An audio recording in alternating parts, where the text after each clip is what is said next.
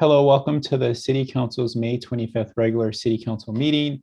This is a teleconference meeting with City Council, city staff, and members of the public participating remotely to ensure proper social distancing in this federal, state, and local emergency. Hello, my name is Drew Combs. I'm mayor for 2021.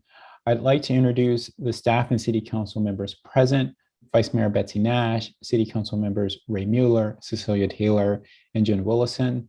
Staff present include City Manager Starla Jerome Robinson, City Attorney Nera Doherty, and City Clerk Judy Herron. First, some housekeeping item. Item L5 has been continued to a future meeting. So that was the item to adopt resolution number 6627, preliminary approval of the engineer's report for the Menlo Park Landscaping Assessment District, and item to adopt resolution 6628, intention to order the levy and collection of assessments for the Landscaping Assessment District for fiscal year 2021 to 2022. So that item has been continued to a future meeting that has yet to be determined. So with that housekeeping item, we'll move on to the agenda review. Agenda review provides advance notice to members of the public and city staff of any modifications to the agenda order or any requests from city council members under city council member reports. And so with that, does anyone on the city council have a request or from staff beyond the continuation of L5 regarding the agenda? Councilmember Willison. Thank you, Mayor Combs. I'd like to pull L4 for discussion. Animal control services. Okay. Councilmember Taylor. Thank you, Mayor Combs. I have just a question on L3. And I also have a request to add an urgency item. Okay, and do you and so you can mention that urgency item. Obviously, that's not an item we're going to take up today, but feel free to go ahead just so you know the rest of council and the public can have a heads up. Yes, thank you, Mayor Combs. I would like to have on our next agenda a urgency ordinance to deal with illegal fireworks in the city of Menlo Park. Okay. So any other modifications to the agenda? Okay, well then yeah, so then Councilmember Taylor has a question about L3. We're going to pull item L4 from the consent, and for Councilmember report, Councilmember Taylor will just go into a bit more detail about her request for an emergency agenda item connected to an emergency ordinance for fireworks. Councilmember Willison, I saw your hand up. No, I was just going to ask, are we still going to have the opportunity to bring up future agenda items in our council member reports? But I think we are, so I'm good. Thanks. Okay. All right. Well, with that, we will move on to, and again, another housekeeping item at 5:30. We will go into closed session, but until. So we're going to work through the agenda until 5:30, and then at 5:30 we'll go into closed session, just as an FYI on that. So with that, I think we'll move on to the public comment portion. Or no, let's just turn over to the city clerk. City Clerk Herron, would you please provide instructions to the city council and members of the public on how the meeting will proceed? Thank you, Mayor Combs. And again, echoing the welcome to our May 25th regular City Council meeting. At this time, we do ask that all members of the City Council remain on screen for the duration of the regular meeting, engaging your own webcams and microphones. Staff will engage webcams and microphones to make presentations as well as answer any questions from the City Council. For members of the public who wish to speak on an item, After the mayor calls for public comment on that item, please engage that hand feature in the bottom of your screen. If you are calling in from a landline or a cell phone, you can press *9 to also raise your virtual hand.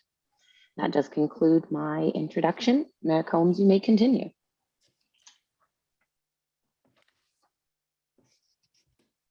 Okay, thank you, City Clerk Karen. With that, we'll proceed on to presentations and proclamation. And sort of under presentation, we have recognition of outgoing advisory body members. And so I'll go back to the City Clerk to call for public comment on this item. Thank you, Mayor Combs. So at this time, if any member of the public wishes to speak on item I1, presentation recognition of outgoing advisory body members, please engage that hand feature in the bottom of your screen. If you are calling in from a landline or a cell phone, you may press *9 to raise your virtual hand.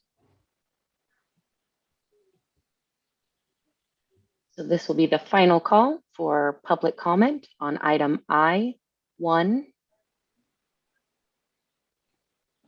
And seeing none, Mayor Combs, you may continue. Yeah, thanks, City Clerk Karen. So I personally want to thank all of the city commissioners who are rolling off or coming to the end of their term. Some for 4 years, some for 8 years. It is, I think, a lot of us on council have experience serving on city commissions, and we know that it is a lot of work. And you do it because you're very much dedicated to our community and making it better.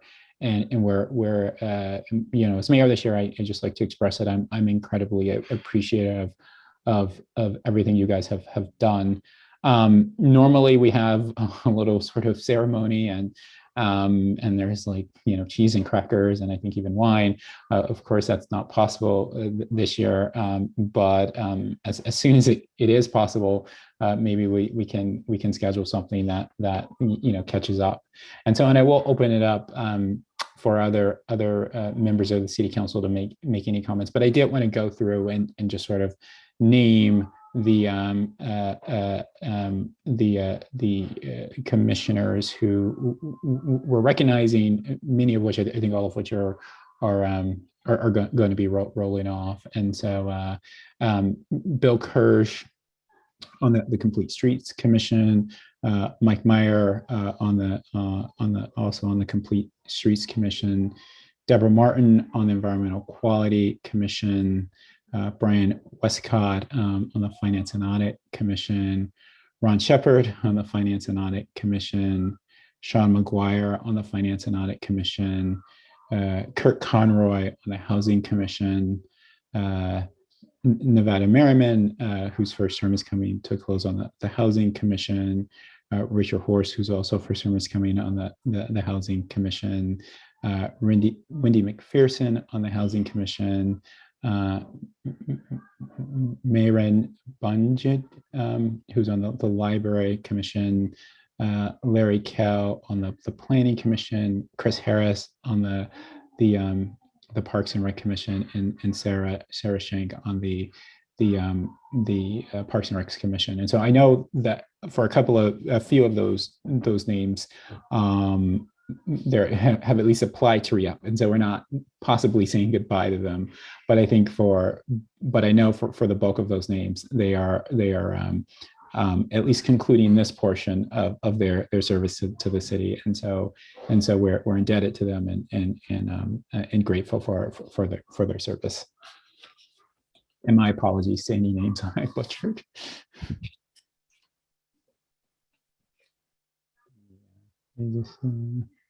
Okay, with that, happy to move on to the next agenda item, which is now public comment. Under public comment, the public may address the city council on any subject not listed on the agenda. Each speaker may address the city council once under public comment for a limit of 3 minutes. Please clearly state your name and address or political jurisdiction in which you live. The city council cannot act on items not listed on the agenda, and therefore the city council cannot respond to non-agenda issues brought up under public comment other than to provide general information. So City Clerk Karen, could you please call for public comment? Yes, thank you, Mayor Combs.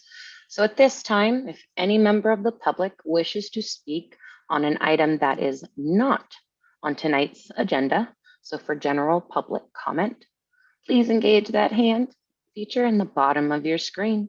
If you're calling in from a landline or a cell phone, you may press *9 now to raise your virtual hand.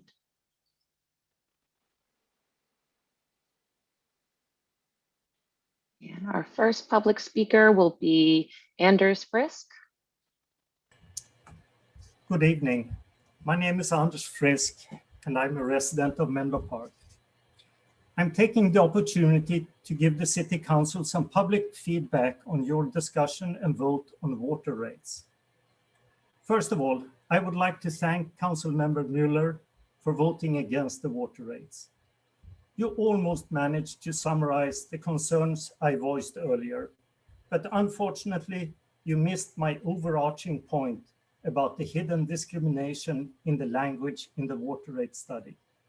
Anyway, I really appreciate that you listened to your constituents.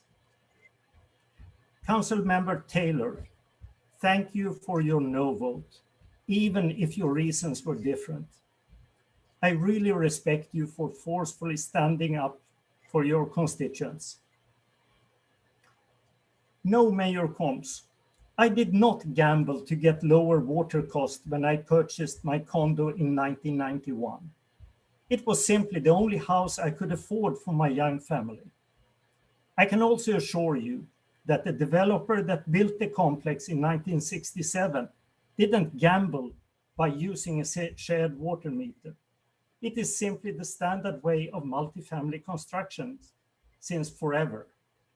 What has changed is the introduction of tiered water rates based on the misguided notion that it somehow reduces water consumption. I simply asked for fair water rates and that the council remind staff and consultants that all families should be respected and treated equally. We are not an exclusive single-family home community. We are a diverse community, and the City Council need to monitor and ensure that the hidden discrimination stop. For the rest of you on the City Council and staff, I'm disappointed that you argue for discrimination and hide behind constructed difficulties to do the right thing. We will continue to monitor how you adopt policies for water shortage mitigation. You have the chance to enact policies that recognize all families' equal right to water. We, the multifamily housing residents of Menlo Park, just want to be recognized and counted, just like all other families. Thank you.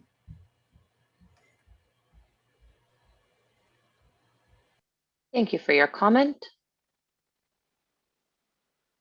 So this will be the final call for public comment for items not on tonight's agenda. Seeing no further hands raised, Mayor Combs, you may continue. Thank you, City Clerk Karen. And just in response to you, Mr. Frisk, I appreciate your comments. I know these can be challenging topics that we take up and topics that hit very, very close to home. And I've appreciated that you've always engaged in a respectful manner and been incredibly thoughtful in your position and where it comes from. And so, and I additionally appreciate the feedback that you provided tonight. And I welcome the close and continued scrutiny on this and on other matters. I think it is key to a healthy community and a healthy sort of democratic system, even at the local level. Okay, so with that, we can sort of, because we don't have enough time to sort of obviously get through the next item, even though we're 5 minutes short of 5:30. I'll nonetheless sort of adjourn this meeting or not adjourn the meeting, but we'll go into closed session for a period and then come back to this meeting.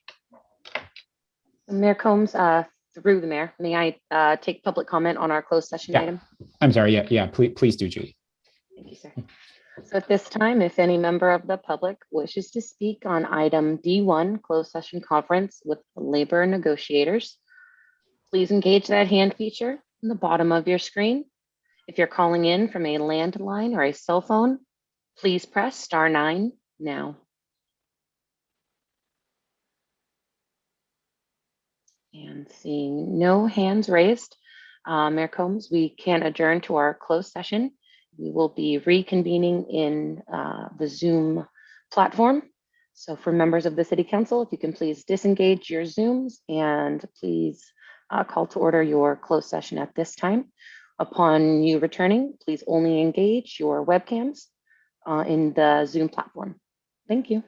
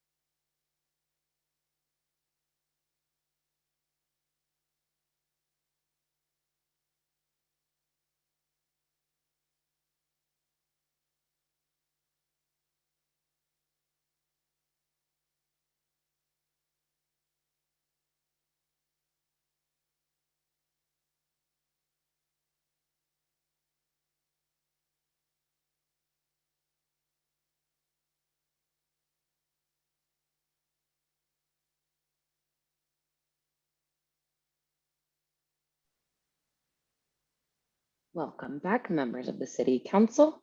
Having all returned to our virtual dais, Mayor Combs, you may reconvene the meeting. Thank you, City Clerk Karen. So I'll reconvene the May 25th regular City Council meeting. I'd like to reintroduce staff and City Council members present. Vice Mayor Betsy Nash, City Council members Ray Mueller, Cecilia Taylor, and Jen Willison. Staff present include City Manager Starla Jerome Robinson, City Attorney Nara Doherty, and of course, City Clerk Judy Herron. Item H, report out from closed session. I'd like to introduce City Attorney Nara Doherty to report out from today's closed session.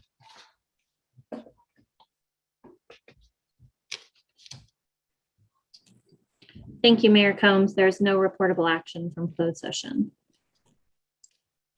All right, thank you, City Attorney Doherty.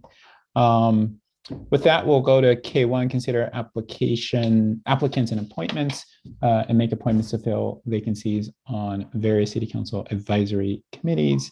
With that, I'll turn to the City Clerk to introduce the item.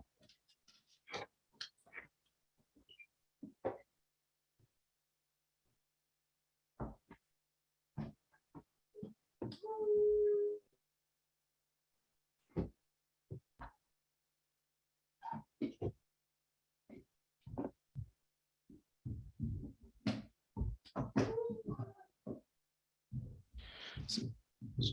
Mayor, Yeah. City Clerk Herron's computer has frozen. Oh, okay. No. Yeah. Well, this is I'm an back. item. Oh, there she. I do apologize for that delay. No worries. I was like, this is my moment. I was gonna be City Clerk. Okay. All right. So close. So with that, I'll turn it to the City Clerk to introduce the item. Thank you, Mayor Combs, members of the City Council. So the item before you this evening is K1, related to appointments of various advisory bodies for various terms for the benefit of the City Council as well as members of the public. The staff report did not announce that the Finance and Audit Committee regular terms are 2-year terms, where the remainder of the advisory bodies are 4-year terms, of course, with the exclusion of the newly created Community Engagement and Outreach Committee for the housing element, which will be for the duration of that project. So with that, Mayor Combs, I'm happy to answer any questions, or we can open it up to public comment. Yeah, well, let's go to public comment, and then we'll come back to any questions and how to proceed from there. Thank you. So at this time, if any member of the public wishes to speak on item K1 regarding appointments to various advisory bodies, please engage that hand feature in the bottom of your screen.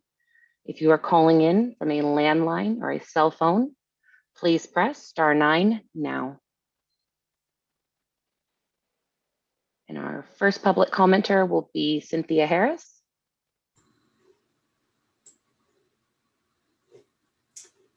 Hello, City Council members. Good evening. I'm Cynthia Harris, Menlo Park resident for 25 years and Linfield Oaks homeowner in District 3 for 23 of those years. I'm applying for housing as well as planning commissions and the Housing Element Community Outreach and Engagement Committee. In speaking with members of current commissions, my first choice would be on planning, as I think I could have the biggest impact serving in that body. So over the past few years, I've become increasingly concerned about our ever-expanding housing crisis, that Menlo Park and other communities are just out of reach for most people who work here. As we move into the next housing element, it's crucial that we advocate for affordable housing and find creative approaches to increase our stock of housing without negative impact on existing residents. To that end, I have decided to wind down my consulting practice in order to be more engaged in helping our community, especially as we wrestle with the intersection of housing, land use, equity, and climate. As background, I'm currently a strategic marketing consultant with my own successful independent practice. I engage my mostly B2C clients primarily in market strategy, consumer insights, and innovation. I especially enjoy helping clients gain a deeper understanding of their consumers' lives through qualitative and quantitative research. This research requires deep listening and consumer insight mining to drive evidence-based strategic business decisions. Additionally, I am frequently called upon to lead teams with multiple, often conflicting agendas. I lead with empathy, openness, curiosity, and encouragement. I will apply these skills and expertise to the planning and housing needs of Menlo Park. I acknowledge my relative inexperience in government service and will approach this new mission with openness and humility. I have the capacity to do the job as well as the devotion to work through thorny issues with my fellow commission members. Menlo Park is an idyllic place to live with its tree-lined streets and walking access to services. I am fortunate to have purchased a home, built a business, and raised my children here. We need to mitigate this housing crisis while providing equal access to quality services so that others may be able to share in this richness. I look forward to working in any of the roles for which I have applied to further our general plan's guiding principles leading to a more inclusive, integrated community. I thank you all.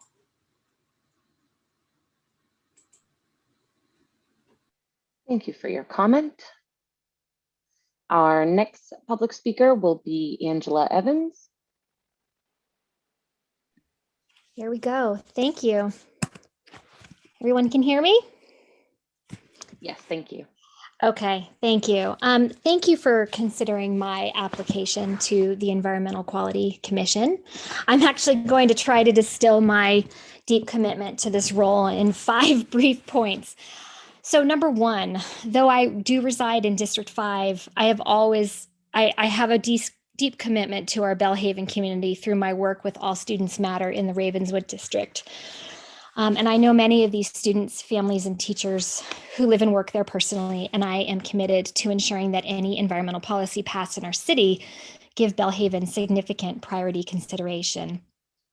Number 2, my professional experience, I believe, is directly relevant to this work. I spent several years working at Environmental Defense Fund, also known as EDF, which is one of the nation's leading environmental policy nonprofit organizations.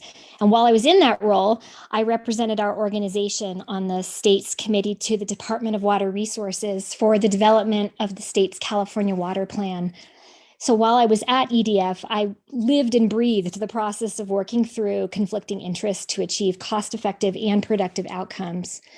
I also have significant leadership experience from my work at eBay and the Stanford Women's Leadership Organization. And actually, since I submitted my application, I was just appointed to the board of directors for Stanford Professional Women. I also, number 3, my education background, I believe, is also directly relevant. While at Stanford as an undergrad, I focused primarily on environmental science, including extensively climate science. I also studied environmental technology and environmental policy. I even wrote my honors thesis on the financial implications of a United States carbon tax. And then years later at Stanford Business School, I honed my ability to analyze and solve issues like the climate crisis we're facing that involve uncertainty, complexity, and trade-offs. Number 4, I have been deeply involved in our Menlo Park community since I moved here years ago, and I don't have time to list everything, but you know that I've worked productively with this very council to eliminate pesticides in public spaces in exchange for healthier parks and tools to reduce maintenance costs. I worked with Menlo Park City School District to do something similar, even redrafted their integrated pest management plan that's currently on the district website. I co-led a parent campaign for the district's 2017 resolution in support of undocumented students. Finally, those of you, and there's many more listed on my application, those of you who know me know that I think very carefully before making professional commitments, because once I do, I'm intrinsically motivated to work very hard. And that's what you'll get with me, an unwavering commitment and ability to work harmoniously with different personalities. Thank you. Thank you for your comment. Our next speaker, I only have a phone number, so I do ask when you are unmuted to please state your name before your comment. Phone number ends in 8353.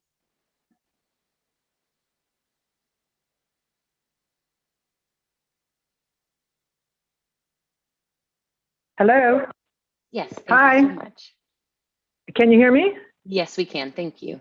Hi, my name is Vicky Robledo. I am a Belhaven resident and a native of the Bay Area. I have applied for the Housing Element Commission, and I actually applied for the Housing Commission. However, as a resident, I feel like I might be able to, I'm swaying towards the housing elements because I feel it'll be a greater impact on some of the decisions or some input towards the Housing Commission and with the City Council. I have been very active in the community for quite some time. I love Belhaven, and I'm happy to hear some of the other applicants that have applied that I also know and have worked with.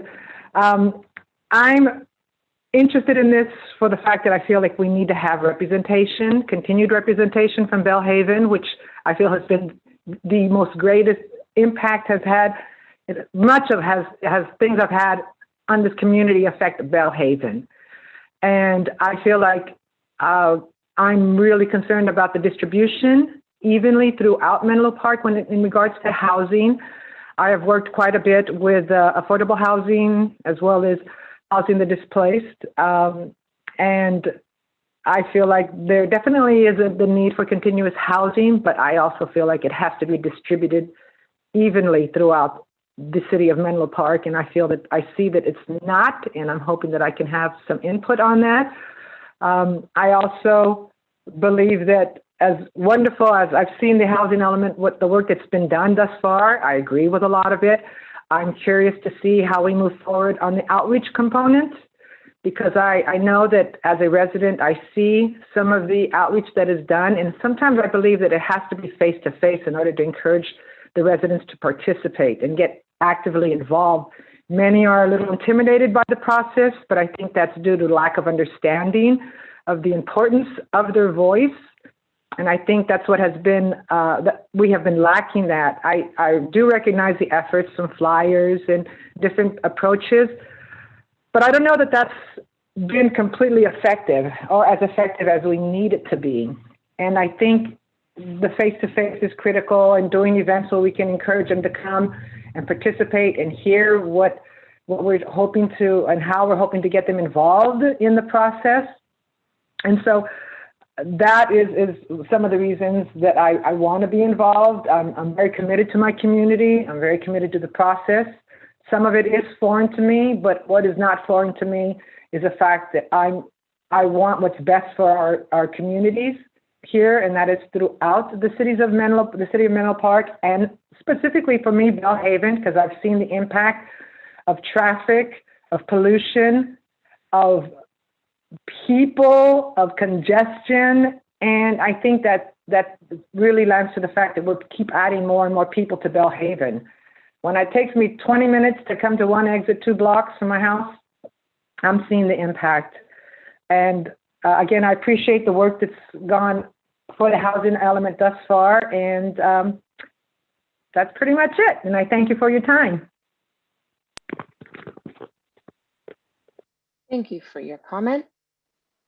Our next speaker is Dan Mcmahon. Dan Mcmahon here. I'm a 27-year resident of Menlo Park, and I've not been involved with city activities. And I thought, wow, what a perfect chance to get involved with regard to the Housing Element Committee.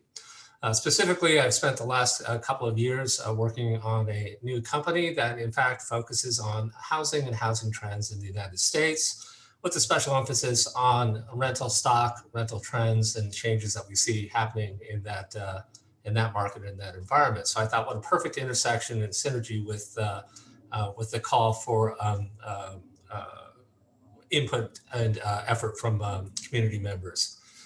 My personal interest is ensuring that we listen to and capture the information associated with our various communities, whether it's the smallest community of 1 or 2 people have an important point to make, or a larger community, or even a business community as well. And in that sense, I believe we have to find a balance. We obviously need to increase our housing stock in a variety of different ways in Menlo Park without changing in too many radical ways the environment that we've all thrived in here.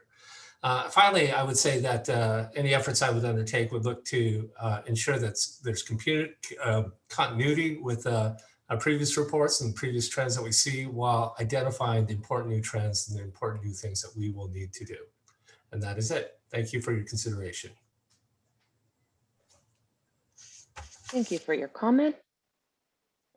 Our next speaker will be Leslie Feldman. Hello, thank you for your time. My name is Leslie Feldman. I have been a resident of Menlo Park for 2.5 years. I live in the Flood Triangle neighborhood, and I'm applying to be on the Housing Element Community Engagement and Outreach Committee. I'm very eager to get more involved in the community and to learn more about the issues facing Menlo Park. And as a relatively new resident, I hope I can bring a new perspective to some of these issues and make a contribution to this community where I'm planning to spend the foreseeable future for myself and also my family.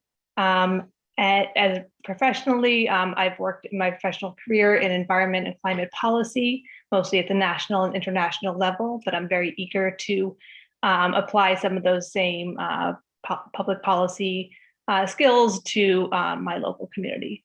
So thank you so much for your time. Thank you for your comment. Our next public commenter will be Heather Leach.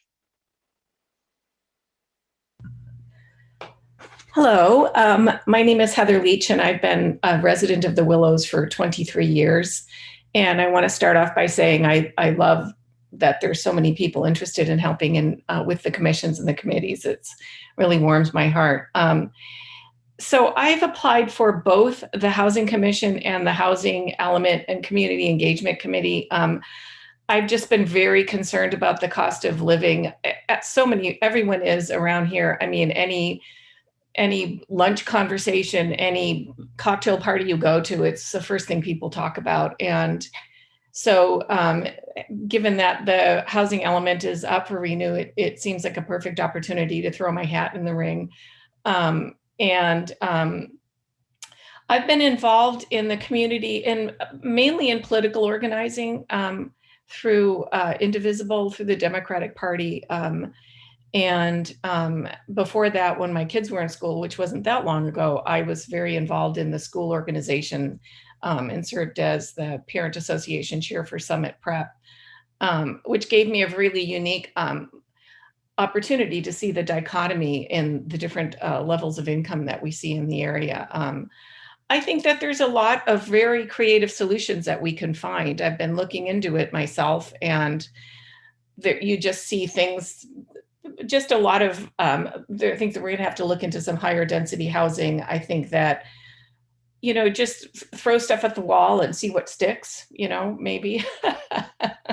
Not quite like that, but anyway, I think there's a lot to be, there's a lot of opportunity for improvement, and I have a lot of hope that we can come up with a solution. There's a lot of really smart people involved, and so I hope to be able to be involved. Thank you for your time.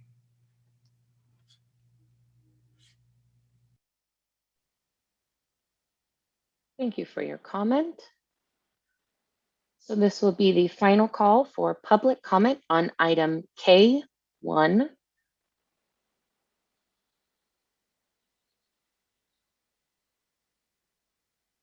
And seeing no further hands raised, Mayor Combs, you may continue.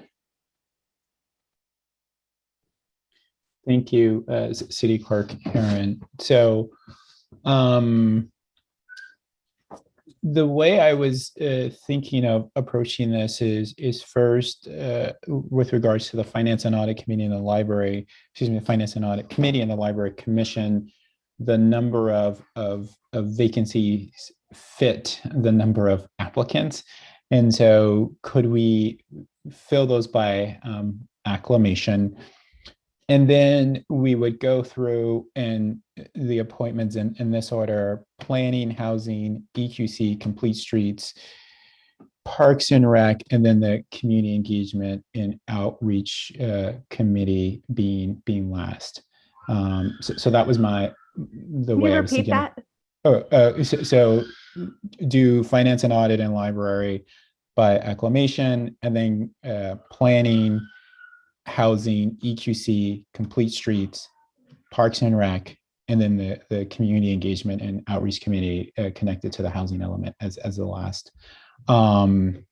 Just it's sort of obviously there's people who applied across multiple, and so just as we start to slot people into positions, it seemed like that would be a possibly efficient way to approach it.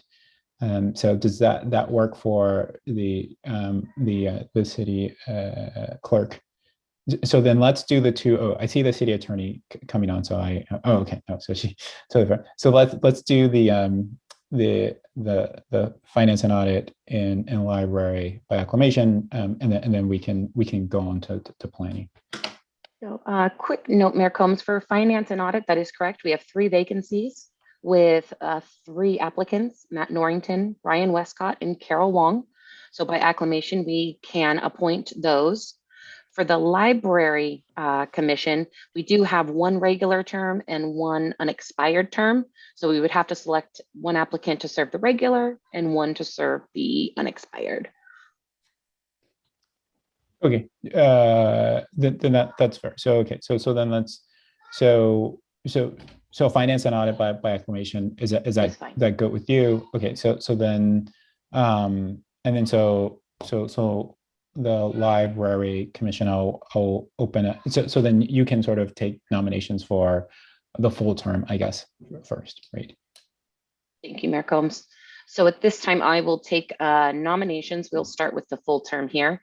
So we have 1 regular term ending in April of 2025, which is the full 4-year term. Do we have any nominations?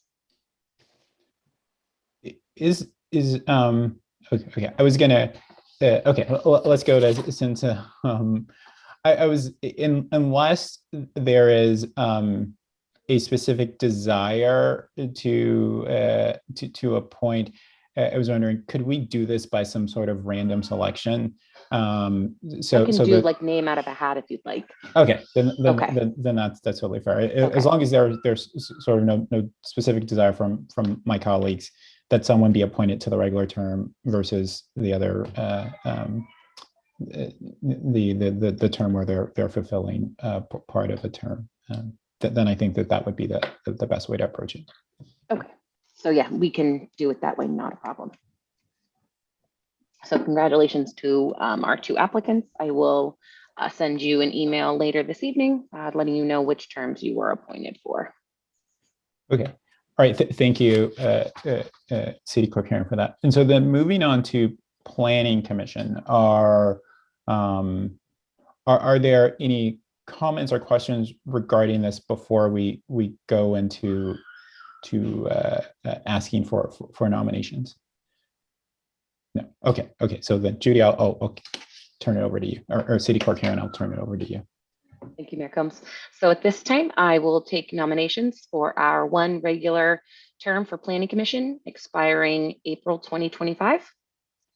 City Council Member Willison. Yes, thank you. I would like to nominate Cynthia Harris. Thank you. Any further nominations? I'll nominate Peter Joshua. Thank you, Mayor Combs. Okay, so by a show of hands, can I see who is in favor of selecting Cynthia Harris? And just keep them up for just a moment.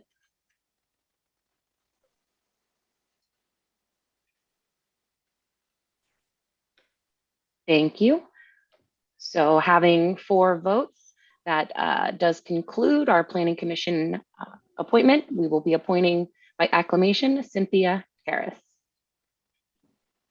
Well, is that by acclamation, or is that just for? You're correct. I'm sorry. Acclamation is completely the wrong Okay. terminology. Yeah. with four votes, Cynthia Harris will be appointed. Yeah. And obviously, since I nominated him, obviously the default is that I voted for Peter Johnson, just for to keep the clarity of the record. The record state. Okay. Thank you, and congratulations to Ms. Harris on her appointment to the Planning Commission. I do want to make one note as we sort of move on from that into the Housing Commission, which I also think is instructive of the Planning Commission. One important thing that we are looking for and is relatively new in the sort of commission appointment process in Menlo Park is a diversity of council districts. And that is a concern because it's not a big city, but there are different lived experiences across the city. And it's important that when we're looking at these advisory bodies, that we do have a mix of people from different parts of the city. So that is an important thing that we will be factoring in. So just wanted to give that that high level sort of note as we go through this process. Okay, with that, then we'll move on to well, with that, actually, let's go to instead of housing, let's go to let's go to housing. That's right. Let's just stick with housing. And so then I'll turn it over to the city clerk. Thank you, Mayor. And through the mayor and city clerk, I apologize for interrupting. I want to just clarify one procedural piece as to the voting requirements. The city adopted resolution, the policies and procedures for commission appointments do require that a vote be called for each nomination, and the applicant receiving the highest number of affirmative votes from a majority of the city council shall be appointed. So if it's okay with the city clerk, we can move forward with the vote on every nomination in compliance with the resolution as drafted. Thank you, City Attorney Nira. Quick question. So can we do a roll call vote to appoint the person that receives the highest number, or do we have to do a roll call vote for each individual applicant? It's just a roll call vote for those who are nominated.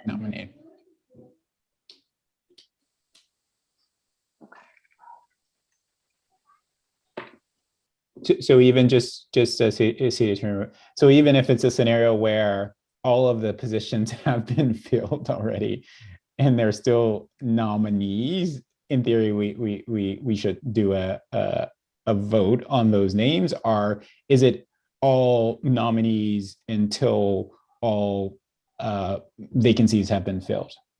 So the rules are actually silent on that very good question.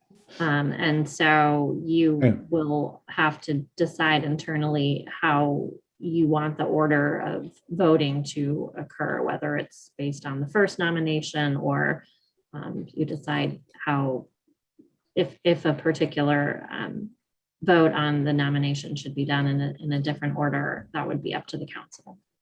Okay, all right, totally fair. So we'll give it a try, and we may be calling you back. Vice Mayor Nash, you're muted. Thank you very much. I would like to nominate Rachel Horst. And so we're on Housing Commission. Just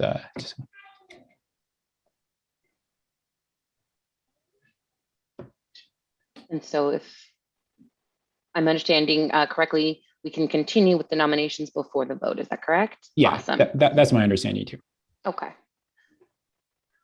So we do have 4 regular terms for the Housing Commission ending in April of 2025. I have 1 nomination for Rachel Horst. Any further nominations? Are you acknowledging people, City Clerk Karen, or am I don't know. I don't see any hands raised just yet. Oh, So okay. Councilmember Taylor is raising her physical hand, her actual perfect. hand. I apologize. Let me make this screen larger. Thank you. I'll use the virtual hand next time. I would like to nominate Chelsea Nguyen. City Council Member Willison, you're on mute. I will nominate Nevada Merriman. Thank you. And City Council Member Mueller. I'd like to nominate John Pimentel.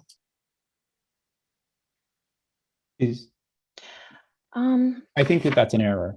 I think it might. I wondered be about as that. well. But he was there, so. Yeah, I do apologize. This could have just been taken over from our June appointments. Then I'll go ahead and nominate Vicky Robledo. Thank you. Oh, is there any? Okay. Okay, so with that, I see no further hands raised. And so yes, Vice Mayor Nash. Thank you. I'm just recalling Vicky Robledo's public comment, and I believe she said that she preferred the CEOC, although I think she would make a terrific housing commissioner. Does one preclude the other? I would think so. In this situation, Then I'll withdraw my nomination of Mr. Robledo. I don't know whether or not. I mean, candidly, I don't know whether or not she'll be appointed, but. Council Member Willison. Yeah, I'd actually, I spoke to Ms. Robledo today, and I think she was trying to figure out, I actually think she'd be most impactful on the Housing Commission. So I don't think this is doing anything to her in a bad way. I think it's actually helping her be most impactful, but I'd like to keep her nominated. Works for me. It's fine. Thank you, City Council Member Willison. And so then, and as I'd like to nominate Heather Leach. But so in this situation, just so I'm understanding, if Ms. Robledo, does she remain a candidate for the Housing Element Committee? She does, right? Yes. And so then, if she's appointed to that, then what does she then get an option at some later date, and then we go and fill in? Okay, well maybe we'll cross that. No, please go. You can appoint Vicky Robledo to one of the advisory bodies.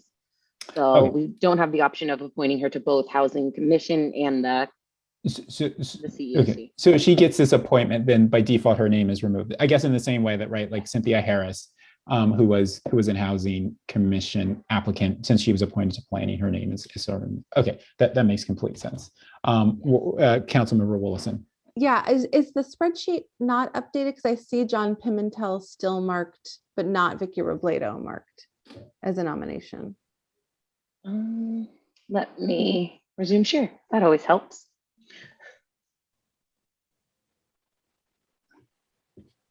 Thank you. Mm-hmm.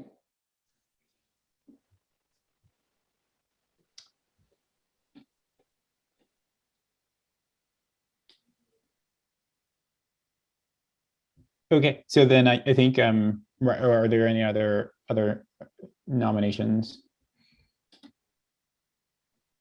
Okay, so we have 5 nominations. So right, we're gonna go through and vote. Correct. So we'll be doing this. Do you want to do this in order of nominations received?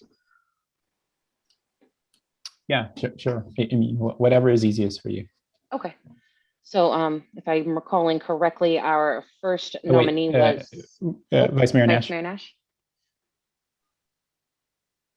Thank you. So does each of us have 4 votes since there are 4 commission positions open? Yes. Okay, thank you. Mhm. And Okay. you can't use all those 4 votes for one candidate.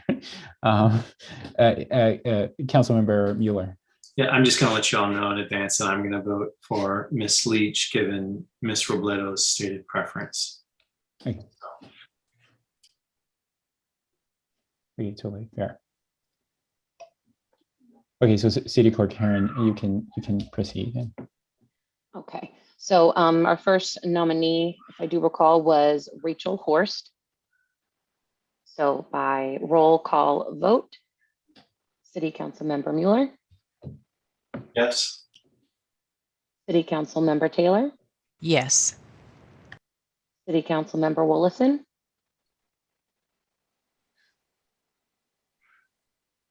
City Council Member Willison. Yes, sorry. Thank you. Vice Mayor Nash, Yes. Mayor Combs, Yes. and with 5 votes, Rachel Horst will be our first candidate accepted for the Housing Commission. I believe our next nomination, correct me if I'm wrong, was Chelsea Wynn. Is that correct? Seeing none, okay. So by roll call vote, City Council Member Mueller, Yes. City Council Member Taylor, Yes. City Council Member Willison, Yes. And I'm gonna jump on with Councilmember Mueller here and go with Ms. Robledo's stated preference. Thank you. thank you. Vice Mayor Nash, Yes. Mayor Combs, Yes. thank you. So with 5 votes, Chelsea Wynn is our next appointment to the Housing Commission. Our next candidate will be Nevada Merriman. City Council Member Mueller, Yes. City Council Member Taylor, Yes. City Council Member Willison, Yes. Vice Mayor Nash, Yes. and Mayor Combs. Yes. So with 5 votes, our next appointment will be Nevada Merriman to the Housing Commission. Our next nominee was Victoria Robledo. However, I'm not sure if we wanted to retain her nomination, considering City Council Member Mueller did nominate her, but has stated that he'll be voting for Heather. We want to proceed with a roll call vote? Yeah, I think that's just the way to have it all on the record. So can I just make a suggestion, Mayor Combs, that I actually would like to withdraw the nomination. And so unless someone else wants to make the nomination, I'd like to withdraw it. And I appreciate it. Okay, totally fair. Yeah, you can. So then if it's withdrawn and I don't see any other hand to renominate it, then we can move on to the next nominee. Thank you. So our next nominee, Heather Leach. By roll call vote, City Council Member Mueller, Yes. City Council Member Taylor, Yes. City Council Member Willison, Yes. Vice Mayor Nash, Yes. Mayor Combs. Yes. And with 5 votes, our final appointment will be Heather Leach for the Housing Commission. Thank you, City Clerk Karen. And so next, the EQC. Before we move to the EQC, just another sort of high-level point for both Ms. Horst and Ms. Merriman. They're both currently serving, and so these were reappointments to a second term. There is a strong tradition in our community that if commissioners are serving and are doing well and have regularly attended meetings and are contributing, that there's a strong predisposition that they get reappointed to those positions. So just wanted to give that high level feedback. Okay, so next the EQC. Thank you, Mayor Combs. So we have 1 regular term ending in April of 2025 for our EQC. Do we have any nominations?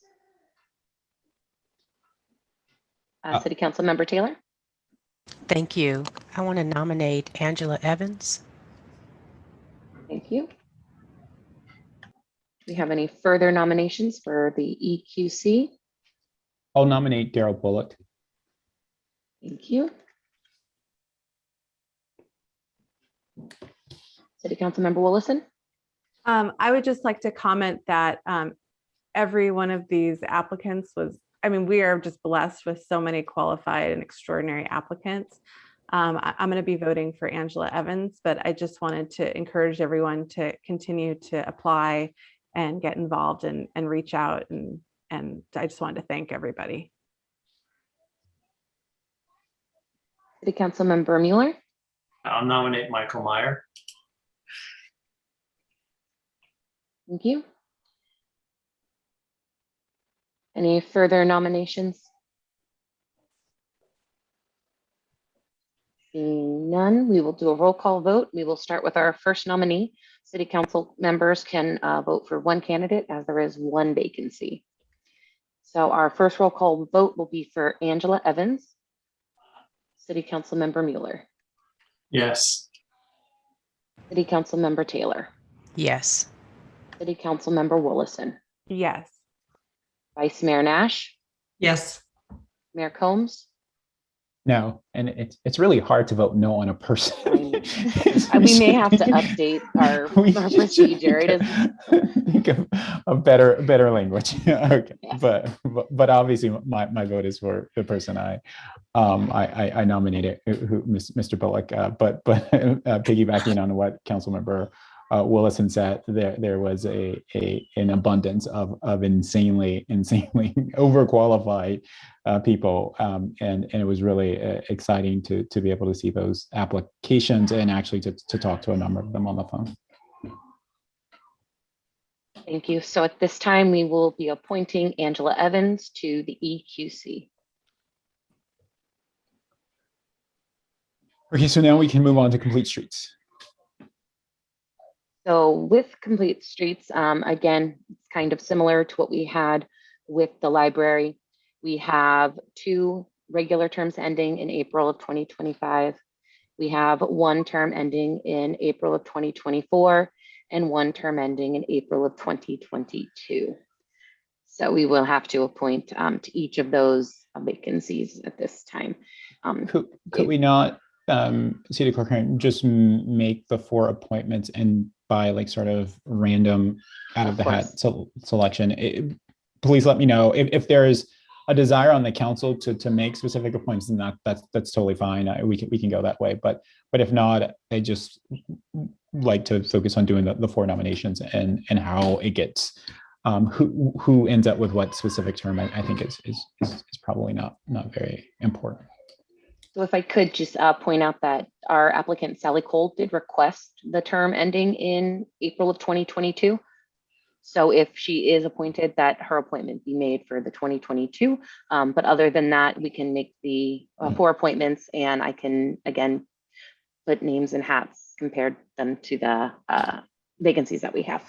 Okay, totally. And that is the 2022, obviously the shorter term, right? Yes. Okay. Okay, so at this time, we will take nominations for Complete Streets. City Council Member Willison.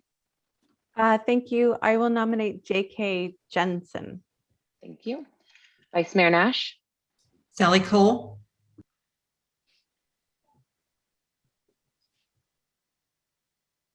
Any further nominations? Vice Mayor Nash, you're going to nominate. Mm-hmm. I'd like to nominate Brian Altman.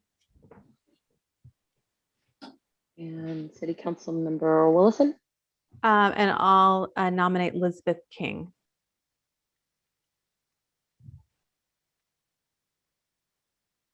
Was I muted? No, I heard you. All right. Any further nominations? I'll nominate Aurora Bronson. Thank you. Bronson. Okay. So we will again do a roll call vote based on the order of the nominations. Our first one is J.K. Jensen. By roll call vote, City Council Member Mueller. Yes. City Council Member Taylor, Yes. City Council Member Willison, Yes. Vice Mayor Nash, Yes. Mayor Combs. Yes.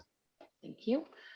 So with 5 votes, J.K. Jensen will be our first appointment to the Complete Streets Commission, term ending TBD. Our next nomination was Sally Cole. By roll call vote, City Council Member Mueller, Yes. City Council Member Taylor, Yes. City Council Member Willison, Yes. Vice Mayor Nash, Yes. Mayor Combs. Yes.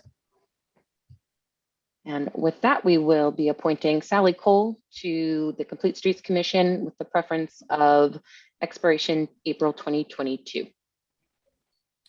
And then our next was Brian Altman. By roll call vote, City Council Member Mueller, I'm sorry, I'm confused. And it says 2 appointments. correct, but we do have a total of 4 vacancies. Okay. Yeah, my apologies. This was just for the 2 regular terms. So yes. Thank you. City Council Member Taylor, Yes. City Council Member Willison, Yes. Vice Mayor Nash, Yes. Mayor Combs. Yes. With 5 votes, Brian Altman will be appointed to the Complete Streets Commission, term ending TBD. Our next nomination is Elizabeth King. City Council Member Mueller, Yes. City Council Member Taylor, Yes. City Council Member Willison, Yes. Vice Mayor Nash, Yes. Mayor Combs. No. With 4 votes, our final applicant will be appointed to the Complete Streets is Elizabeth King, term ending TBD. So that does conclude the Complete Streets Commission for the 2 regular and 2 expiring terms. Vice Mayor Nash. Thank you. I just want to once again point out that we're trying to get strong district distribution. Yeah. Thank you. Totally fair. Okay, yeah, and again, thank you everyone for applying. So then we go to Parks and Rec, and there's 3 vacancies, right, and one applicant, and that's Peter Joshua. So can we appoint him by acclamation? And Okay. for that, so we do have one, forgive me, we have 2 regulars and then 1 unexpired term. Are we appointing Peter Joshua to one of the regular terms or? Okay. Yeah. No. So, I think we still have to do the roll call vote. Okay, if I'm totally cool. correct. Thank you. So, City Council Member Mueller, Yes. City Council Member Taylor, Yes. City Council Member Willison, Yes. Vice Mayor Nash, Yes. Mayor Combs. Yes. So Peter Joshua was appointed to the 1 regular term of the Park and Recreation Commission. Yeah, thanks. And I'll take this up as an opportunity for to this point, those who have applied for a commission where we've done the appointments and you weren't appointed. There are 2 openings in the Parks and Rec Commission, which is the commission that I am the council liaison to, which is by far the coolest commission that the city has by a long shot. And so for those of you who have a desire to get involved and maybe didn't get appointed to the commission or committee that you had applied to at this point, or even after this, when we go to the community engagement committee, definitely consider Parks and Rec. Okay, with that, City Clerk Karen, we can move on to the last appointments of the evening. Thank you. So we can go to the CEOC, our Community Engagement and Outreach. Again, it's a special term ending. My best guess was December of 2022, but it could be extended, it could be shorter. So at this time, we're taking nominations, and Vice Mayor Nash. So I would actually like to propose that we take all the applicants. I think we had an incredibly strong group of applicants and with diverse backgrounds and experiences. And given that this is an outreach committee, that's the first committee that is coming, that we've had like this, I think that it would be good to more outreach, more people involved would actually benefit the whole process. I'll just chime in that Vice Mayor Nash, I love that idea. With ideas like that, you'll end up as mayor one day. I have no doubt about it. So, but let's see if we can actually do that. So what I will do is I'm going to ask our Assistant Community Development Director, Deanna Chow, to join us. And I do have council hands up. So let me go to Councilmember Mueller and then Councilmember Taylor. So my only concern on this item is, and I'm not sure if it's changed, but when I last checked on it, was there were no representatives of District 5. And so I would like, I think I'm fine with appointing everyone, but I would like the opportunity to go still recruit a couple representatives from District 5. And so to provide a couple spaces should those people be identified and want to serve. But I'm fine with the idea of putting everybody on it. But I just, but now if there's going to be even everybody on it from all the districts, I really need to go find a couple people from District 5. So there's some voice there from my district. So, which I think Councilmember Mueller is a totally fair point. Councilmember Taylor.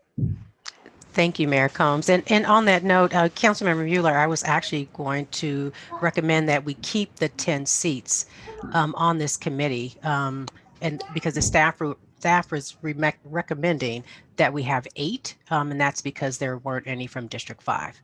But I'm supportive of keeping it at 10 to ensure that there are 2 seats available to District 5. And so that's one comment. The other one is, so are we nominating or we're not nominating? I think we haven't gotten to that point yet, but if the current number of applicants is, if we go with the vice mayor's suggestion, right, is there 12 applicants or how many? So we would actually sort of expand it beyond. I'm trying. It does look like there's 12 after we removed Cynthia and Heather. Yeah. So we'd actually be, and then if we, in theory, sort of at least hold on. If we sort of hold like 2 spots for possibly for district 5, then that would take us to like what, 14. Again, which I'm fine with. But I see Councilmember Mueller's hand is up, and we still haven't heard from staff on this. So hopefully they can chime in at some point. But Councilmember Mueller. Well, I didn't mean to raise my hand, but now I'm looking at it. I'm like, well, if there's 12, that means there's 4 times 3. So maybe I should get 3 to make it 15 and even. But I don't know how many are from each district. So I'm happy with the 2. I just don't. I'm looking at it. I don't know what districts overrepresented or underrepresented, but I don't think it matters too much. So. Yeah, I mean, there's a lot of 4s, District 4, and a decent amount of District 2. Again, some names get removed, but yeah, I think it's probably strongest in 4. But I'm happy if I can just have 2 slots. I appreciate it, Mayor Combs. Yeah, which I'm personally supportive of. Councilmember Willison. Thank you. I am in support of the vice mayor's suggestion and allowing up to 2 spots. We could say up to 2 spots for District 5. And I definitely want to make sure that staff feels like that's not unwieldy, but I feel like given the charge of this group is to do outreach, it's kind of the more the better, and they're not going to be really working on policy per se, which is a much harder conversation to have with a bigger group. This is more weighing in on outreach. So to have more perspectives living all over could be a really good thing. Vice Mayor. I just wanted to mention that I did run this by City Manager Jerome Robinson yesterday before proposing it today, although definitely Community Director Chow should chime in.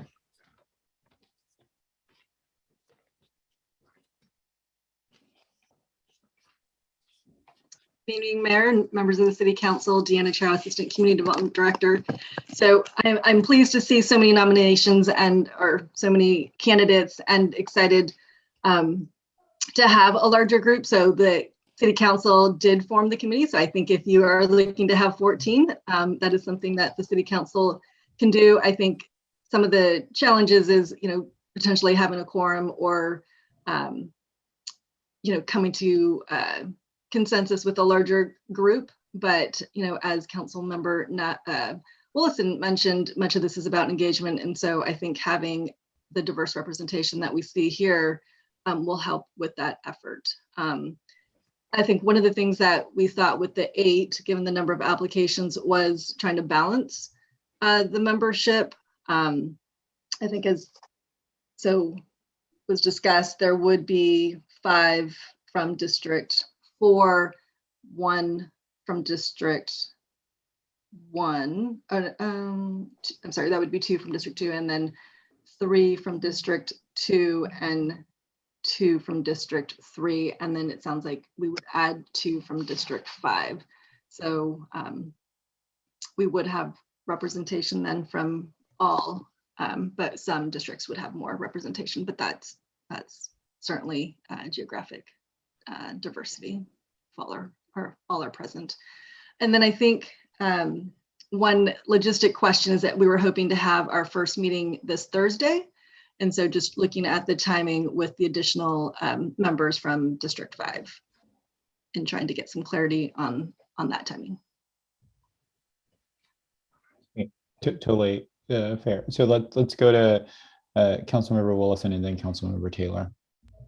Yeah, one thought just occurred to me that I hadn't thought about before, which is so one of the charges of this year's housing element, we're going to be getting into it with item N1, is affirmatively furthering fair housing, which is making sure that voices in formerly kind of underrepresented areas are kind of really elevated. And so I just want us to consider, which I hadn't thought about until now, will we be diluting, and I don't have an answer, but is there a risk of us diluting voices from some districts who might not have been as heard historically? So I just wanted to throw that out there.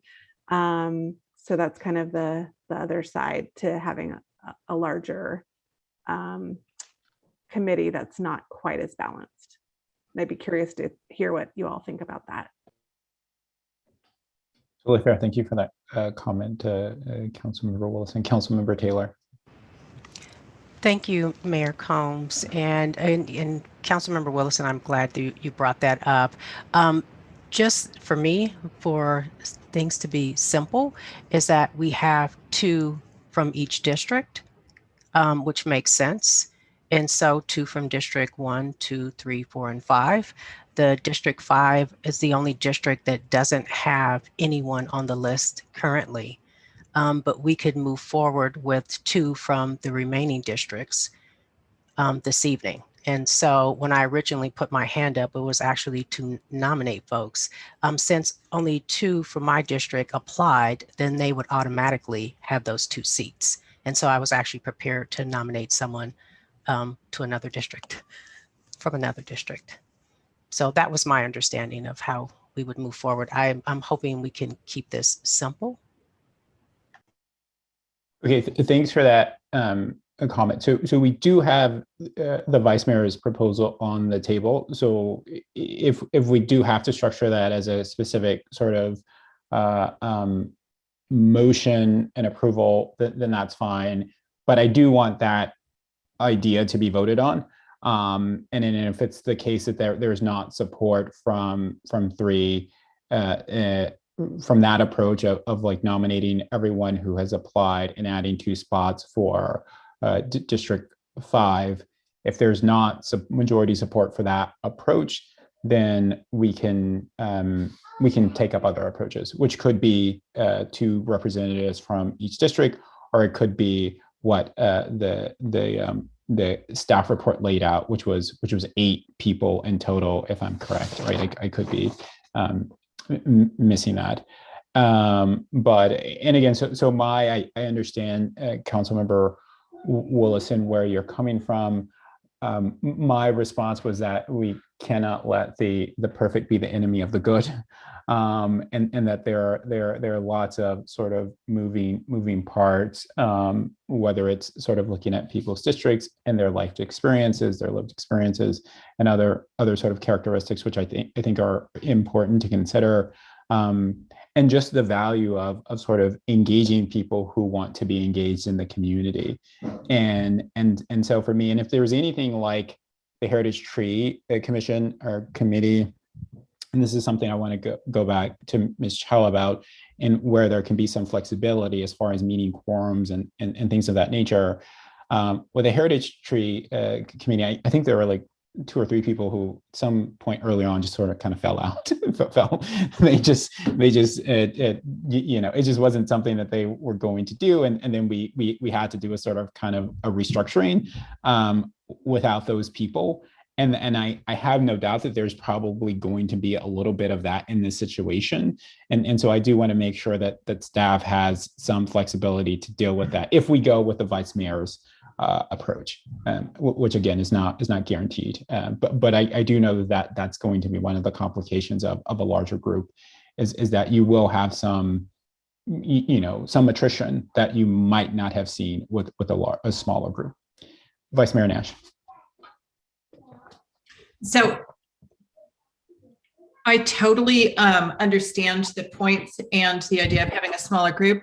Very honestly, I just think we have an abundance of riches here. And when I was looking at District 4 and trying to decide how I would choose 2 individuals off this list, and looking at how we have a diversity of in the ethnicity and race column, and in renters, and very honestly in gender, which we don't have on here.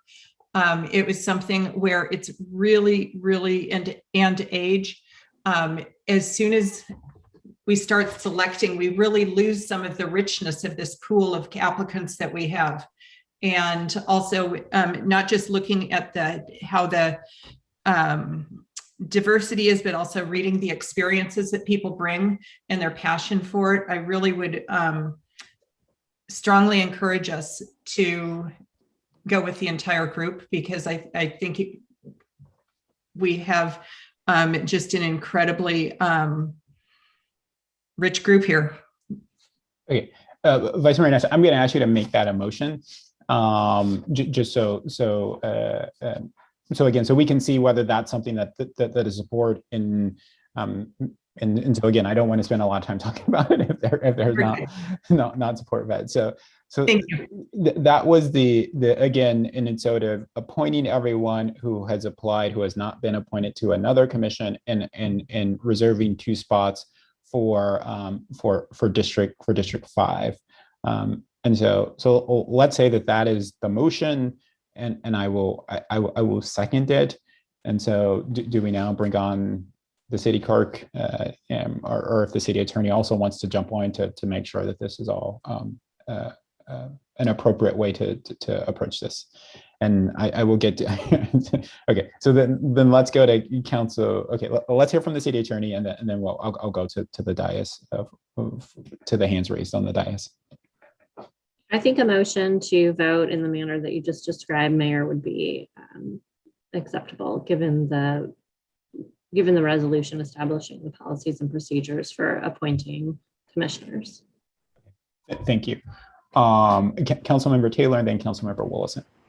Thank you, Mayor Combs. I just wanted clarity on the second part of the motion. My internet went out. So then the second part would be to reserve 2 spots for District 5 representatives, which Councilmember Mueller is going to go in search of. And so because no one from obviously from District 5 applied, and there are no doubts obviously that there will be impacts in District 5 as it relates to the housing element, and so it is important to have those voices if they can be found. Councilmember Willison.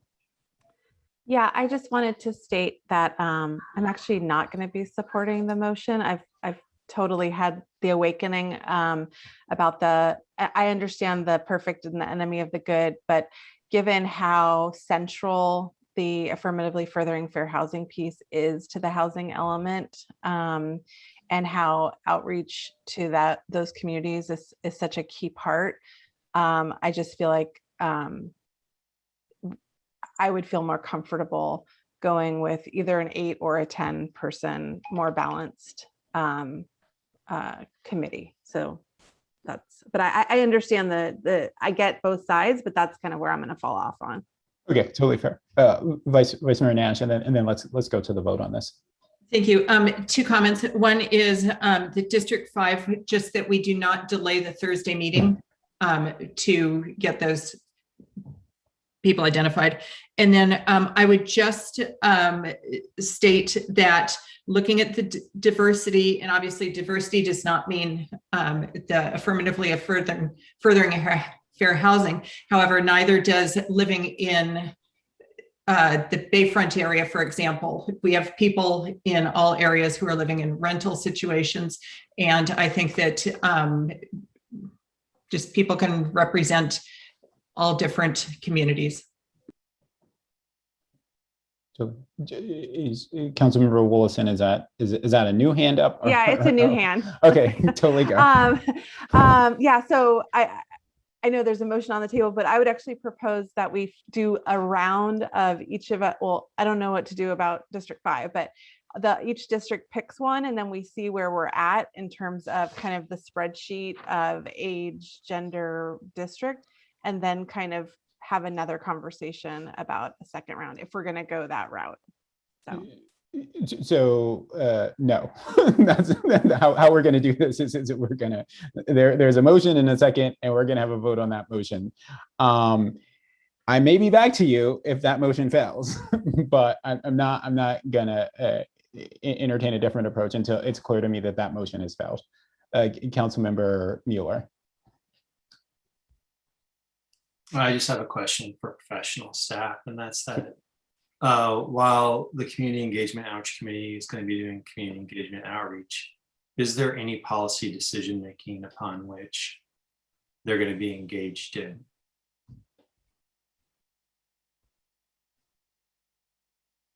Thank you, Councilmember Miller. So no, the primary purpose and intent of the CEOC is to provide feedback and guidance to staff on the community engagement and outreach plan, and there will not be a policy decision. That will be brought to our commissions, our advisory, our Planning Commission, Housing Commission, and the City Council for policy discussions. So it's basically like a resource of residents whom you're going to check in with about what your plan is to do outreach, and potentially even use them to do outreach into the community. Right, making sure that we are reaching and making our process inclusive is the type of engagement activities we're doing. Okay. Beneficial. So having heard that then from professional staff, and I appreciate the consideration, Councilmember Willison, but the way I'm sort of looking at it is that an abundance. So if you're looking at this, like it looks like District 4 is going to have, if we were to take everybody, would have more people than presumably the other districts. But what that would mean was just there would be more feedback on how to reach people in District 4. It wouldn't take any resources away from any other district. It would just be that they would have perhaps a depth of understanding, or perhaps a duplicative of understanding of how to do outreach in District 4. But I don't think that that would take away or minimize the outreach in any other district, because they're going to be taking feedback on how to do outreach in each district from those representatives. So I don't see that. I'm not convinced that by taking everybody, this somehow has any sort of disproportionate impact or adverse impact to any other district. So for that reason, I'm going to go ahead and support the motion. I very much want to have, and I ask folks to please give me the 2 representatives for District 5, just so that there's a same depth of understanding that staff can interact with as a resource to understand how to reach hard to reach places in District 5. Thank you. And I could have missed it somewhere. And I don't think, though, the idea is that like you will only be sort of prescribed to, providing outreach or feedback with regards to your district, like, right? Certainly part of the value in theory that you will provide to staff will be based on the district that you're in. But I would think that, again, like if you're in District 1, that doesn't mean that the feedback you provide to staff or your engagement will be exclusively limited to how the city staff is planning to engage in District 1. Well, I think as a policy decision, Mayor Combs, what we could say tonight is that we would ask them to await the input of the appointments from each district toward how outreach is done in those districts. Otherwise, what would be the? Well, I think, I mean, I don't, again, the process is specifically rolled out. I don't know that each district is going to have its own bespoke outreach, right? Certainly there may be tweaks or dowels here and there, but I think that there's going to be sort of one citywide template of which, like, how it gets rolled out is going to be fairly similar. But then again, with certain tweaks as needed and as possibly provided in the feedback from the members in that specific district. Again, that's how I see it, but I can't say that this is that's how I've understood it. But if I've understood it incorrectly, staff certainly can come on and point that out. Councilmember Wilson. Thank you. And again, I totally hear the point. I guess one more concern as I think more about this, and I appreciate this conversation, is if you think of the ultimate goal of getting outreach is to get feedback from the city. So then the question is the feedback we're seeking qualitative or quantitative? If it's qualitative, so that each district is elevating issues for their district, that might be something I feel more comfortable having more people elevating certain issues. But if it's more like quantitative, more like masses of people being outreached to, so therefore they're more engaged and have more influence in the process, that's where I think the representation, an overrepresentation, could be problematic. So I appreciate you hearing out my concerns. I understand where you're all coming from. I don't begrudge you for voting whatever way you agree with. I think it's going to be on us, on the different policy advising commissions, the Housing Commission and the Planning Commission and the Council, to make sure that when we are receiving the feedback and the input, not necessarily from the CEOC, but from the community that they're drawing into the process, that we're able to kind of understand what to do with that feedback. And that's going to be up to us to figure out what to do with. But I just wanted to point that out at this point. Thanks. Thank you, Councilmember Wilson. Okay, City Clerk Harris, let's vote on the motion on the table. Okay, I'll recognize you, Councilmember Mueller, but I would say at this point we are talking, so we've all made our points. I just couldn't see Councilmember Taylor, but I see her, just her lights off. That's all. Okay, cool. Okay, City Clerk Harris. So. Thank you, Mayor Combs. So I will restate the motion for the record. I did want to cross back to the 2 placeholders for District 5. Assuming that we will be making those appointments based on the applicant, City Council Member Mueller's able to drum up at the June 8th meeting. Does that sound reasonable? Yeah, I mean, that's as soon as we could appoint them. Correct. Yeah, that's our next regular meeting that we can do appointments at. Okay, perfect.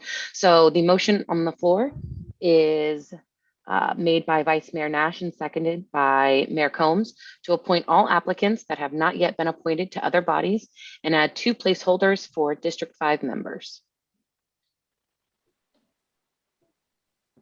City Council Member Taylor, I see a hand raised. I'm only asking this because my internet I've been having difficulty with, and that just for clarity, if there are 2 seats being held for District 5, does that mean each district has 2 seats? No, each district has no less than 2 seats. But in this case, there are more seats certainly for I think District 2 and District 4 have more than 2 seats. District 3, I think, has only 3 seats. Or excuse me, has only 2 seats. And so the end state of this will be District 1, District 3, and District 5 will each have 2 representatives, and District 2 and District 4 will have some more than 2. District 2 will have, I think, 3, and District 4 will have 4. Thank you. Any further questions or comments before I do the roll call vote? Seeing no hands, City Council Member Mueller. Yes. City Council Member Taylor. No. City Council Member Willison. No. Vice Mayor Nash. Yes. And Mayor Combs. Yes. And the motion passes with City Council Members Willison and Taylor dissenting. Thank you. Thank you. And again, thank you to everyone who applied. Again, if you weren't selected to a position this evening, I'll again remind you there are 2 openings on the Park and Recs Commission. And as I say, every time we do this commission, my first involvement in city government here in Menlo Park was applying to the Bike Commission, and I got all dressed up and came to the council meeting and was not selected. I don't think anyone even nominated me that night, and so it can take a couple of or a few tries, but if you really would like to be involved, then your talents and your skills are definitely needed and will be welcomed. Just keep plugging away at it. Okay, with that, I see Councilmember Mueller's hand is up, and so I will acknowledge him.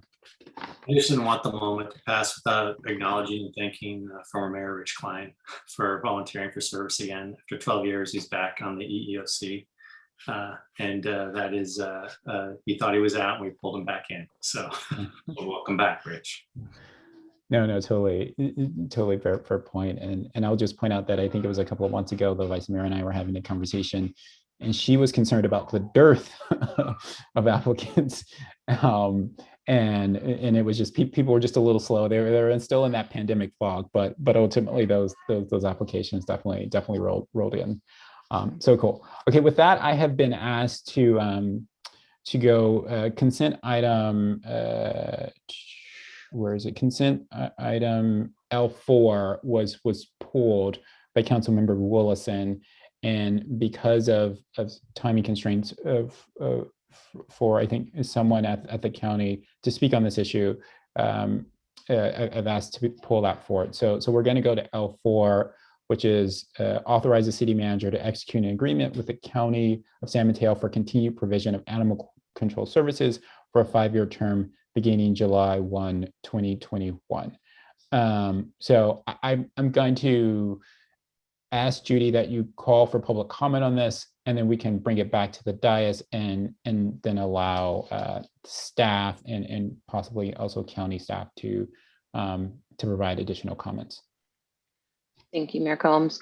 So at this time, if any member of the public wishes to speak on item L4, authorize the city manager to execute an agreement with the county of San Mateo for continued provision of animal control services for a 5-year term beginning July 1, 2021. Please engage that hand feature in the bottom of your screen. If you are calling in from a cell phone or from a landline, please press *9 now.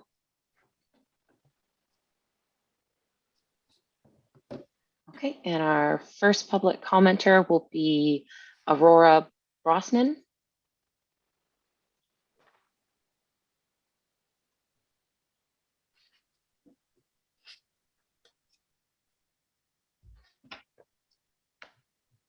This is a call for Aurora Brosnan.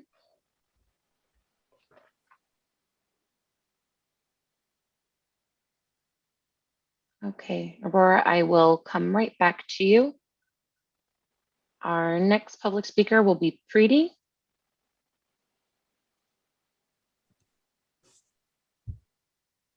Hello, can you hear me? Yes, thank you.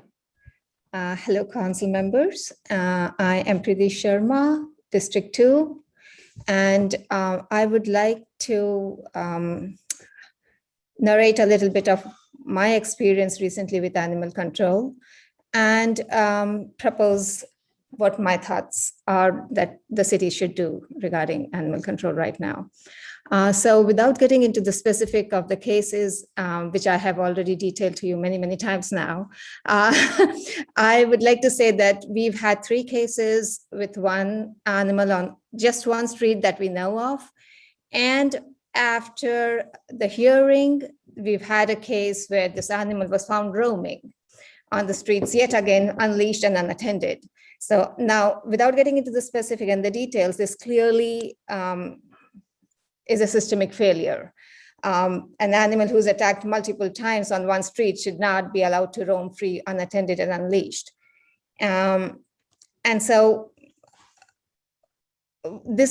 how did this happen? How did it get this place? I think this is a result of continual neglect of behavior on the part of multiple parties, actually. And we had a hearing which let the animal go scot-free. Now, I did not opt for a civil suit in this case, and I figured that I'll go for a city suit because I wanted to make sure that the community interest is protected. A civil suit would just probably give me monetary relief and probably not take care of the entire community and the long-term interest of the neighborhood. But the decision letter, it reads, all relevant factors were considered in a light favorable to the attacking animal. This struck me as very odd because I would expect it to read all relevant factors would be considered in the interest of ongoing safety of the neighborhood. This was quite jarring to me. A civil lawsuit would give me, for instance, relief, like I said, and this provided me nothing. Eventually, on contacting the county, we found that they were fumbling on licenses and the way the owners were handling licenses and the number of pets and so on and so forth. Nevertheless, I'm really proposing here that this is a time that we should consider other options. We should see how Palo Alto compares to us. We are charging, I paid $350 for the hearing. All hearings, all bites do not go to a hearing, which they do in Palo Alto. Then we need to find out how we compare in terms of the number of ACOs, how many requests were resolved, how many house calls were made by our PHS ACOs, and how does it compare to our neighbors? Do we have any metrics on currently that we can compare with? And I have pulled out and shared with you the Palo Alto matrix. So given that, I see no reason that why we should have our Menlo Park citizens paying $350 for our hearings, which are arranged by some ex-PHS employee. The experience was quite harrowing and very, I hate to say this, but it was very third world. It didn't seem like a fair hearing to me. So I think we should consider all options at this time. Thank you. Thank you for your comment. So this will be the final call for public comment on item L4 on our consent calendar.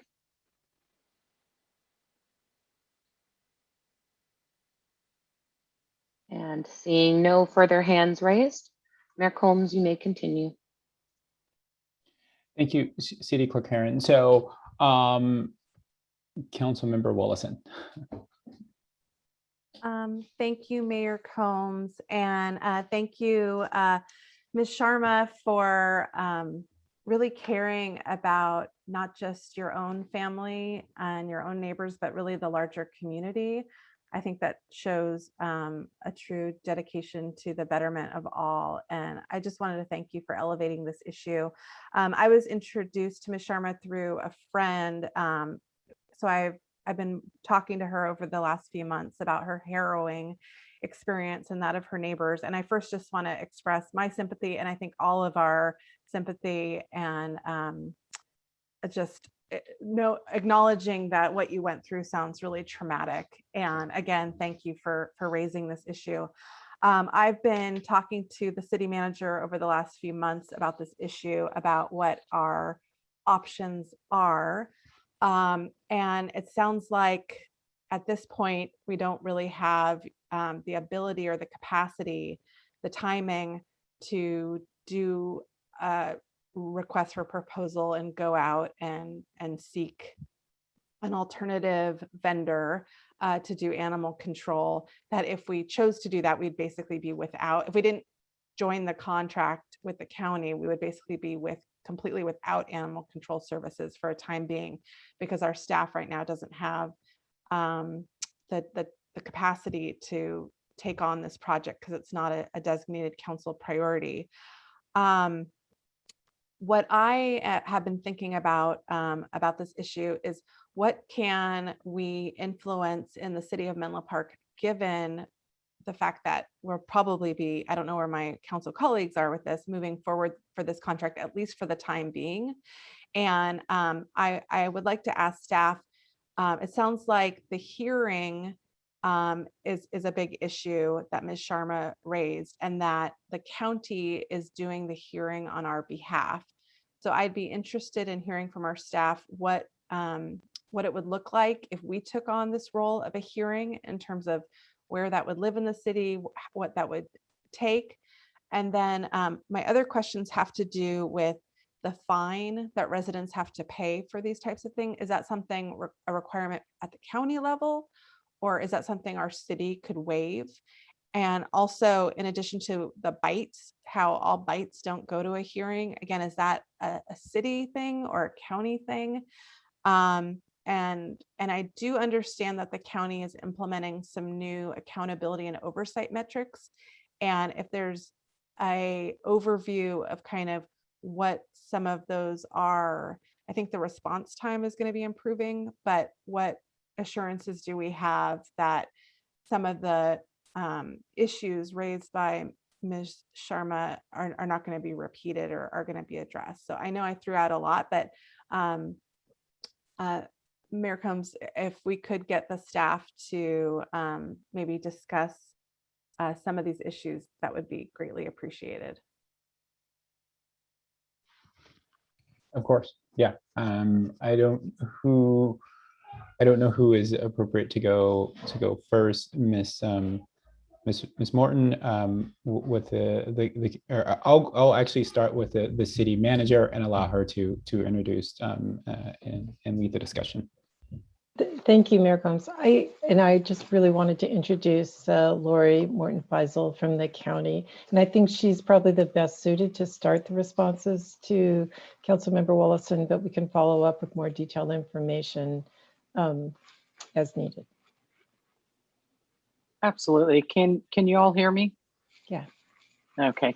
Thank you, Mayor and council members and city manager. I wanted to start by answering the questions, first being the hearing. So the hearing, currently the county does administer the hearing process for all 20 cities. I take that back, all 19. Portola Valley does their own hearings. We do that so that we can administer the hearing officers. We have 3 hearing officers that rotate, so that it's never the same hearing officer back to back. And They each listen to evidence on both sides and then make their determination. This is all done through ordinance, through all 20 cities and the county. The charge of $350 pays for the hearing officer and administrative staff. As far as the fine and the ordinance, I'm not sure if you're talking, council member, about the $350 or if you're talking about all fines. The $350 is set across the county. So anyone that requests a hearing pays that fee of $350. Again, pays for that hearing officer and the process. Regarding all bites going to a hearing, we have well over 450 bites a year. So it would be very difficult to have a hearing on every bite. What happens is the officers, and that can either be a animal control officer, a humane officer, or a police officer, look at the ordinance and determine if the animal should go to a hearing. If they determine it should go to a hearing, then it's paperwork is filled out and the hearing takes place. And that's, again, all done by ordinance. The other question I think you asked was about overseeing the contract. The current contract in place has been in place for many years, and there are only 4 performance measures. In this contract, we have 36. And those performance measures would be in place no matter who the recipient of the contract would be for. We have put in performance measures on response times, the amount of time it takes for a behavior assessment. We have fiscal responsibility put into the performance measures. There's 36. They have to provide monthly reports. We have to see their policies and procedures. It's a very different contract. It's a very detailed contract, which took us 3 years to put the entire process together. So we are able to monitor monthly, quarterly, and annually. The other thing that was added is annually, the city and counties have the ability to do an annual audit on fiscal or performance base. Currently, the contract only calls for an audit during a 5-year term. So that's something new. We can audit them every year. The last thing I want to say is there's new leadership at the Peninsula Humane Society. The past president has retired. There is a new president in place, and he is very positive. He wants to reach out to the cities. He wants to be a part of the community. So I think you're going to see a change in the service level across all cities and the county. I hope I answered your questions. Thank you. That was extremely thorough and good note taking on my questions. So how many appeals are there usually where people are paying the $300 fine? You know, the choice is up to that person. So if the Humane Society deems my dog dangerous, I can request a hearing or I can accept the permit. It's probably 50-50. A lot of times people will accept the permit. In the case that's been raised to our attention, it sounds like the animal was not deemed, I guess, dangerous or an issue, and then there was an appeal or an request for a hearing. Is that, like, how many of those types do you get a year at the county, or is that common? Or I'm just wondering if we as a city want to maybe as a city we would cover residents' fines as a possible thing. I'm just wondering what the scale of that would be. Just for Menlo Park. If I can chime in though with it, when you say fine, it's the appeal fee we're talking about, correct? Is that the 300, Councilmember Willison? Is that the fee that you're talking about? The pill fee? The appeal, appeal. Yeah. Right. I guess it's an appeal, or I guess in the case, the fee that was paid, I guess it wasn't going to go to a hearing unless there was a fee paid. So I guess that's appealing the decision not to have a hearing. Yeah. Yeah, maybe I can explain. In this case, the Humane Society officers investigated. They found there was mitigating circumstances and did not pursue a dangerous dog designation. At that point in time, the dog owner, the victim dog owner, Ms. Sharma, requested the hearing. When you request a hearing, there's that $350 fee. It would be hard for me. I'd have to go back and check with the Humane Society to see how many Menlo Park residents. In the past 12 months, I think there has been only 2 hearings. So it's not a large number. As far as residents requesting, when the Humane Society or animal control officers do not pursue a case, those are very few. I would say in the last 12 months, we may have had 3. And that's 3 across the county or 3 in Menlo Park? Across the county. Across the county. 3 where the Humane Society did not deem the dog dangerous. Okay, that's extremely helpful information. And I'm encouraged by the work that you have expressed as being done in terms of the increased number of metrics and the new leadership. And I believe the response time is going to be improving and all those things. While it does seem there might be, at least in some of our residents, there's a trust issue right now. So that's why I'm just wondering what the scale of this was, if there was a concern that there needs to be kind of a second look or consideration of these things while you're going through this transition, if it's something that at least our council would consider doing. So I don't even know what we would do or how we would go about that, but making it easier for our residents to ask for that, because it seems like it would have to be, since it's the whole county, our city would basically have like a grant or something. I don't know what that would look like, but that's what I was suggesting. I'm just trying to get at some of the issues that have been raised by Ms. Sharma. The other thing I can share with you, I had a woman today whose dog attacked somebody in Broadmoor, and she couldn't pay the hearing fee. So we're allowing her to make payments. So we actually do that as well.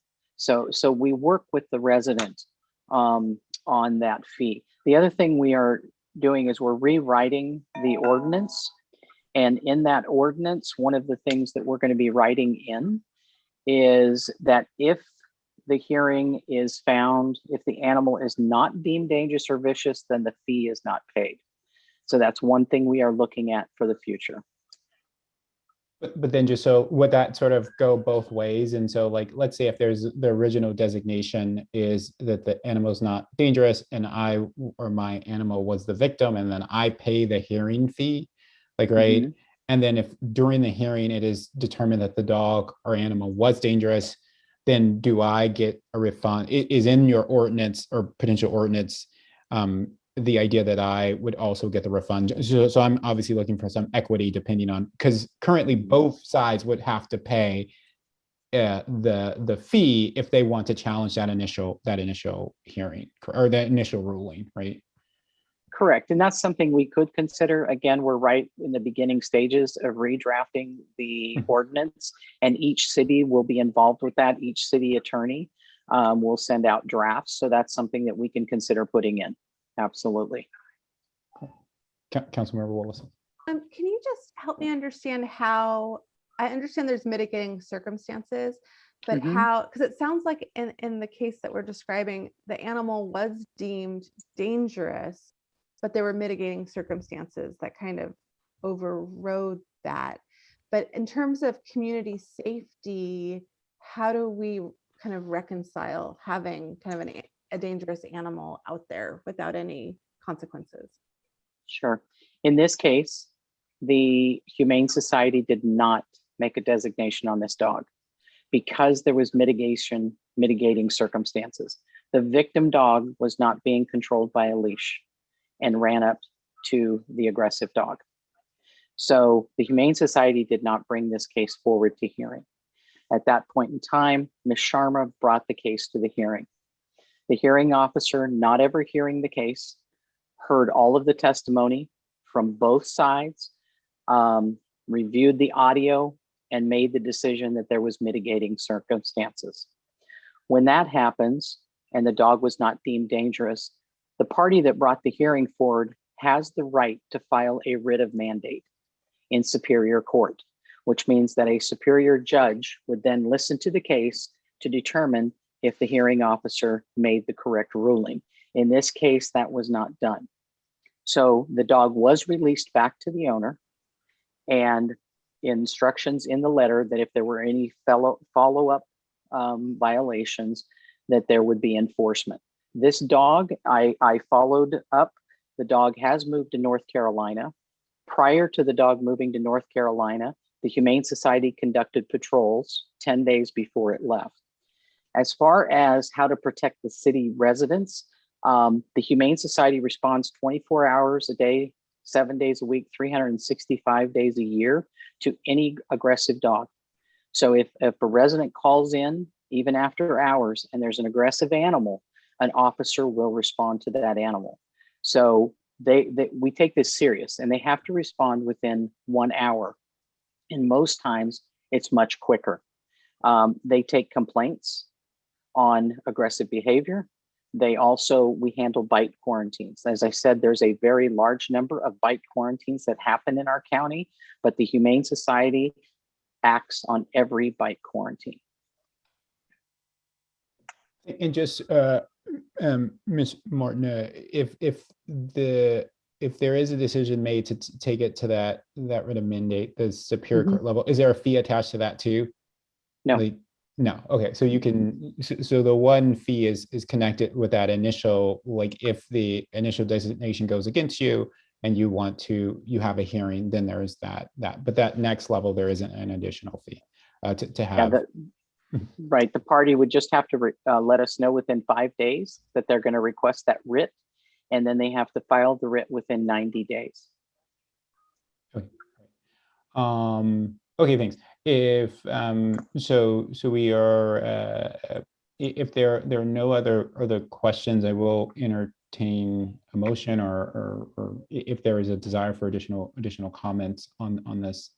I'll just chime in. I very much appreciate Ms. Sharma's engagement on this issue. I have read all of your emails, and it is a harrowing ordeal that you experience, and one that I know any pet owner just sort of is any pet owner's worst nightmare. But I will say I appreciate that you turned that personal tragedy into a desire to improve the larger system. And again, for that, I say thank you. I will also say, though, that obviously the City Council is not the appropriate venue to review the specific details of incidents. Because I have your story, and it is very compelling and very sad. But obviously I don't have access to all of the information that the hearing officer had access to. And so, again, as I respond to it, it is again based on the story that you shared, and I appreciate that you have been an advocate for this issue. And I do appreciate that we should use this as an opportunity to look at this relationship. To Councilmember Williston's earlier point, I don't know that if we're being realistic in a position to actually sort of unpack this and go and look for a new partner in the situation, or put out a new RFP. And again, in the case, there would also need to be like a lot more data points that are similar to your situation, which at this point, at least to me, have not presented themselves. And so I just wanted to share where I'm on this issue. Councilmember Taylor. Thank you, Mayor Combs. I just wanted to find out with the new accountability metrics, the updating of the ordinance, is there going to be any type of noticing to the public? I'm not sure what the history is throughout the rest of the county, just the feedback we've gotten from Menlo Park residents, if there are complaints in other areas, but if there's concern in Menlo Park, it might be in other cities. So my question is, are you going to notice the public of the upcoming changes so that people are aware of it, even before it actually happens? Are you speaking, council member, to the ordinance change? Actually, whatever changes you're making, are you noticing the public about them so that they're aware that you have new leadership, that you're proposing changes to improve the service that you provide the county? There are plans in place for the president of the Humane Society to send information to each city to place on their county or their city website. So that is out to the public. Also, the President Tansmora is going to meet with each city manager and talk to them about his plan for the future. As far as the ordinance, my understanding is the ordinance is not, I don't believe we take public comment on it. I would have to check with the county council on that because it's an ordinance that's changing at the county level first, and then we're asking each city to change it. It will be an ordinance similar to what we have now. But yes, as far as letting citizens know of San Mateo County, our plan is to let them know about the contract, the changes, and what we are planning to do. Councilmember Willison. Thank you, Ms. Morton-Fiesel, for coming tonight and coming to talk to us. I don't know if I guess this is for our staff. It sounds like there are going to be a lot of new metrics that are going to be reported on quite often. And I would ask, at least in the initial year, that we get updated maybe like twice a year on some of those new metrics, and then maybe like an annual report or something as an info item, just some kind of way where we can see what those look like and how they're tracking.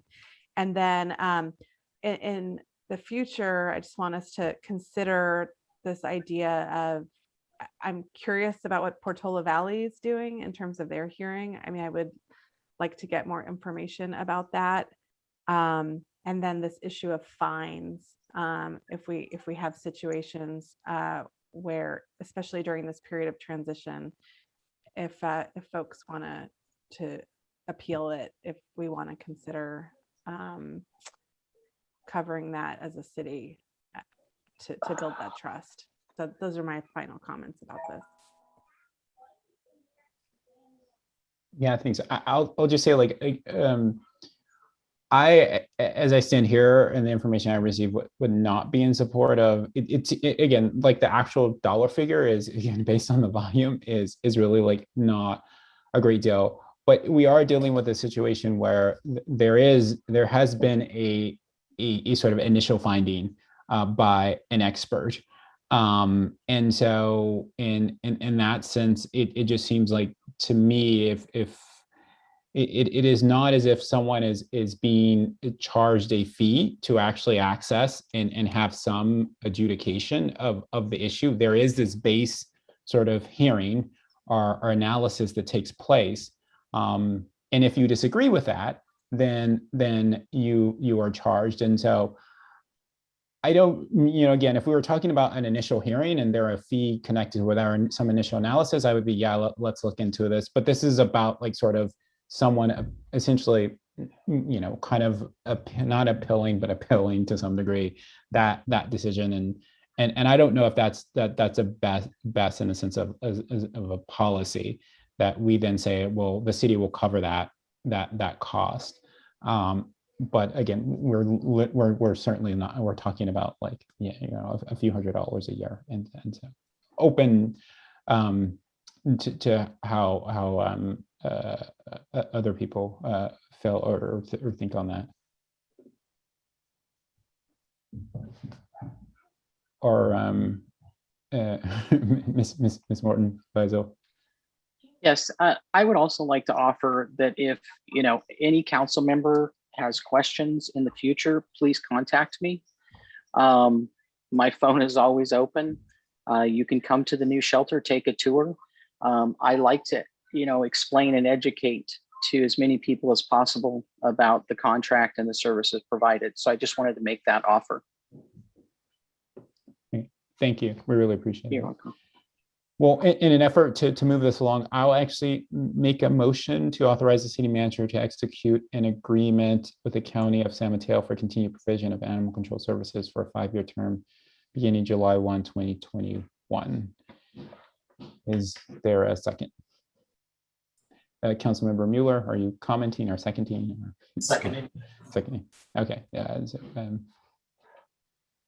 Thank you. So I have a motion on the floor by Mayor Combs and a second by City Council Member Mueller to authorize the city manager to execute an agreement with the County of San Mateo for continued provision of animal control services for a 5-year term beginning July 1, 2021. Any further City Council question or discussion? I see 2 hands up, so I'll go with Councilmember Taylor and then Councilmember Wilson.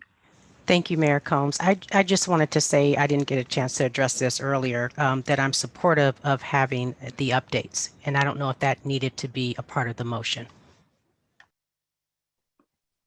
As the maker of the motion, I'm supportive of the updates too. Like if that needs to sort of be baked in, then totally fine. Councilmember Willison. Yeah, I just wanted to thank everyone for this discussion. And I want to let Ms. Sharma know I am going to be voting to approve this contract, given my discussions with the city manager, just where we're at and alternatives, and given the assurances from the county and the Peninsula Humane Society and these new checks and balances. But I will be watching, and I hope that any resident who has any issues, obviously first, reach out to the Peninsula Humane Society and the county, but also let us know how it's going. You're our eyes and ears, and we will be looking and watching. So I just, again, thank you for raising this issue. Thank you, Councilmember Mueller. Chief Norris. Yeah, I wanted to note in the terms of providing some report out, I'm happy to work with the city manager to identify some regularly spaced reports out and determine what those points are going to be time-wise, as well as what data we're going to be looking for and follow this. I think we all have an interest in making sure that this is a well-revised new contract and making sure that it is appropriately managed. Thank you, Chief Norris, very much for adding that information. And I meant Councilmember Willison. I think I said Councilmember Mueller that last time. My apologies. Thank you. So the motion still stands with the friendly amendment to include receiving regular updates. Any further City Council question or discussion? Seeing none, by roll call vote, City Council Member Mueller. Yes. City Council Member Taylor. Yes. City Council Member Willison. Yes. Vice Mayor Nash. You're muted. Yes. Thank you. And Mayor Combs. Yes. And the motion passes unanimously. Thank you. Great, thank you, City Clerk Karen. So a check-in. My plan was to finish up and thank you very much, Ms. Martin, for joining the meeting. We very much appreciate it. My plan was to finish up the consent calendar and then take the dinner break. Currently, we have it scheduled after the public hearing item, but I was thinking of doing it before. But we can wait to after the public hearing item. Let me know where you guys are at. But before or after, Councilmember Taylor. Thank you, Mayor Combs. I'm comfortable taking our dinner break after we approve the rest of the consent calendar items. Okay, totally fair. So then no, what were you gonna say? And I did have one question on L3. Okay, yeah, I know that's the first thing we're gonna get to. Okay, so let's. But How should we do? Then let's go to L3. And so L3 is receive and file general fund operations report for the quarter ended March 31st, 2021. Okay, in your question, Council Member Taylor. Thank you, Mayor Combs. And it just, I wasn't able to locate it, but is there a line item that says specifically developer fees paid? And this was a question that came up, I don't know if it was 2 council meetings ago, but just wanted to find out if there's a line item there. I wasn't able to find it. Good evening, members of the City Council. Dan Jacobson, Assistant Administrative Services Director. Thank you for your question, Councilmember Taylor. Yes, there is a line item which is developer payments. I believe it is under charges for services as a category. I can send you a link to filter through that. And just as a note for the community and for the council, we are working on increasing the accessibility to the budget so that it is a little bit easier to find questions exactly like that one. Thank you, Mr. Jacobson. Okay, so that was the only question called out at the beginning of the meeting regarding the consent calendar. Are there any other questions regarding consent calendar items? If not, I will entertain a motion. Councilmember Willison. I move to approve the remaining items. I guess L5 got pulled, so yeah. Excluding L5. Thank you, Councilmember Taylor. I'll second. Thank you. So I have a motion on the floor by City Council Member Wilson and a second by City Council Member Taylor to approve the consent calendar, excluding items L5 and L4, as we've already taken the motion on L4. Any further City Council question or discussion?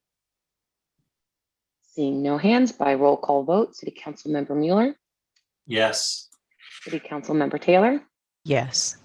City Council Member Willison. Yes. Vice Mayor Nash. Yes. And Mayor Combs. Yes. And the motion passes unanimously. Thank you. Okay, thank you, City Clerk Karen. So we'll take a recess now until it's 7:55 until 8:15. So we'll return at 8:15 and with regular business. Thank you, Mayor Combs. So at this time, I ask that the City Council disengage all microphones and webcams and only engage your webcams when you return. Thank you.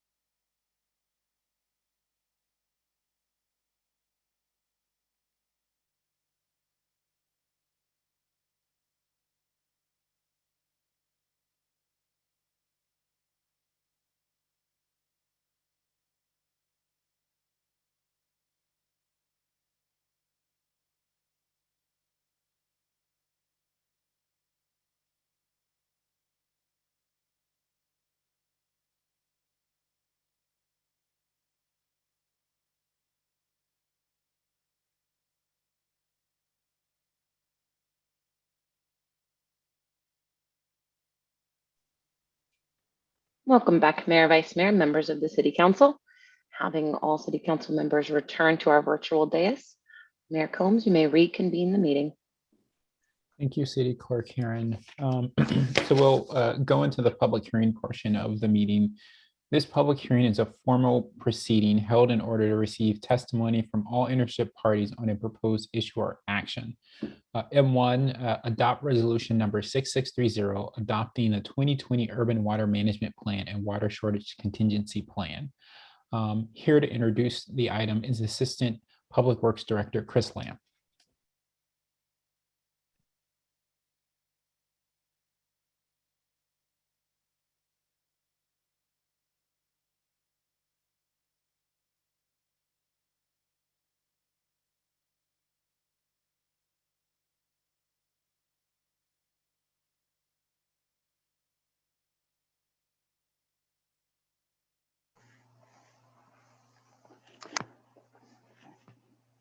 Thank you, Mayor, and good evening, council members and Mayor. Chris Lamb, Assistant Public Works Director. And Judy, if you could grant me the authorization to share my screen. It'd be good to go, Chris. Okay.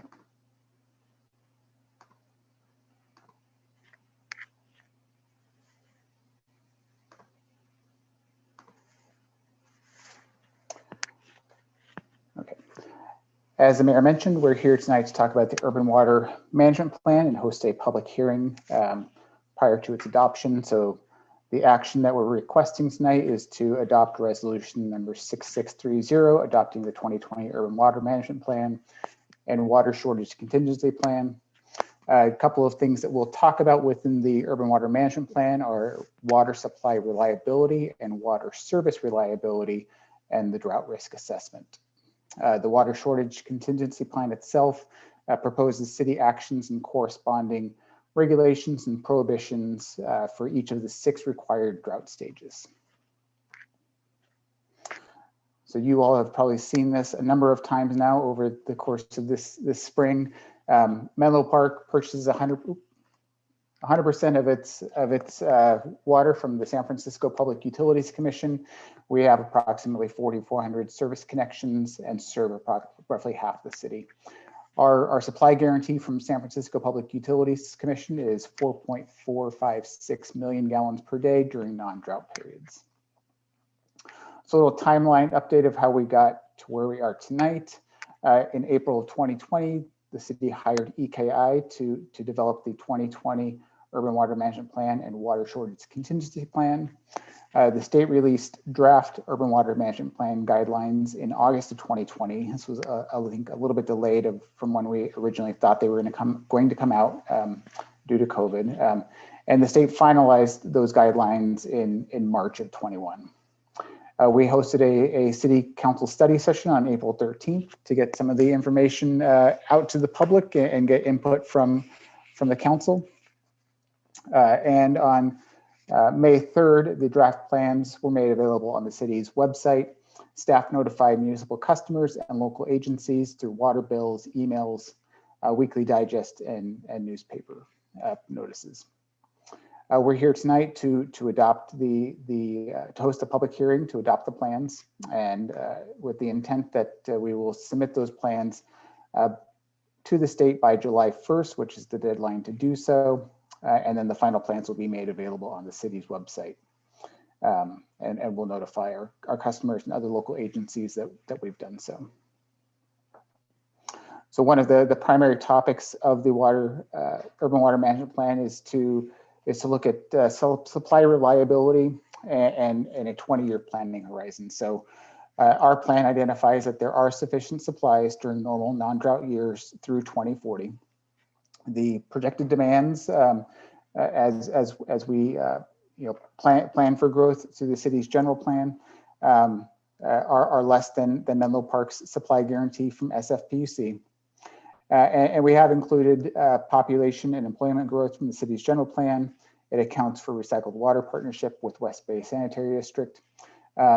But what would need further evaluation is any changes to the general plan or for example, the housing element. So anything that would potentially impact the the demand for water would need to be evaluated as part of those plans themselves. The other primary one of the other topics that's covered in the urban water management plan is water service reliability and drought risk assessment. So this is one of the big topics at our April 13th meeting, talking about the Bay Delta plan and the impacts that has on SFPUC and therefore the city of Menlo Park. So I think one of the concerns raised at that meeting was whether or not including this information really presented a stance that the city was taking one way or the other. So we have included some additional information, I think, to hopefully alleviate those concerns. Per the California Water Code, Menlo Park Municipal Water, we must include SFPUC's water supply information in our urban water management plan. So as they are our wholesaler, and so that's really the language that's in the California Water Code. A recipient must include the wholesaler's information. SFPUC did provide several scenarios during the planning efforts, and the city of Menlo Park, along with all of the other BOSC agencies, are including basically the information that the SFPUC is incorporating into their urban water management plan. I think, and this is again back up to that water code item, identifying that really we need to do that. Finally, the other primary topic that to cover and to I think highlight out of the urban water management plan is the water shortage contingency plan and the required drought stages. So we've updated our existing water shortage contingency plan. The 2015 urban water management plan required only up to 50% reduction. So we've added a new layer here of greater than 50%. Any drought action does require declaration by the city council to declare a drought stage. So the drought stages do include various implementation of mandatory restrictions on water use, as well as the agency's actions and potential supply augmentation. The contingency plan is also written in a fashion that allows the council the flexibility to move things around as needed if there's new measures that we think we should implement. If we are finding that maybe we are achieving a higher level or not enough in a current level, we can always move the measures around as part of those declarations. So finally, just to I guess mention to council, the state does require that the urban water management plans be updated every 5 years at a minimum, but we can update them more frequently if conditions change. It's important tonight, I think, to adopt the plan as there's no penalty by the state if we don't adopt the plan, but we would be ineligible to receive any grants or loans that are administered by the state, and the city has just been recently awarded a $500,000 grant for automated reading infrastructure, which would be at jeopardy. I think with the number of unknowns and things that are in flux, it's very likely that all of the BOSC agencies will be coming back in the upcoming years with potentially amendments to their urban water management plans. There's the SFPUC working with the state with the voluntary agreement to modify or amend the Bay Delta plan. There are long-range supply projects that the SFPUC planning that have not been considered in the plan currently, and then what we've also heard is comments to the appropriate drought scenarios. So I would say it's almost a guarantee that within the next 5 years we will be coming back to update the urban water management plan, and knowing that we have some of those outstanding items, I don't think that we should hold off on the adoption of what we have. We've prepared a plan with the best available information right now. So in conclusion, again, we're asking council to adopt resolution 6630, adopting the 2020 urban water management plan and water shortage contingency plans tonight. And that's it for my presentation. I also want to mention that on the call tonight, or at the meeting, we do have Nicole Sankula from Bosca available to answer any questions, as well as Anona Dutton from EKI, who helped prepare the plans. Thank you.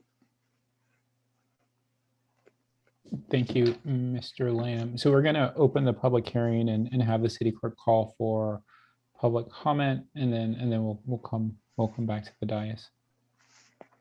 Thank you, Mayor Combs. So at this time, if any member of the public wishes to speak on item M1, adopt resolution number 6630, adopting the 2020 urban water management plan and water shortage contingency plan, to engage that hand feature in the bottom of your screen.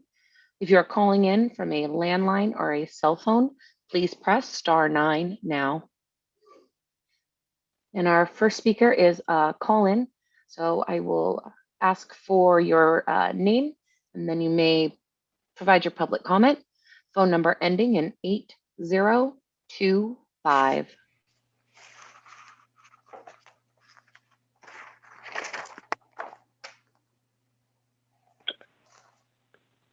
Good evening. This is Peter Dreckmeyer from the Tuolumne River Trust. I hope you got the letter that I sent earlier today. So the Tuolumne River is where we get our Hetch Hetchy water. It's a fabulous river. The upper part is wild and scenic. The lower part still has salmon and steelhead. But of all the rivers in Central California, it's the worst off. The salmon population historically was over 100,000. Last year we had 1,000. And the state is trying to improve conditions in the rivers and the Bay Delta through the Bay Delta Water Quality Control Plan. Unfortunately, the SFPUC and Bosca are opposed to the plan and are promoting the voluntary agreement, which the National Marine Fisheries Service commissioned a peer review on and found that it was based on very poor science. And what they've done is they've exaggerated the potential impacts of the Bay Delta plan by inflating demand projections, creating the design drought, which I explained in my letter, and assuming that we will bring no new alternative water supplies online like recycled water. And we can debunk all of that. I have a presentation. I hope to have a chance to share it with you at an upcoming workshop. But in the meantime, we were successful at convincing the SFPUC to host some workshops. And now they're trying to figure out what to do with that information. And it sounds like in the fall, there's going to be a workshop to talk about climate change and the design drought, and possibly voting to shorten it by a year. And with the urban water management plans due on July 1st, that would be too late to get into it. But we are asking the city of Menlo Park to join us in encouraging the SFPUC to produce an appendix for inclusion in all the Bosca and SFPUC urban water management plans that looks at the impacts on water supply of shortening the design drought from 8.5 to 7.5 years. And this will dramatically reduce the amount of potential rationing. We appreciated Menlo Park standing with us in support of actual demand projections, which reduced rationing by about 27% just overnight, a simple decision. We think this could have a really positive impact too. So hope you will consider that, and thank you for the opportunity to comment. Thank you, Peter, for your comment. And our next public speaker is Jay. Hi, nice to be back. My name is Jay Siegel, and I'm a resident of Sharon Heights in the Menlo Park Water District. Tonight, I want to comment on the impact of the tiered rates in the urban plan and the water shortage plan. The city, in its April draft presentation of the urban water plan, contains table 9.1. Category 3 in that table is conservation pricing, where the target sectors in that table are listed as single family, multifamily, commercial, industrial, institutional, and irrigation landscaping, essentially all customer segments. This is blatantly wrong. First, the tiers are based on family water use, and tier 3 is defined as excess outdoor watering. Thus, the tiered pricing structure is relevant only to families. Secondly, in practice, all customers not living in single family residence end up in tier 3 each month and are charged in effect a single price. It is virtually impossible for multifamily residences to end the month in tier 2, let alone tier 1. Families living in apartments and condominiums end up in tier 3, not for excessive outdoor watering, but as a result of having a single meter. How can tiers defined by family water usage be relevant for businesses, schools, churches, and commercial enterprises? Thus, the only target sector that is relevant for conservation pricing is single-family residents. That table needs to be corrected. Most importantly, the water district must not use the pricing tiers as a tool for enforced water reduction. But the March final water rate study does exactly this. Table 3.12 lists the required reductions of water consumption for each tier. In the case of a stage 3 drought emergency, the required reductions are 2% for tier 1, 5.5% for tier 2, and a whopping 40% for tier 3. Families living in multifamily residences will be required to reduce water usage by over 7 times more than tier 1 and tier 2 families, not to mention the impact on businesses and schools. Clearly, tier 3 is much more than excessive outdoor watering. When we have a drought emergency and need to require significant reduction in water consumption, I urge the water district to treat all families equally, whether they happen to live in single residences, apartments, or condominiums. Thank you for listening. Thank you for your comment. This will be the final call for public comment on our public hearing, M1.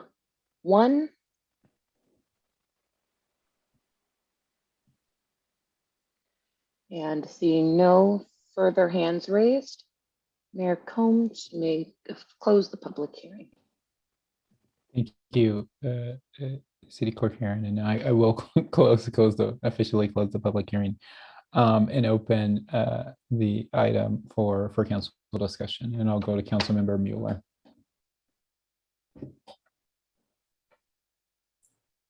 Yeah, I wanted to ask staff if there's any prejudice to including the request from the Tuolumne River Trust that we send a letter to San Francisco Public Utility Commission encouraging them to include an appendix in their 2020 urban water management plan that could be incorporated into our plan that analyzes the impact of the SFPUC's water supply should they reduce the length of the design drought by 1 year.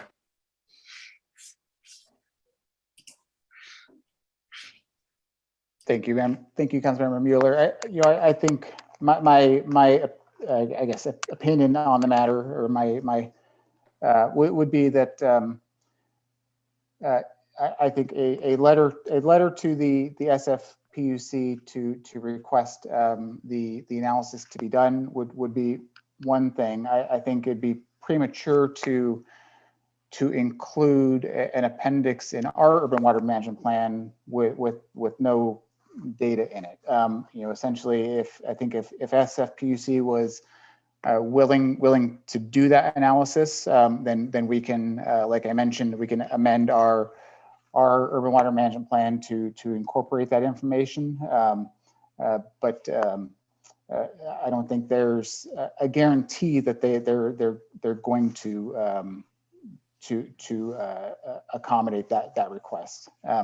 SFPUC is in the process. If I could just finish real quick, they are in the process of preparing a climate change study that will look at long-term vulnerability and an adaptation plan, for their water enterprise.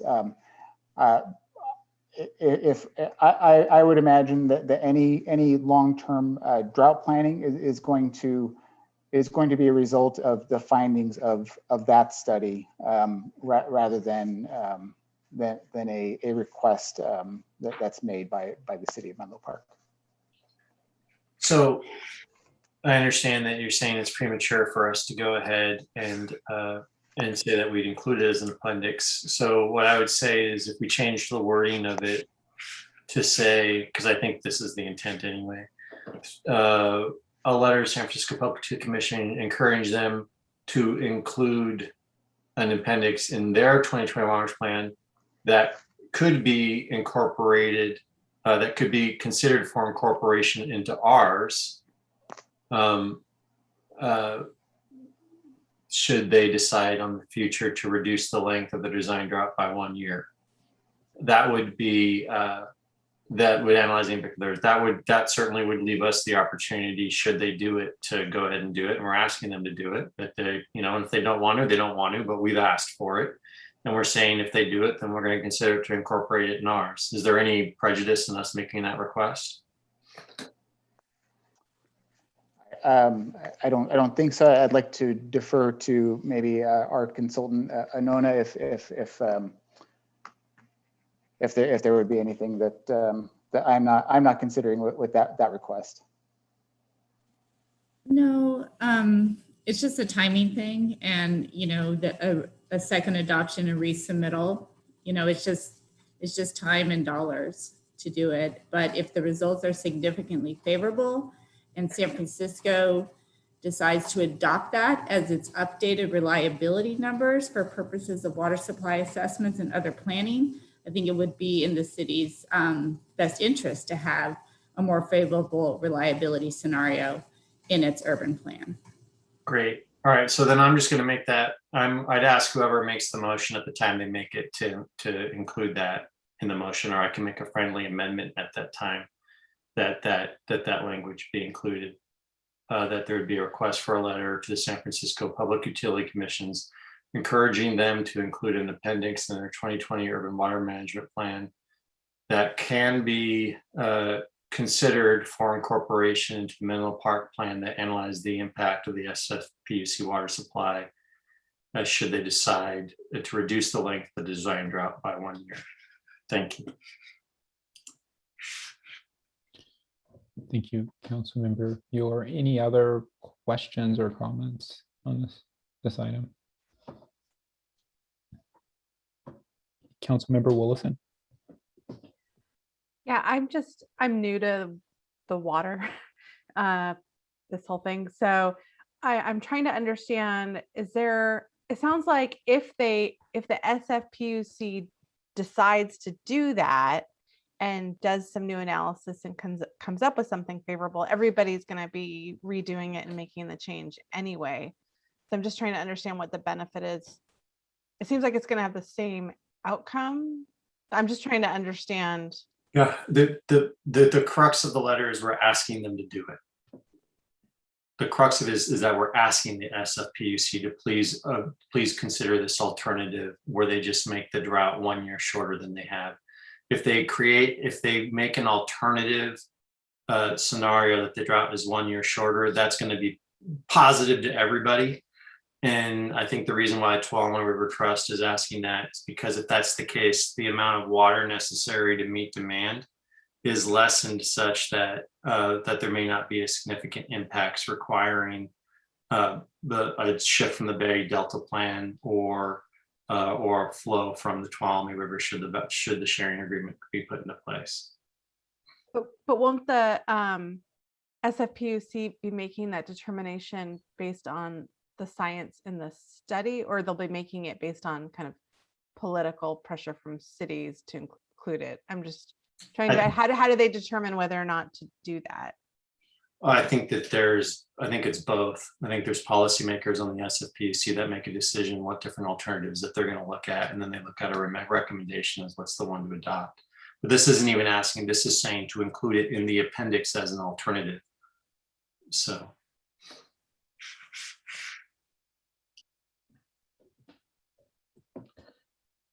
Any other questions? Also happy to entertain a motion, given that this is obviously the second time we've taken this up. I'm going to go to the Vice Mayor and then back to Councilmember Willison. Thank you. I'd like staff to address the issue of the multifamily housing and the tiered rates. My understanding is with the various stages, we do not have tiers. And so could you explain the table 9.1, which I believe was used to input into the rates, but actually the rates do not reflect whether it's what size household you have. It's just the rates are the same for every unit of water.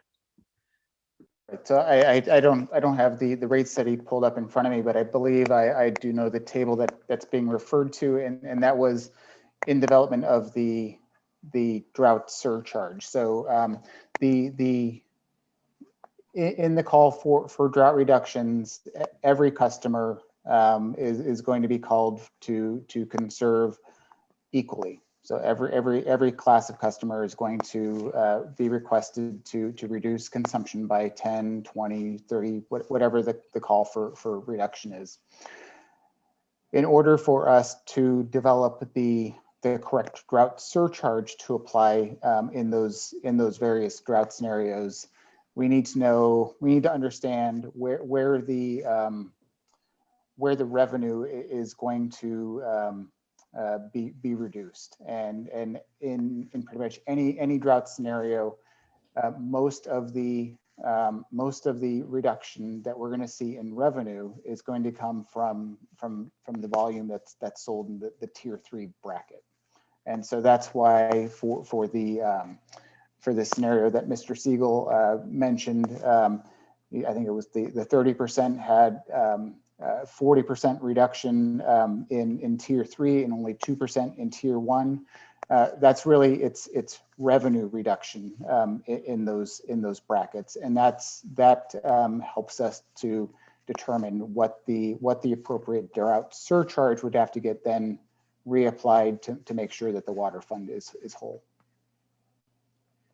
But the surcharge itself is applied equally across every user, regardless of size and even how much they use. It is just per unit of water used. So there is no okay.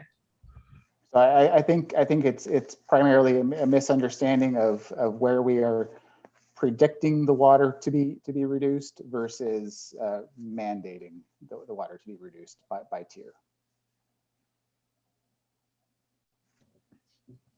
Councilmember Willison. I don't remember if this was addressed that Councilmember Mueller's request. I'm just curious to hear from staff if there's a timing, cost, any downside from your perspective on fulfilling that request.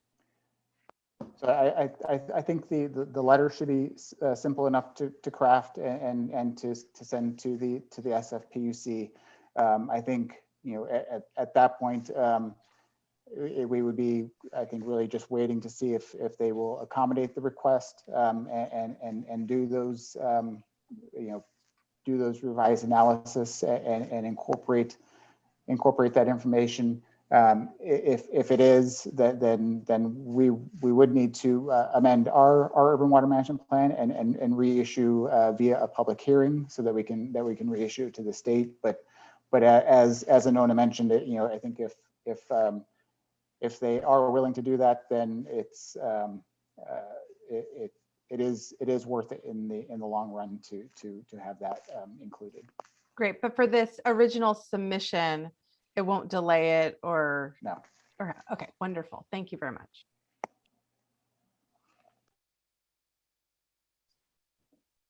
Councilmember Taylor. Thank you, Mayor Combs. Just thinking about what you said a little while ago, Mr. Lamb, just about predicting versus mandating, and then thinking about what Mr. Siegel said, just about treating families equally. Is that even possible? If you're using tier 3, what did you refer to it as? Revenue reductions is determining. Can you just re-explain it to me? I'm just trying to figure out how. Just re-explain it to me, please.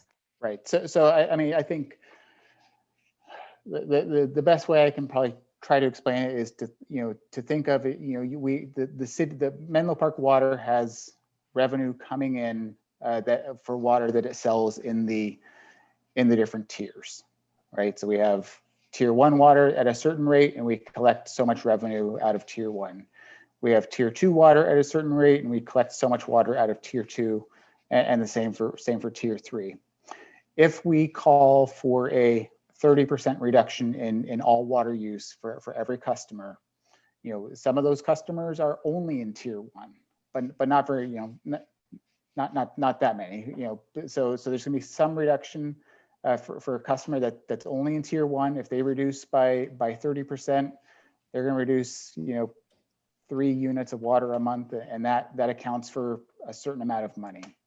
A very large user that uses, that's well into tier 3, if they reduce by 30%, then it's going to have a much larger, the revenue associated with that 30% is much larger than the 30%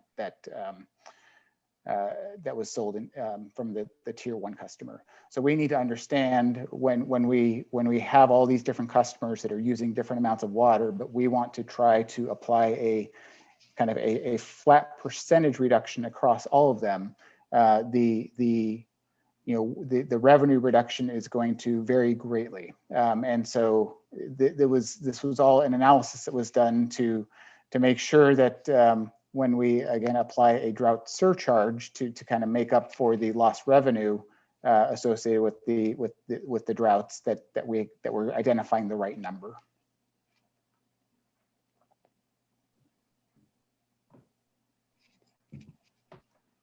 Thank you, Mr. Lamb.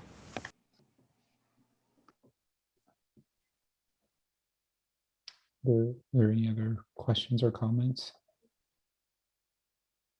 Then I'll go back to Councilmember Mueller, since you have the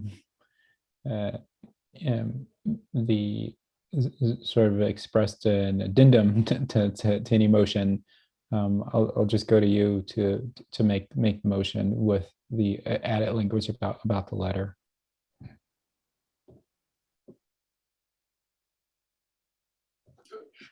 Well, I was kind of hoping that I would get so.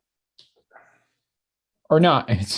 Yeah, I mean, honestly, I'll support the motion, but I'm still having trouble with the. Okay, yeah. So.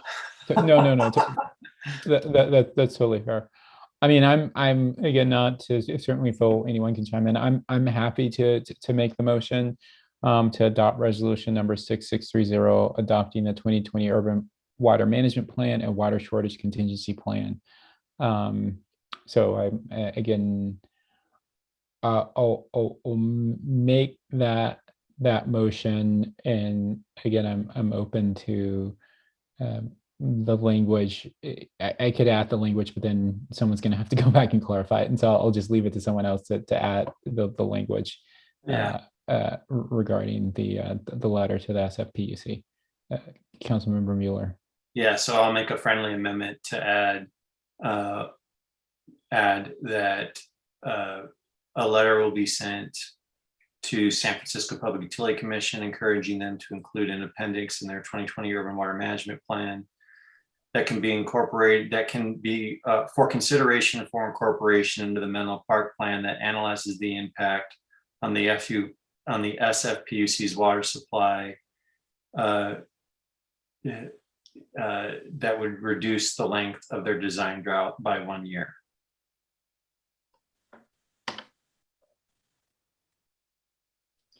Vice Mayor. So I'm wondering if we want to just leave it with reducing the length of the design drought and don't add the 1 year and let them decide exactly what, no, by 1 year? Okay, because when I'm looking at what had been, actually, no, it's in the original part. Okay. Yes, I agree with you. Thank you. Okay, thank you. Do we officially have a second? I know, Councilman. Okay, Vice Mayor. Okay, so Councilman, City Clerk Karen, we have a motion and a second. Thank you, Mayor Combs. So I have a motion on the floor by Mayor Combs and a second by Vice Mayor Nash to adopt resolution number 6630, adopting the 2020 Urban Water Management Plan and Water Shortage Contingency Plan, and authorize staff to send a letter to the SFPUC to include a reduction of the drought scenario by 1 year as an appendix to their 2020 Urban Water Management Plan, which could then be included in Menlo Park's plan. Any further City Council question or discussion? I see the Vice Mayor's hand up and Councilmember Taylor. So, okay, so Councilmember Taylor. Thank you, Mayor Combs. I just had a clarifying question for Mr. Lamb. Will we be doing outreach from the beginning? Because here it says the outreach will start later. Shouldn't it start sooner? Just a thought.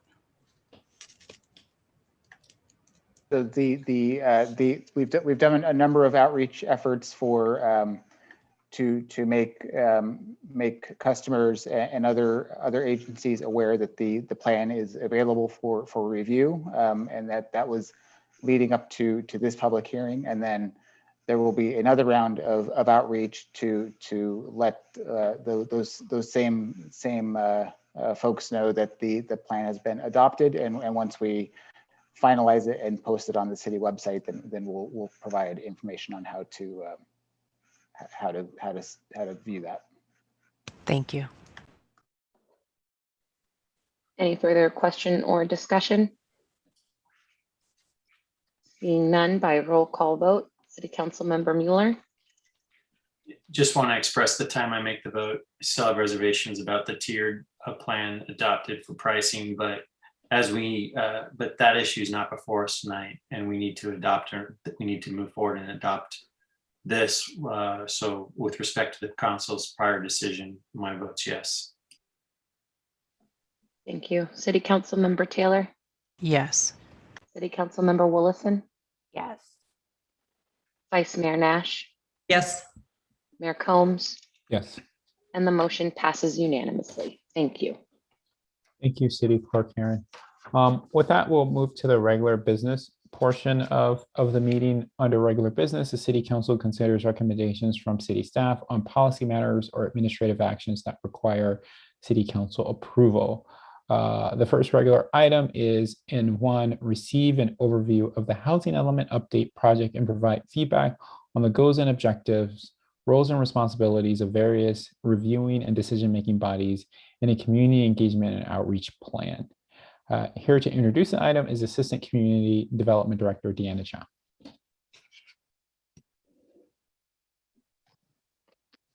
Mayor Combs, good evening again, and members of the City Council. I'm Deanna Chow, the Assistant Community Development Director, and excited to be here this evening to present an overview of the Housing Element Update Project, which is one of the City Council's priorities this year.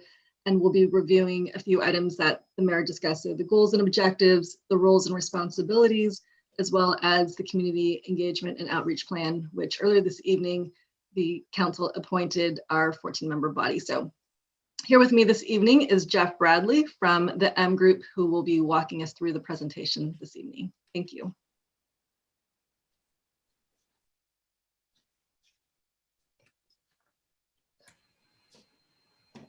Thank you, Deanna.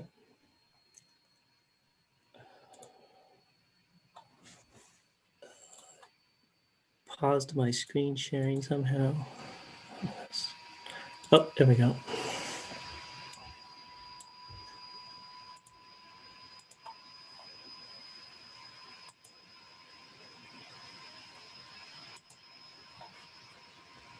Thank you. Jeff Bradley, Metropolitan Planning Group, Project Manager for the Housing, Safety, and Environmental Justice elements. Before we really get into it, I wanted to give a quick overview of the presentation I have tonight. Should take about 15 or 20 minutes. We're going to cover the project goals first, the very detailed housing element requirements, the related elements coming under this project, including the environmental justice element and the safety element update, our approach to community engagement and outreach, roles and responsibilities for the project team, as well as the city council and various city advisory bodies. We're looking for the council to provide feedback and confirmation of the approach, as the community development director mentioned. And of course, time for questions, answers, and discussions at the end. The short title is usually the housing element update, but as the council is aware, this project actually has many components. Updating the housing element will most likely necessitate amending the land use element of the general plan to be consistent with possible land use changes needed to amend the housing element.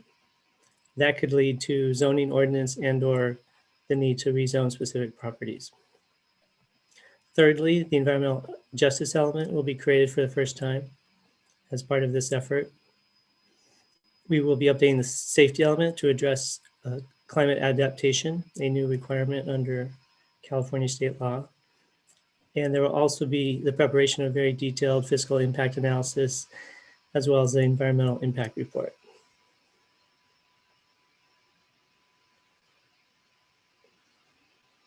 So as mentioned in the staff report, these three goals really provide a framework for how we approach this project. We really want to create a balanced community and plan for the whole community in a sustainable, healthy, and balanced way. The focus on affordability refers to a focus on affordable housing, given the great difficulty of developing enough of it and the very strong, overwhelming demand for affordable housing within our region. In terms of social justice, we want to work really closely with the community to help ensure participation and access to the process, and take very intentional steps that improve equity for historically marginalized people and areas. And all of this is within a framework of full disclosure, providing all the information to both the public, the residents, and the decision makers, so they know what's going on and what the expected impacts are from some of these possible changes that may occur in the future. Before we get into a whole bunch of acronyms, numbers, statistics, new state housing laws, I just want to take a moment and recognize this opportunity to really address these intertwined issues that don't always get the focused attention that they need, including environmental justice, racial justice, housing justice, and social or economic justice. And I need to give concept credit for this graphic to the LA chapter of the Sunrise Movement. We adapted it to the Bay Area. I'm going to go through this next section a little quickly, but just to provide a high-level overview of the very detailed statutory requirements that the housing element is subject to. The housing element itself is unique. Of the 7 required general plan elements, it has the most regulatory requirements associated with it. This is a graphic that HCD actually has on their website that we modified just to make it a little more pleasing to look at. But as you can see, the entire process is surrounded by public participation. Obviously, public participation is a good thing. And as planners and city council people, we always want to do a lot of it. But in this case, it's actually required. So within that framework of public participation, there's really four major activities in terms of what goes into updating the housing element. And that's to review and revise policies and programs, to see what works and see what doesn't, and make changes as necessary. Identify unique housing needs for the community, and encourage and facilitate those policies and programs that lead to greater housing for those who have those unique housing needs. Identify resources such as land and funding, and create vehicles through the zoning to make sure adequate housing is provided. And a really close look at the regulatory framework to address and remove any constraints that may be holding back the provision of housing at all different income levels. The major building blocks are really looking at your existing housing needs. This can include extremely low income housing, families and individuals subject to overpayment and overcrowding, and affordable housing at risk of conversion to market rate. The projected housing needs is what we call the RENA. There's a number that's developed by the Housing and Community Development Department in Sacramento. That is handed off to the Association of Bay Area Governments, or ABAG, and then a number is generated for the city, and we'll get into that in more detail in a few moments. Special housing needs is also a major category, where we look at households with large families that can have unique challenges finding adequate housing, female-headed households, people experiencing homelessness, people with disabilities, as well as seniors. They all have unique housing needs that need to be addressed through this effort. The site inventory and analysis is a very detailed look to make sure there's a lot of available land resources to provide enough housing in enough variety of situations for the city to meet its housing goals. We take a close look at any constraints on housing. This can be anything from restrictive zoning codes to high impact fees, to land use controls that are overly restrictive. Non-governmental constraints can be things based on the market, lack of financing, difficulties with construction or shortages of labor, as well as processing and permitting procedures. Projects that take too long are very difficult to build. And the program requirements are very detailed and must be quantified and must have dates and timeframes associated with them. Constraints must be identified and mitigated or removed. The document must assist in the development of housing through the identification of sites. There must be a consistent effort over time to both improve and conserve the existing housing stock. That doesn't get a lot of public attention, but the city's greatest resources in terms of housing is actually its existing housing, as well as preserving the units at risk and providing equal housing opportunities for all income groups and all racial groups that may have been discriminated against in the past up to the present. So these efforts have been going on since 1969, when the housing element statute was first passed. We are now in the 6th planning cycle. They used to be 5-year cycles. Now we have 8-year cycles. This cycle, there's a strong emphasis on fair housing, diversity, equity, and inclusion. The total regional housing need number is much higher than it's been in the past. There's expanded HCD oversight on methodology and allocations, as well as new requirements for identifying eligible sites for housing elements that are generally more strict and difficult to make. A little context before we get into the more detailed numbers. So for the previous 5th cycle, as you can see on this slide, the housing allocation for the entire Bay Area was just under 188,000. This time it's over 440,000. So it's over a 200% increase. So just the raw number of new housing being called for is much more. San Mateo County, thinking of all 21 jurisdictions, including the 20 cities and the county itself, the RENA jumped up from 16,000 to just over 47,000. And Menlo Park in particular went from 655 a 4.5-fold increase to just under 3,000 units. So these are the numbers that will get a lot of attention. To put a little context around this, within the county, Colma has the lowest RENA of 202 units.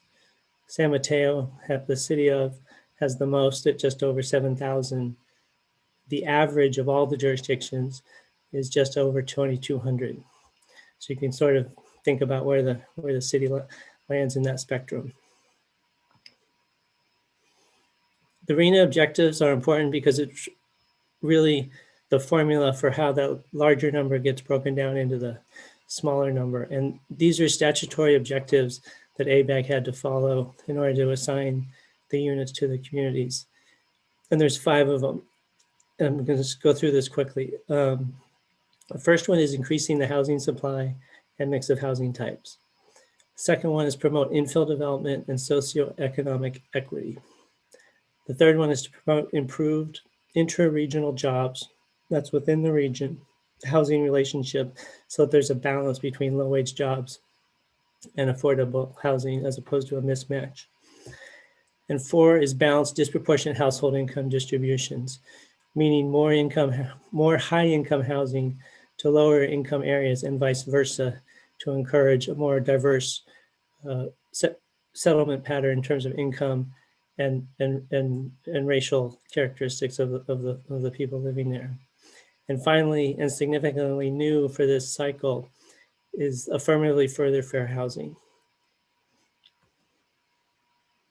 Affirmatively affirm fair housing is essentially the state version of the Fair Housing Act that was passed in 1968. This was Assembly Bill 686 that back in 2018 required all state and local public agencies to facilitate deliberate action to explicitly address, combat, and relieve disparities resulting from past patterns of segregation to foster more inclusive communities. So it's a landmark bill for the state, but it's really a continuation of efforts at the federal level going back more than 50 years. And it'll have a strong influence on this effort. So when we talk about housing, we talk about affordable housing, we frequently use these labels on the left: extremely low income, very low income, and moderate income. And sometimes we forget that that's just an organizing mechanism. This is a shorthand way to describe everyone in our community, from high income people to lower income people, and the simple fact that everyone needs a place to afford to live. And so some of these income level limits you see here are not as low as what you might think for someone living in so-called affordable housing. And so we provide some examples. Extremely low income person could simply be a senior living alone on a fixed income. A very low income household could be a single mom with one kid with a good solid full-time job. A low income person could be a 3-person family, an elementary school teacher, and a postdoc with 1 child. And a moderate income person qualifying for affordable housing could be making 4-person household, 2 adults, 2 children, could be making nearly $180,000 and qualify for affordable housing. And the reason why some of these numbers get fairly high is that San Mateo County has a very high average median income. Santa Clara County is the highest in the state at just over $150,000 for a 4-person family. Marin County, San Francisco County, and San Mateo County are the next highest at $149,600. Some of the lowest average median incomes are less than $71,000 a year for a 4-person family. So the incomes in this area are very, very high in relation to large parts of the remainder of the state.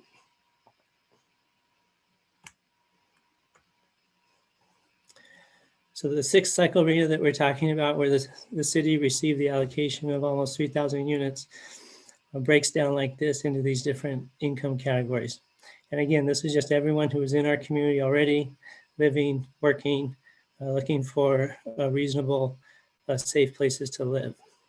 As you can see from this chart, the single largest category is above moderate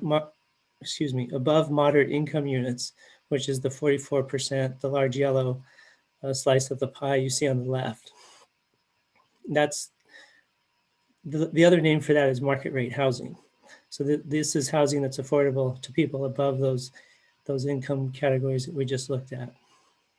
However, if you combine all the three remaining categories, very low income, moderate, it's actually 56% of the pie. So it's more than half of the housing needs to be affordable based on the regional housing allocation.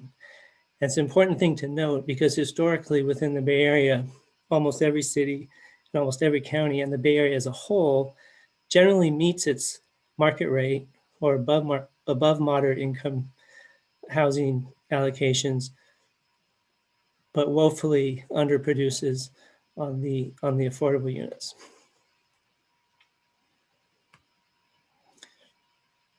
So as we go through this process, we have to keep that in mind of really what the challenges are.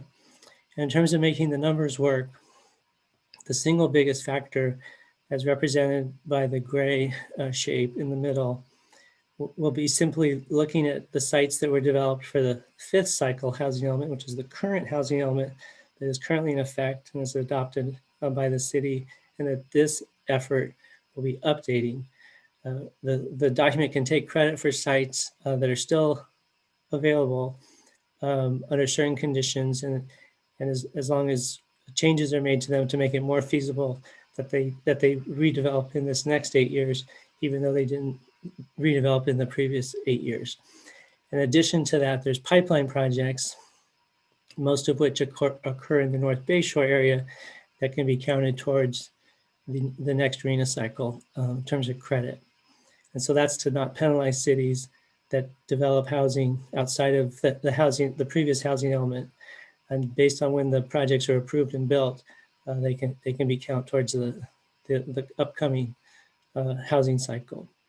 Outside of that, it's basically an all of the above approach, looking at housing opportunities along El Camino, within the downtown, commercial sites that may be good candidates for housing opportunity sites. It's a fairly common strategy that cities use to look at their underdeveloped, older shopping centers, perhaps, that economically may be ripe for reuse. Housing opportunities in single family areas. This typically takes the form of accessory dwelling units and junior accessory dwelling units. But a lot of agencies are starting to look at other options to allow duplexes or triplexes in single family areas.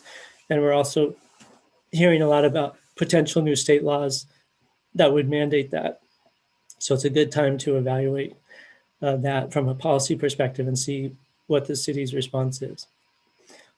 ADUs, of course, can be a significant source with all the new changes in state law. Most cities are seeing significant increases in the production of small accessory dwelling units. And then finally, there's another new state law that allows religious facilities to provide housing on their sites, essentially within parking lots, and not have to replace the parking. That may be an attractive strategy for both the city and the religious facilities themselves. So the related elements we've talked about, we're going to go through next, the environmental justice element and the safety element.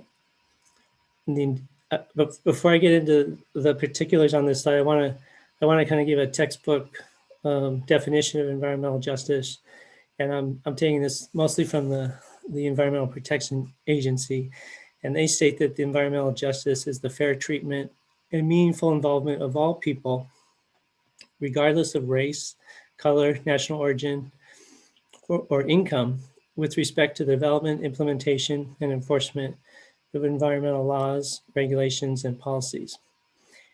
And so the state of California has taken this concept and developed their own statute from Senate Bill 1000 back in 2016 that specifically requires cities to create policies and objectives that lead to the reduction of pollution exposure and improve air quality in disadvantaged neighborhoods, promote public facilities in these same neighborhoods, areas that may not have adequate public facilities, provide healthy food access, promote physical activity for exercise and health, and as well as promote safe and sanitary homes. So again, we see that connection between environmental justice and housing. There's two other requirements under state law: promote civil engagement in the public process, and develop objectives and policies that prioritize improvements and programs that address the needs of disadvantaged communities. So it's pretty wide ranging. Recent state law changes require cities to start planning for climate change, resiliency, and adoption through targeted updates to the safety element. This can include sea level rise impacts, increased fire safety dangers with a warming planet, as well as other locally identified hazards. Going to go through our community engagement and outreach strategy. Again, it's kind of an all of the above approach. We really want to be out in the community, meeting and talking to people, hopefully in person soon, but as well as virtual.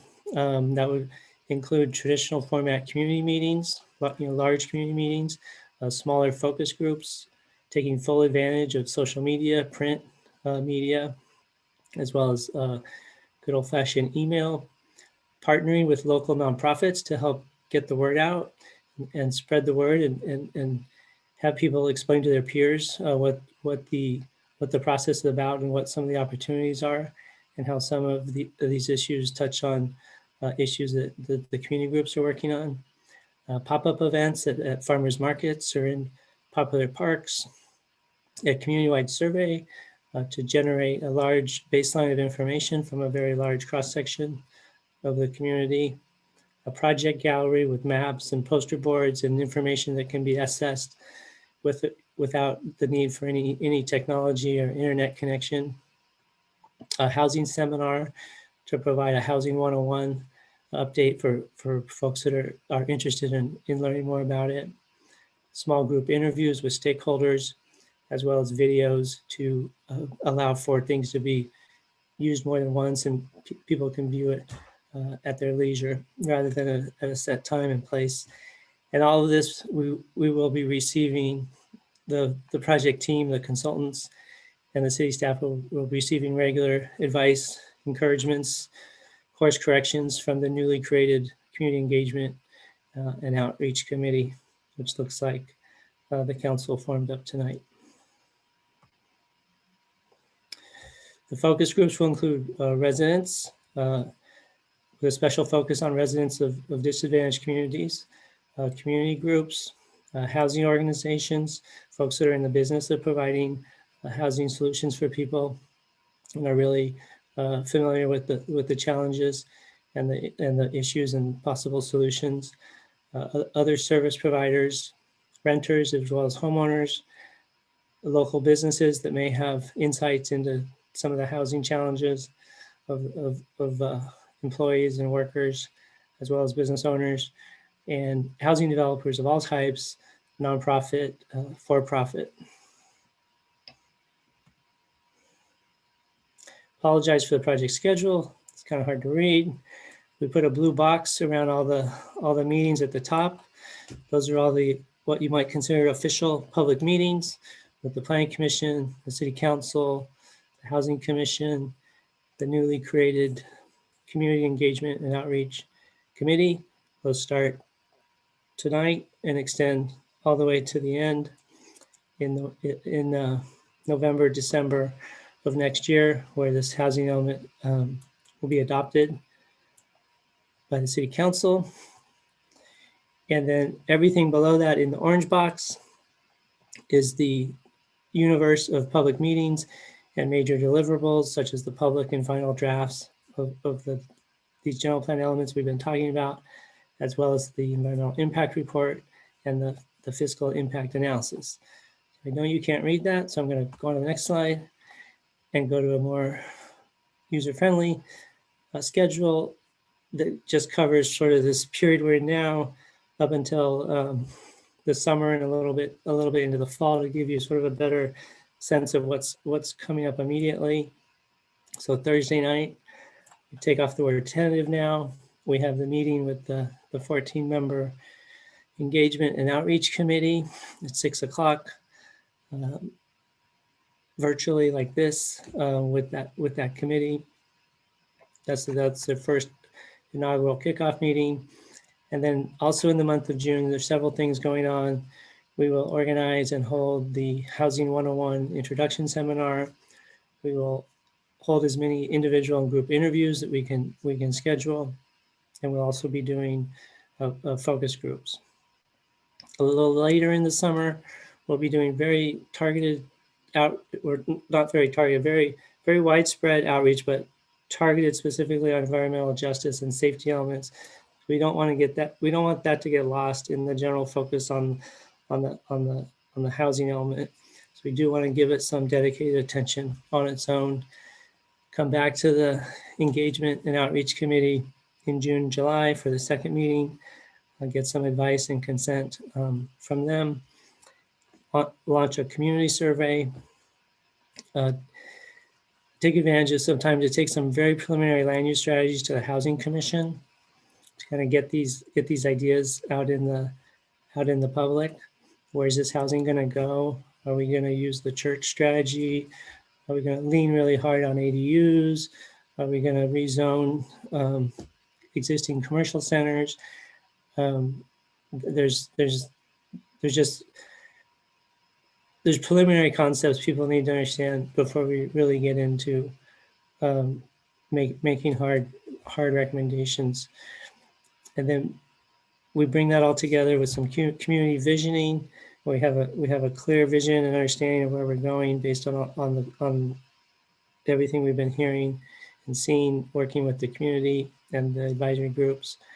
And then in the fall, we start moving into a land use alternative review mode, where the concept is there'd be at least 3 land use alternatives that the Housing Commission could make a recommendation on, the Planning Commission could weigh in, and then ultimately the council would say, do this one with these 5 changes, and we're all good. That's in a perfect world. Roles and responsibilities. This is a quick outline of the roles and responsibilities for the consulting group, combined with the city staff, that's the project team. And then we also have the advisory bodies and the council, of course. So the project team consists of M Group. We're the prime consultant. We are partnering with Change Lab Solutions. Their mission is to advance equitable laws and policies and promote healthy lives for all.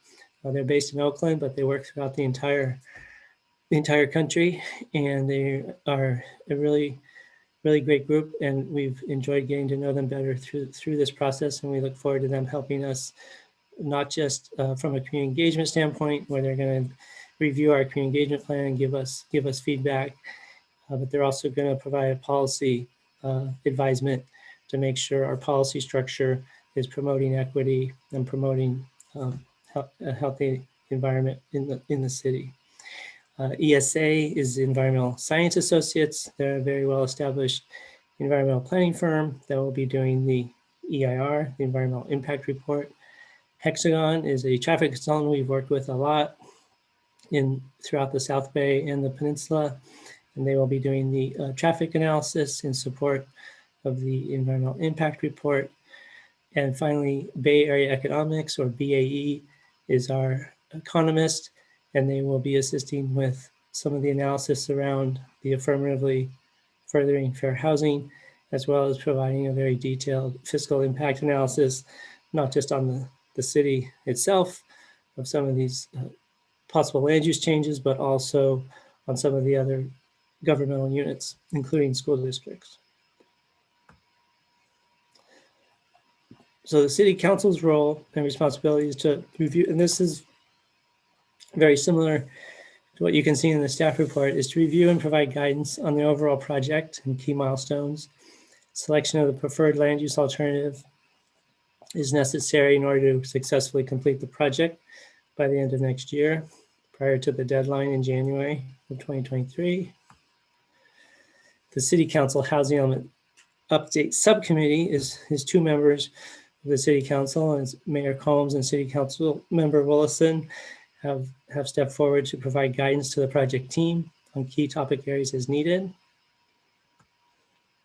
The Planning Commission's role is to review and provide feedback on key project components, including the land use alternatives, draft documents of all the major general plan elements, as well as the EIR and potential zoning ordinance amendments, as well as conduct scoping meetings on the EIR and hold a hearing on the draft EIR. The Housing Commission, we're going to ask to review and provide feedback on the housing element itself, but this would include the land use alternatives, the policies and programs, as well as the entire draft housing element. The Community Engagement Outreach Committee has several responsibilities. We're hoping they will serve as an ambassador of the project and encourage people to participate in this process, help guide us and provide feedback on the community engagement plan so we can make changes as necessary to make sure it's successful, and also serve as a community resource to provide information to and receive input from the community on matters related to community engagement and public outreach. That completes my presentation. Myself is here, I am here to answer questions, as well as Christina Paul, our engagement manager, and Sung Kwong, our deputy project manager. Thank you very much. Thank you for that presentation, Mr. Ratley. City Clerk Curran, let's call for public comment on this item. Thank you, Mayor Combs. So at this time, if any member of the public wishes to speak on item N1, review an overview of the Housing Element Update Project and provide feedback on the goals and objectives, roles and responsibility of the various reviewing and decision-making bodies, and the Community Engagement and Outreach Plan, please engage that hand feature in the bottom of your screen. If you are calling in from a landline or a cell phone, please press *9 to engage your virtual hand.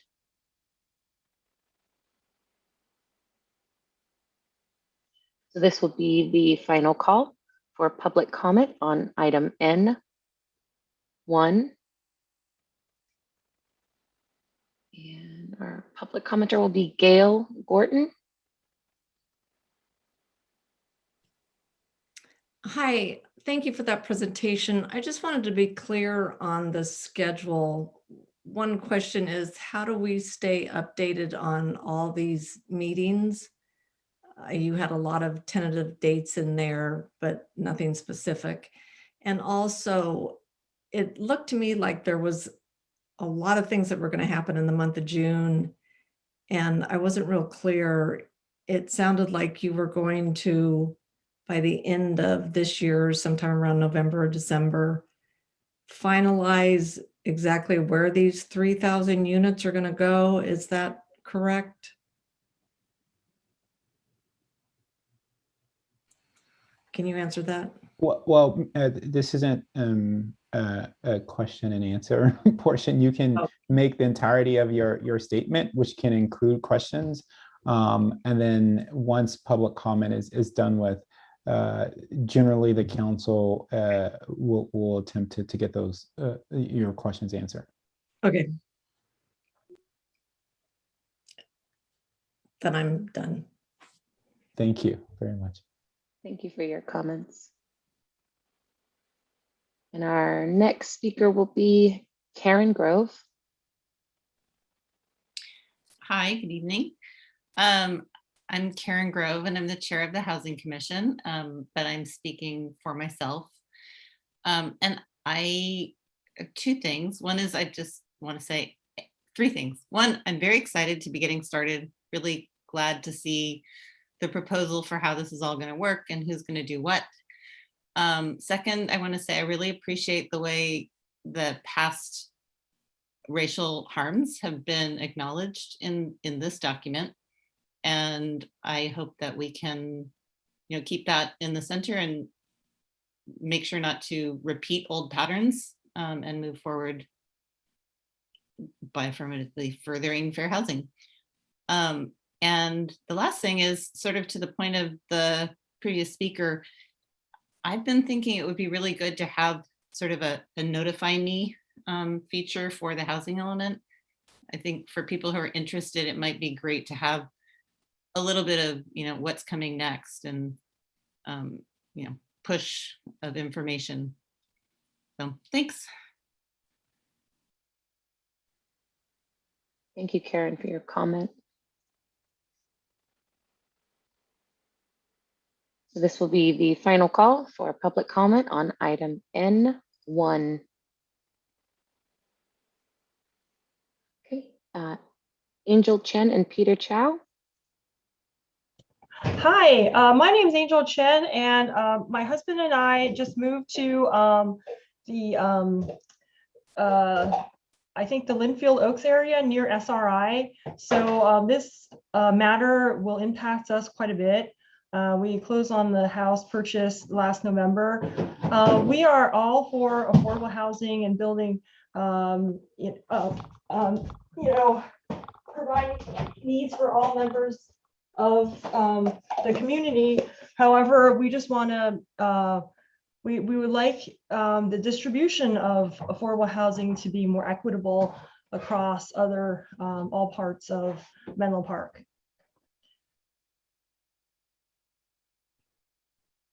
And we would like that to be under consideration. So I know that this area is, quite convenient and all, but yeah, I think it would be just, it would be a lot better if it was a little more spread out than the current proposal.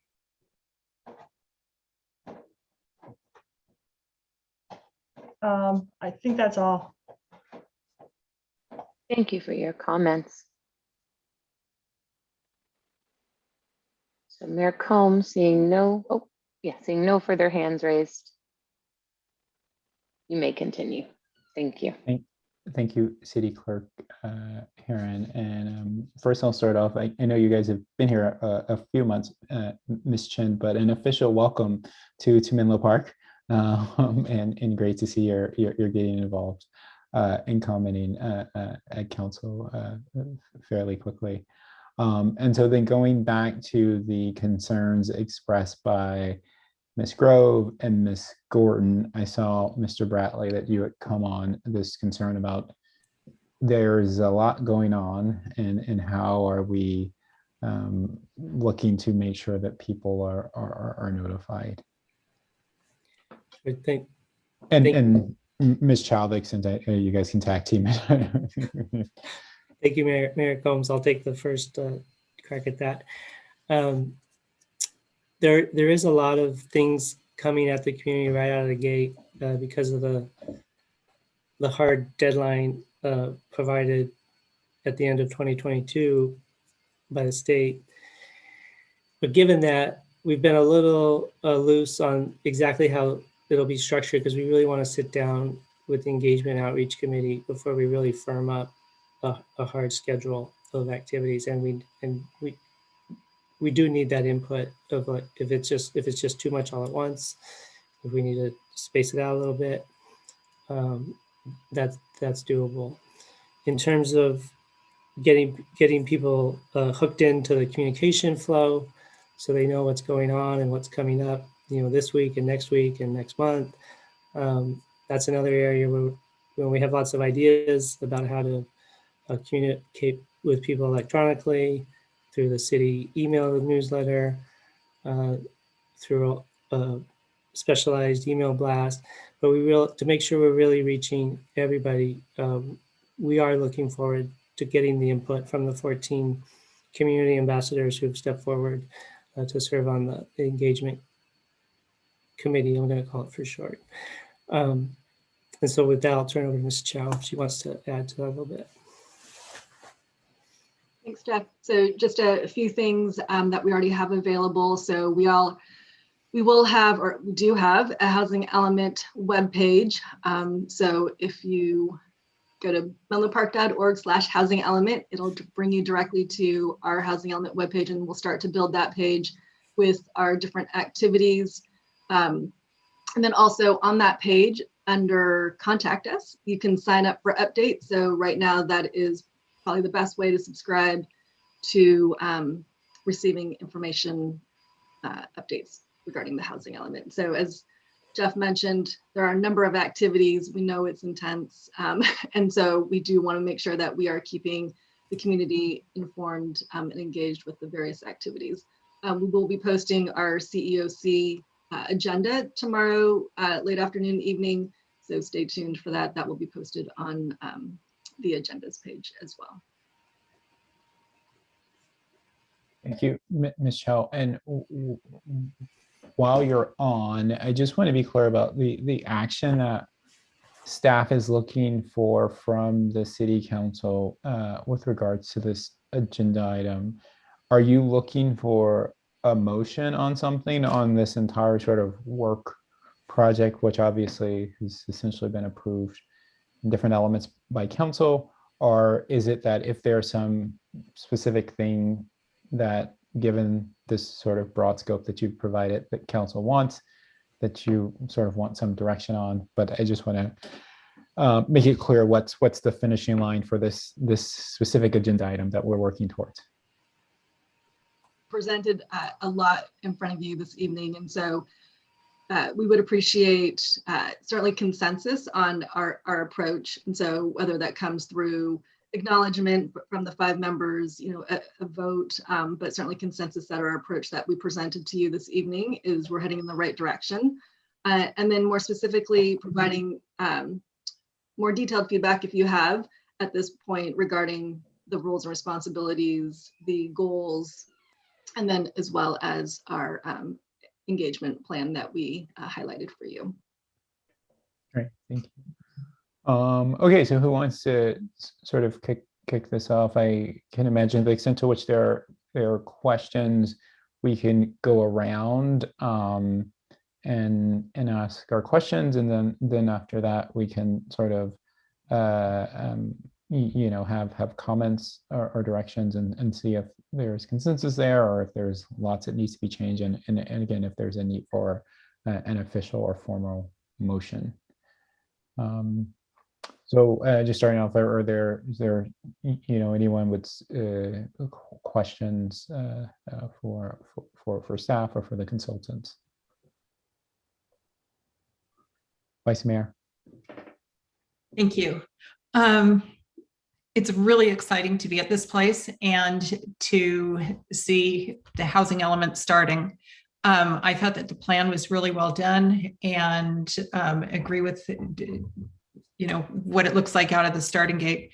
I did want to ask, especially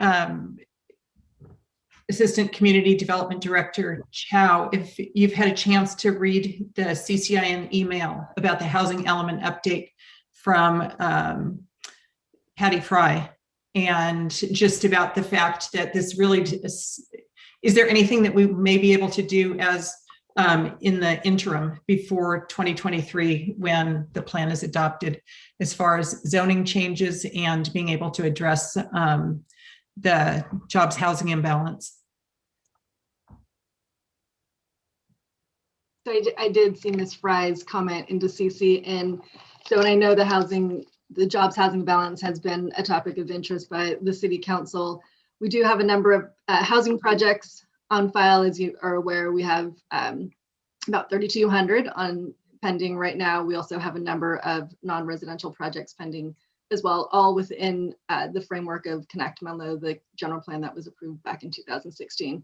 I don't anticipate us doing any changes to our zoning ordinance prior to the adoption of the housing element. If that is something that the council is looking for us to review, that direction can be provided to us, but I don't anticipate us doing any zoning changes at this point. So I'm actually thinking more in the closer to downtown, and just as we, there's a lot of discussion about what we can do with downtown and with transit-oriented development and all, and just, is there any opportunity to do anything sooner, or is this really something where we need to wait for 2023? Obviously desiring something sooner. Yes, certainly. So I think looking at the downtown is certainly part of this housing element process, looking at ways to incentivize additional housing in the downtown, not only in close proximity to services and transit, but across the city. So I think looking at it holistically as part of our housing element is probably the best approach. I think for us to be able to cross this finish line successfully, we need to stay focused on this effort. And I think we can look at the specific plan area as part of the housing element, but to try to do something sooner is probably not, it's not feasible given the timelines that you've already saw already with some of our efforts in the next 6 months. Thank you. So just thank you, Vice Chair Nash.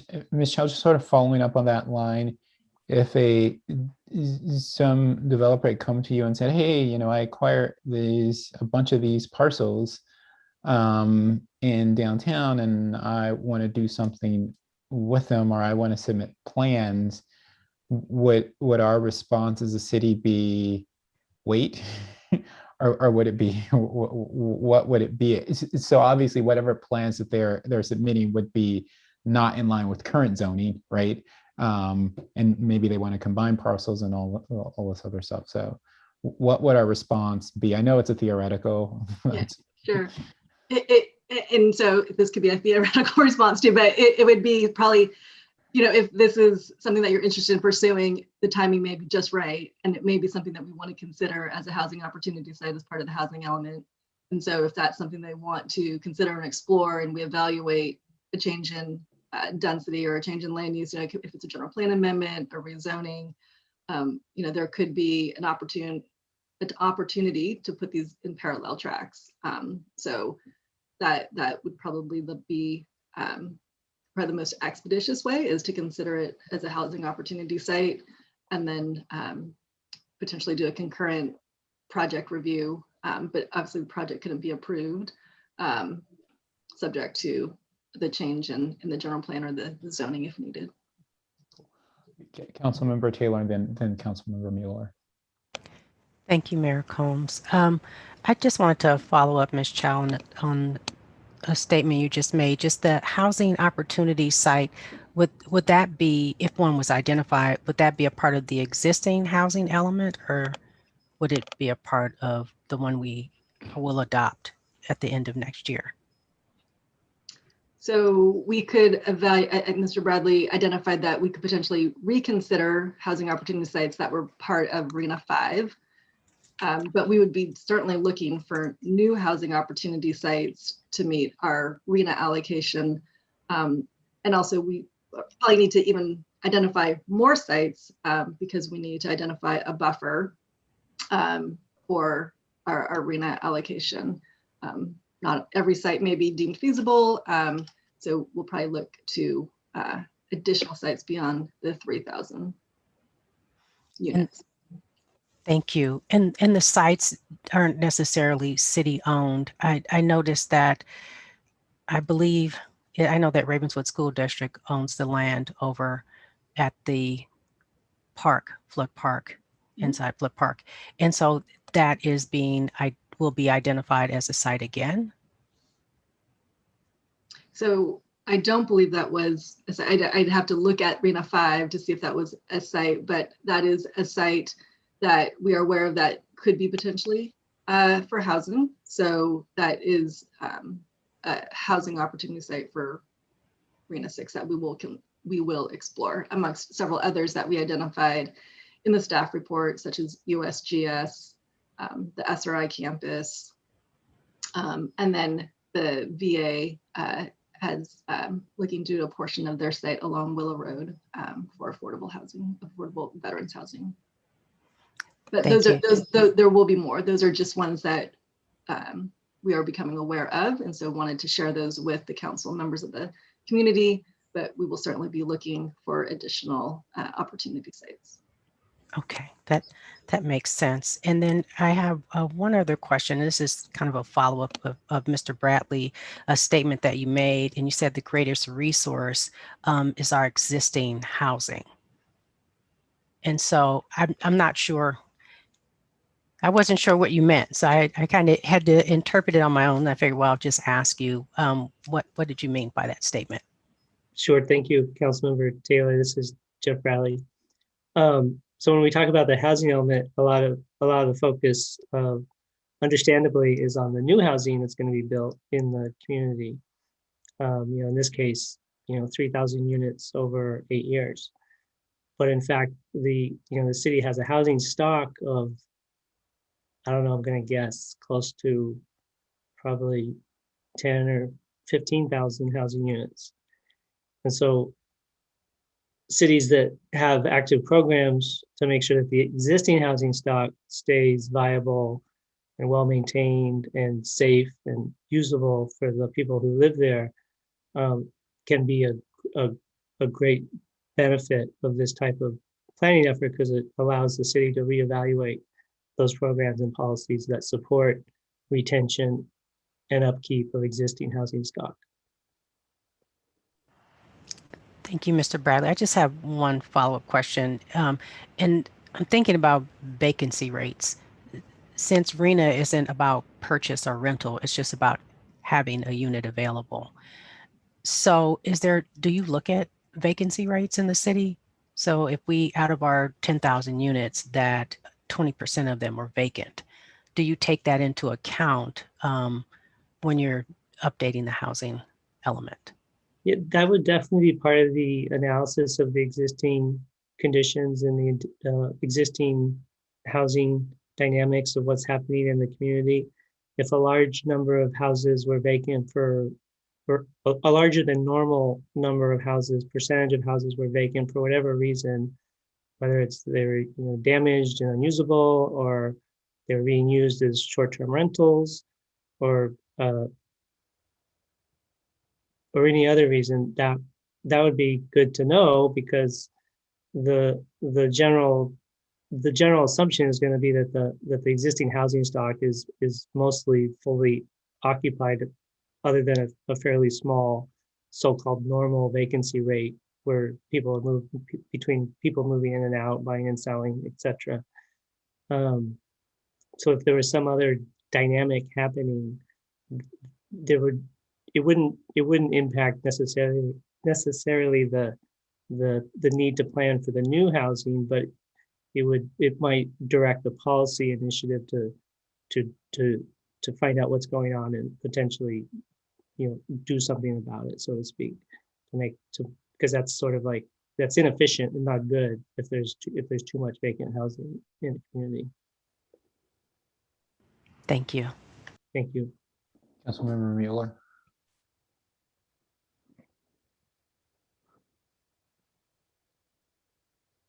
Hi, I have a question. I actually have a few questions. So, Mr. Bradley, do mixed use units count toward the housing element?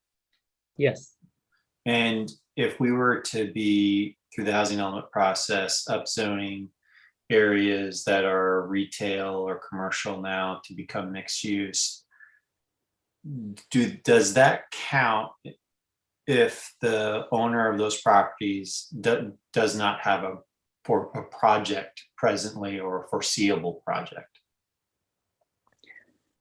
It depends. The key thing is not so much whether the current owner has a firm intention of developing the property with a mixed use development or pure residential development. It's really a more complicated analysis of whether the property itself is considered a viable candidate for redevelopment or development, whether it's vacant or occupied by existing buildings, over the next 8 years. And generally the bar is higher. It's more difficult to make a showing for properties that have existing buildings on them. The criteria are more strict. So if there's existing buildings and there's long-term leases, the assumption is that property is not going to redevelop in 8 years.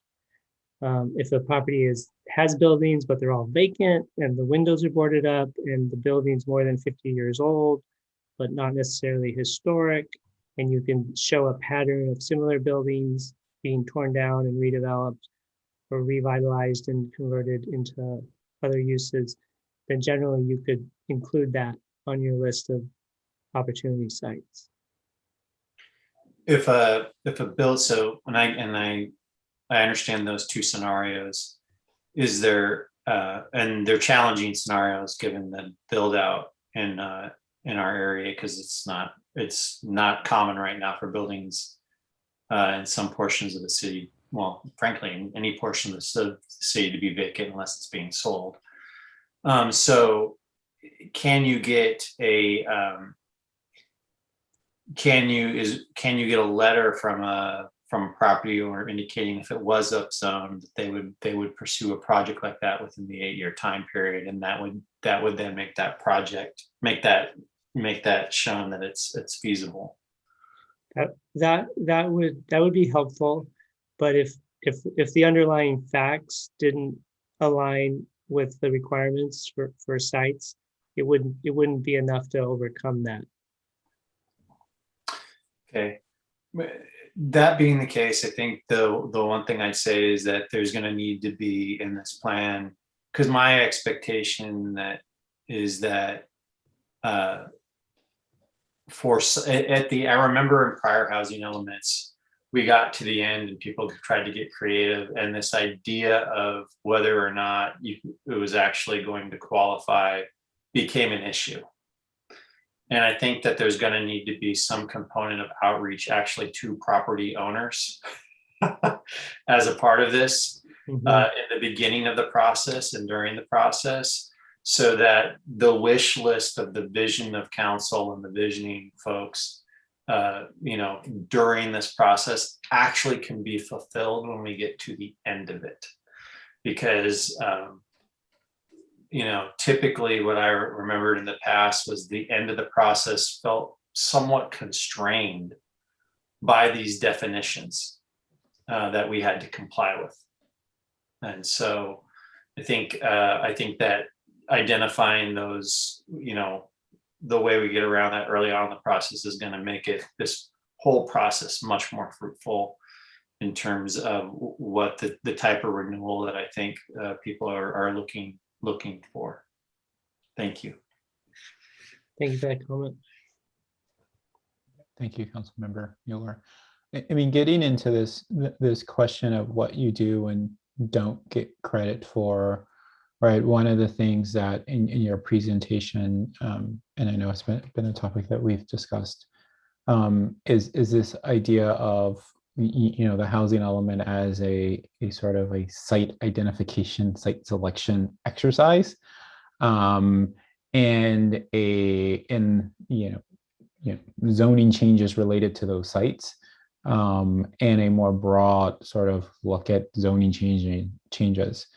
Again, part of the zeitgeist has certainly in California and the Bay Area has focused on the R1 sort of zoning designation. And what's your knowledge to the extent of any kind of broad scale change of that does as far as credit in terms of working our way towards that 2,900 unit figure? At the preliminary stage here, before we really get into the detail and the particulars of the opportunity sites and what the new strategy would be and how it would differ from what's been done in the past, I'm going to say the single family neighborhood, any changes there beyond simply counting expected accessory dwelling unit production, which is not to be discounted, but it's not, it doesn't require any policy change really from the city. It's just sort of capturing what has already been set in motion, mostly by a lot of new state laws encouraging ADUs. I think anything beyond that, and if we're talking about the the 45%, 46% of the city that's zoned single family and occupied by single family homes, anything done within those areas, I think is going to be more, not to meet the numerical requirements of ARENA, but to show from a fair housing perspective that we're providing housing opportunities in opportunity-rich areas, places with good schools, good proximity to jobs, parks, open space, and that we're making a real commitment towards that concept of a balanced community, which was one of our goals, is to have housing, and other resources and amenities and facilities distributed evenly throughout the community, or as evenly as possible, going forward.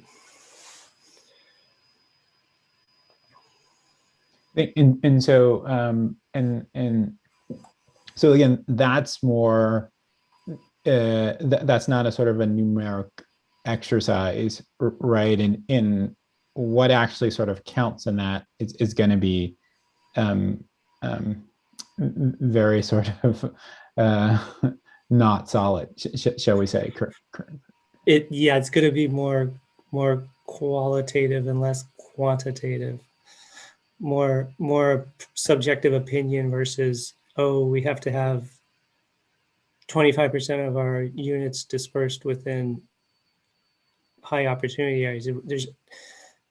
At this point, I don't think there's a hard requirement that includes a number. I mean, there is a hard requirement that communities provide more fair housing opportunities throughout the community, but I don't think that's been reduced to just a percentage or a number or anything like that. And there's no sense that achieving that, right, that qualitative goal is done by one way, and that one way being sort of changing in some substantive way single family zoning.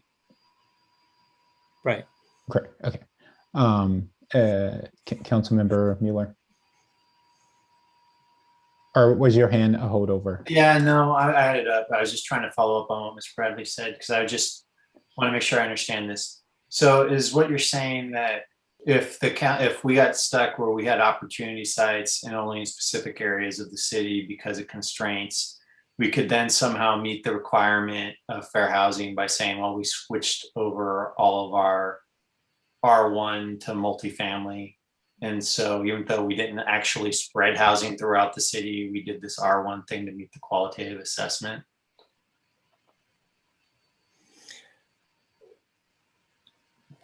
Yes, I think that's one scenario that could, I think the thing we read about in the newspaper now is cities that abolish their single family zoning, right? On the theory that it's too restrictive. It's been used to segregate racial groups and income groups in the past up to the present. Large lot sizes, large homes required. So the idea is, okay, well, if we abolish single family zoning, like you said, and replace it with multifamily zoning, that would be a huge change affecting almost half of the city's land and all of its single family homes eventually. But there could be a more targeted approach than that.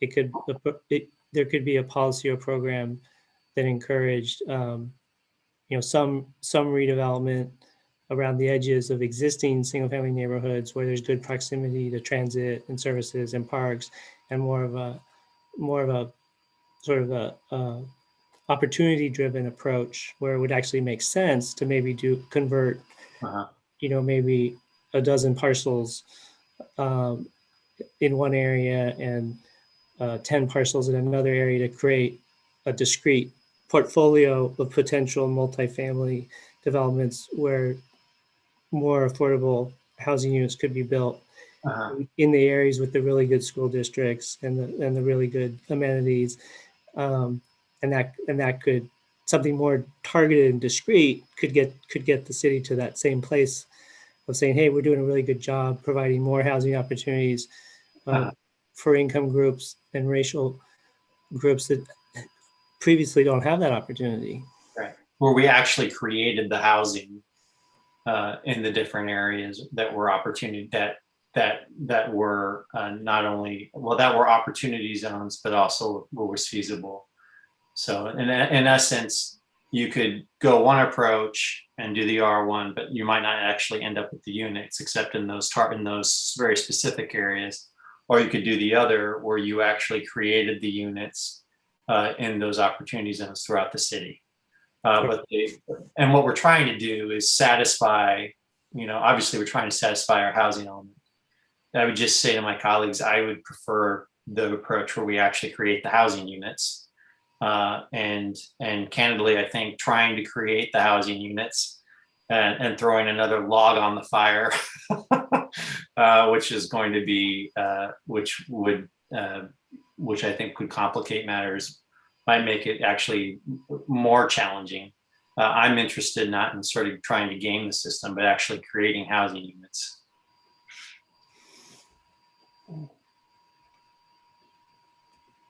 Okay, are there, Councilmember Willison?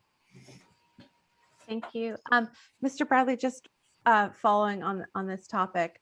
So hypothetically, if R1 was rezoned, I think Mayor Combs was getting at this, would we not get any credit, or there would be some calculation of the likelihood of a certain number of parcels getting developed into multifamily over the next 8 years? And so it would be some number, but how does that calculation work, or is it nothing since it's never been done here, kind of?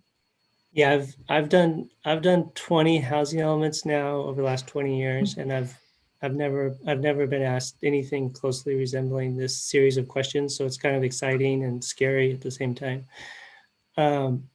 But if you just take standard state housing element rules, you would get very little credit for that, because it's kind of the same if we brought them 10 small parcels in downtown Menlo Park and said, we're going to create this opportunity site, and HCD would say, oh, well, that's great, but it's 10 parcels with 10 different owners and 10 different businesses. What makes you think that's going to redevelop in 8 years? They would just say, we're not going to count that unless you have a real aggressive lot consolidation program. You're going to subsidize, parcel consolidation. You're going to do a precise plan and allow increased density.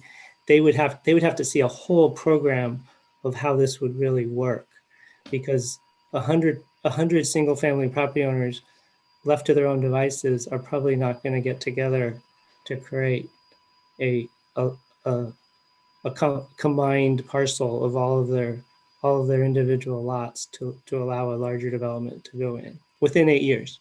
But if it were infill, what if it weren't a large opportunity conglomerate, but if my next door neighbor was enabled to like, they have family and they want to have a duplex or something. Basically, So, one new duplex takes the place of one existing house, right. kind of situation. So Yeah. I mean, it's like kind of the ADU concept, Right. as a potential strategy. Right. We could definitely make those arguments. Our challenge would be we wouldn't have a track record to point towards. So the response from the state might be, yeah, okay, we agree with that. It's a good policy. It's very progressive. Go ahead and do it for the next 8 years. And then based on that, we could give you credit the next time, once you have a track record of showing whether you're generating, 20 net new units a year or 200 with this R1 program. Thank you. And following up, and this might be for Ms. Chow, on some of the questions about what if a developer came along and wanted to develop one of these properties, and you were talking about how it could be kind of double tracked along with the housing element, and say, oh, what great timing you have. We're just about to allow more housing at this site or something. But what if that developer came along and they said today, and they're like, no, I don't want to build housing. I want to build office because this is zoned for office. And we were eyeing it to potentially convert the commercial land to residential. So are we in danger, I guess, of this type of behavior of this happening in this period before we get to converting commercial land. Does that make sense? Like what would happen with that commercial developer? Sense. So we would be obligated to process the application if it's consistent with the zoning. You know, I think it like, so yes, I mean, we would be obligated to process the application under our existing. So do you see, I mean, you know, the development scene better than any of us. I mean, do you see there being any large parcels that are currently kind of being eyed for siting of housing that are currently zoned for commercial where this could happen? I think to Vice Mayor Nash's point, I think that's what Patty Fry is getting at with her email. And that's kind of the worry that while we're working, we're kind of like thinking of this site, there's another thing happening that we just, or are we worrying for nothing? No, I think these are all great questions. I think several of the, I'm not aware of commercial sites, I guess, but this is like, as at this point today, right? Things can certainly change, but I'm not aware of a commercial redevelopment on a site that we might be thinking for housing. I think I've identified a few where they are existing commercial sites that folks are potentially thinking about what opportunities might exist for housing.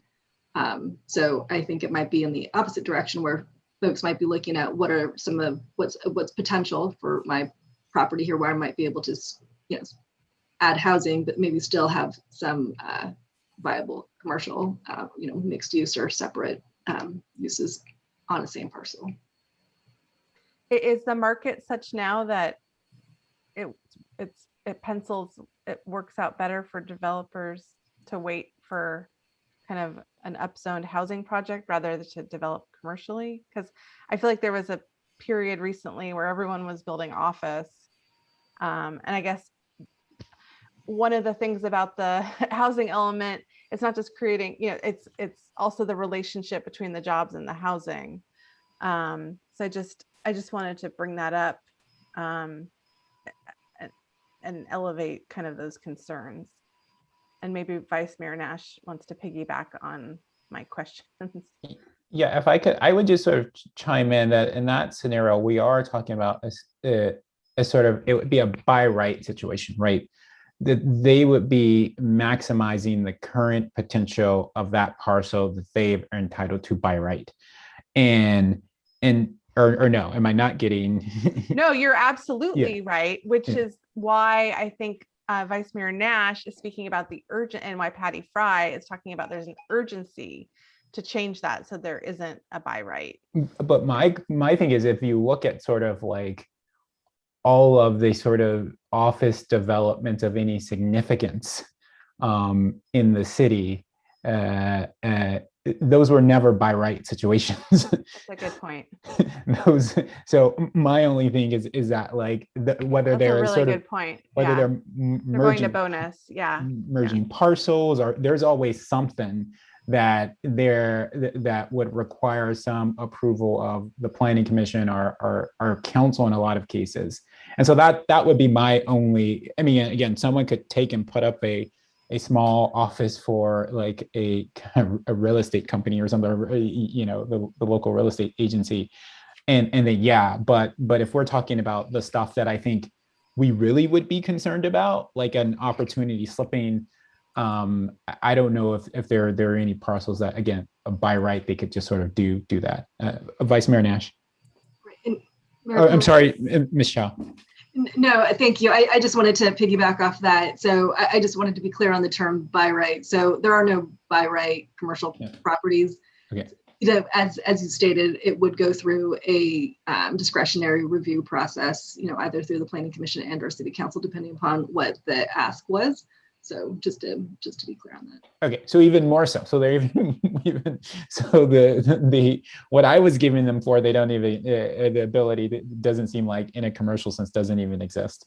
That it would all be discretionary and have to go to the planning commission and city council.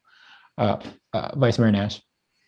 So absolutely agree with what's being discussed. And what really, one of the other parts of trying to get this zoning done as quickly as possible is also to encourage some of the storefronts downtown and just the properties that are sitting vacant or very underused, to actually be able to incent those people to think about redeveloping and perhaps actually provide a mechanism where economically it'll be enticing to them to do that, rather than just have sort of some of the stagnant situations that we currently have.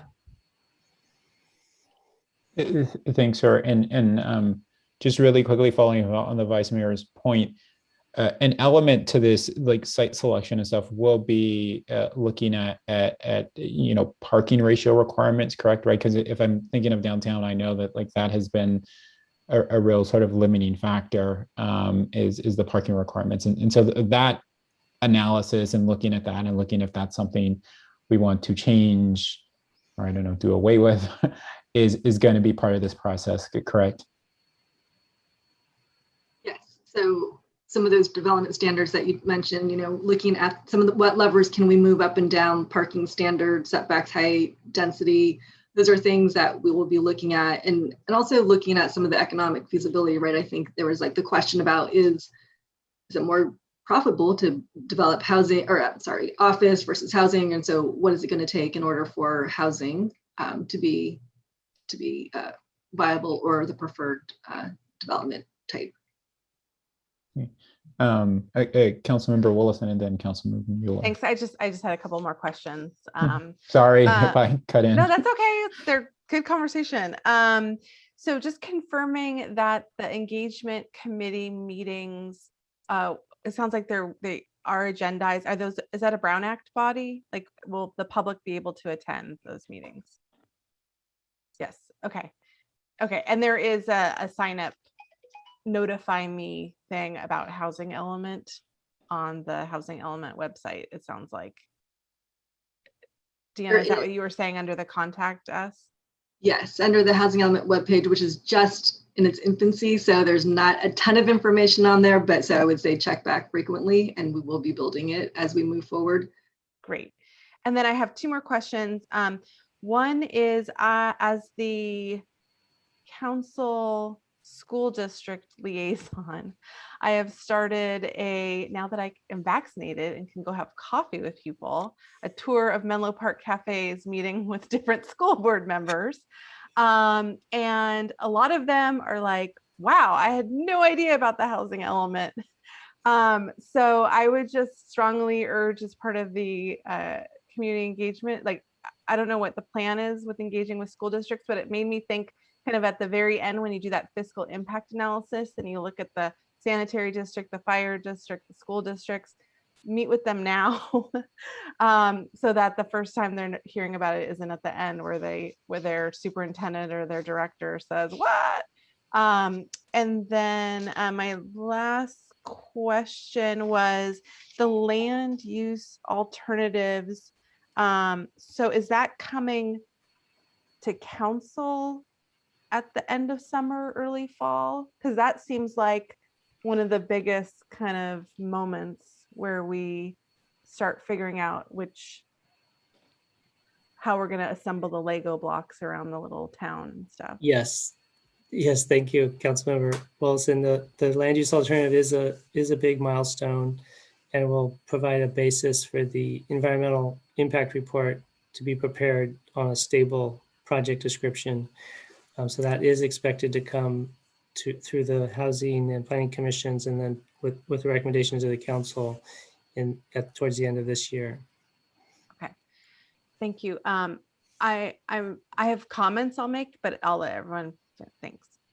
Yeah, thanks, Councilmember Wilson. And my hope is that we can transition into those comments. So I'll acknowledge Councilmember Mueller, and then after that, either he can kick off the comments, or if he has questions, then after he's done, I will sort of kick off the sort of direction or comments that I have. Thank you. I'm just going to ask some real specific questions about so to see if it counts. Mr. Bradley, if we had old housing stock, old apartment stock around the downtown, and we said we wanted to convert that to mixed use and go up with housing, but it's apartment stock right now. Is that something that would count for the arena numbers?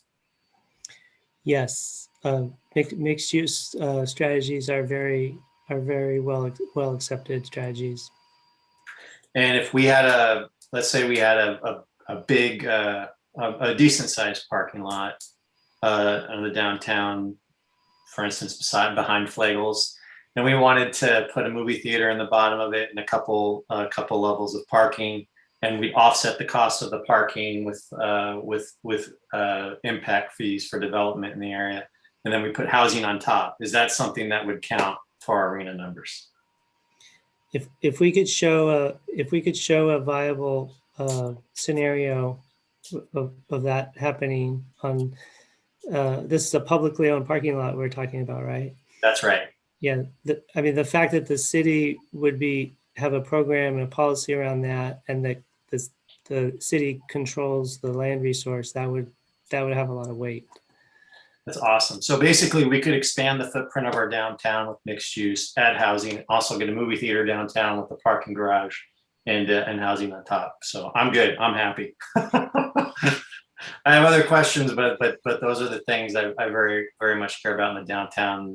There's other places in town, of course, that I'm interested in housing, but I know our residents are very interested in downtown and getting some more entertainment down there and some more mixed use for good retail. I think people will very much appreciate it.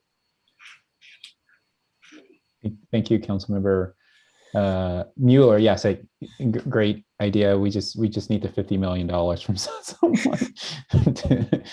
to get that. In Palo Alto, they figured out how to do the parking garage with impact fees, and it works. I've talked to developers; they're willing to pay for it.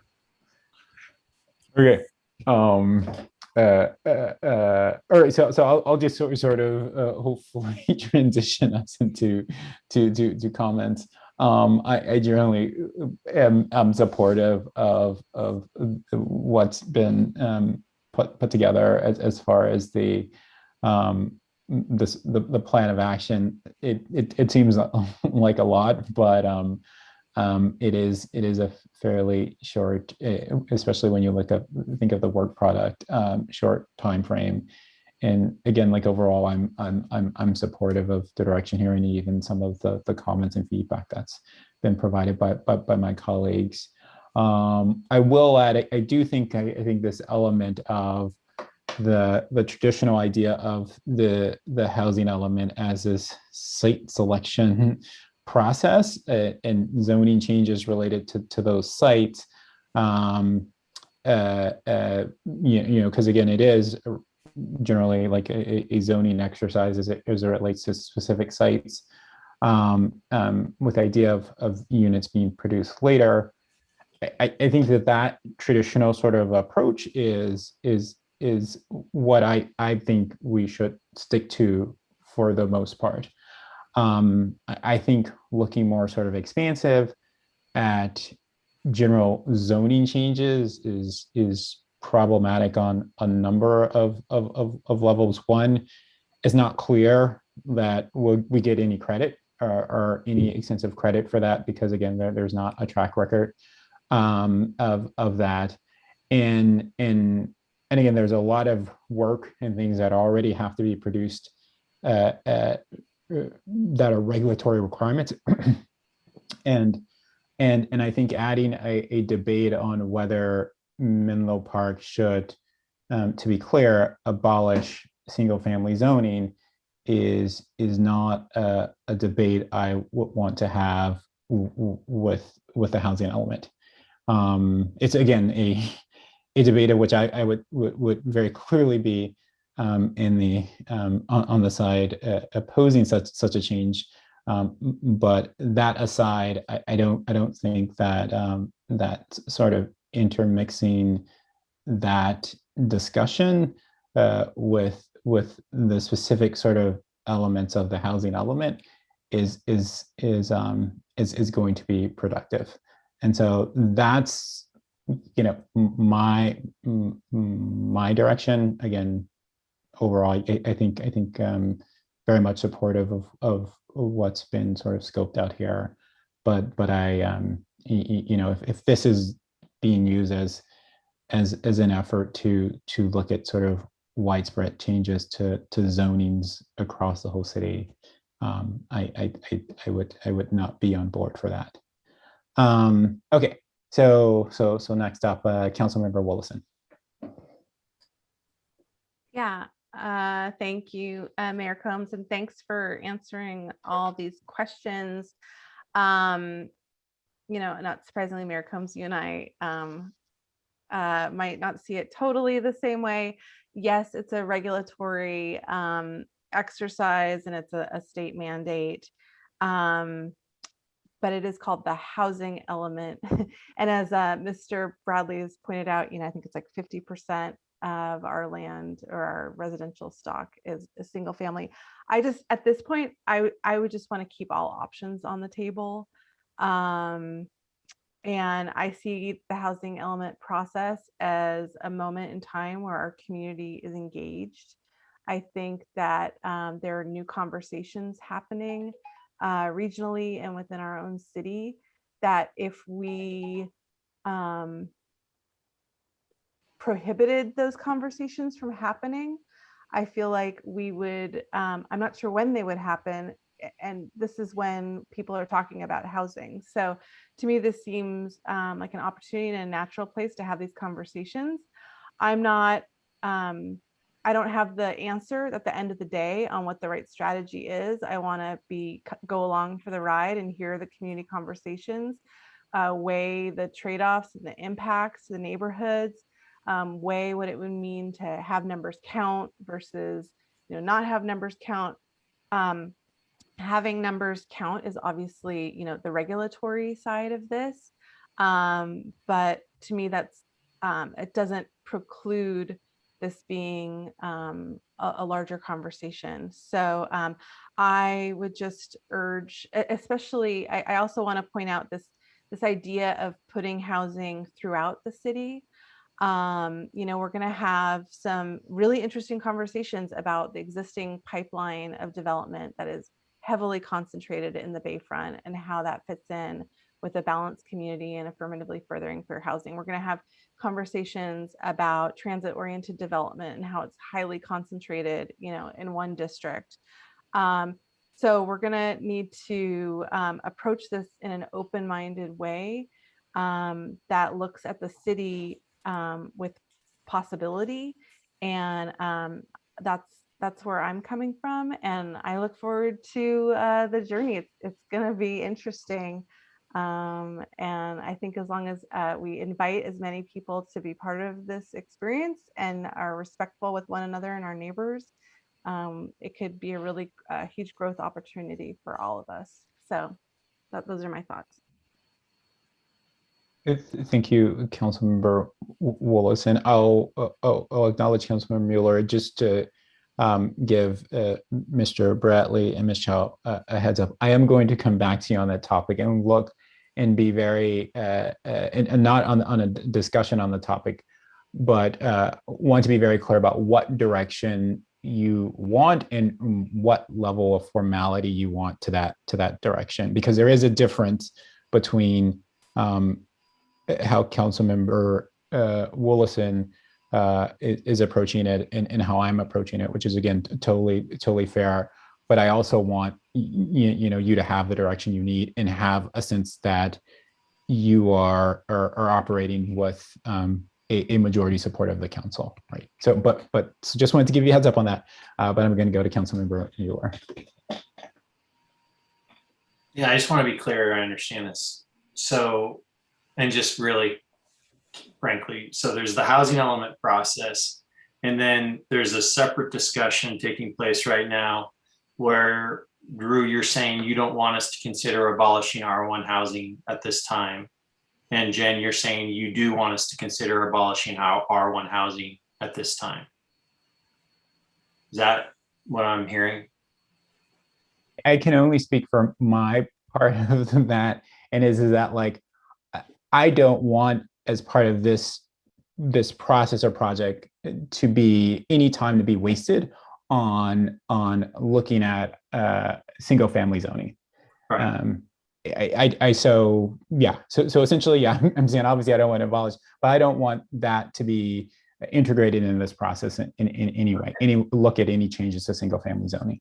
And so yeah, and to be clear on my position, I don't consider it abolishing R1 zoning. I consider it enabling more than single family homes. Everyone gets to keep their single family home if they want to, but I am considering that the conversation should not preclude any strategy, because that's part of the conversation where we're going to be looking at different strategies. But wait a second. So what we've been told is that if we do away with R1 zone, R1 is a type of zoning. It's restrictive to one. Okay. If we do away with R1 zoning, that means it's not restricted any longer to one. It's can be multiple. Okay. And so when I say getting rid of R1 zoning, that's technically what we're doing. So what you're saying is you would like the council to consider during this housing element process getting rid of R1 zoning. Is that right?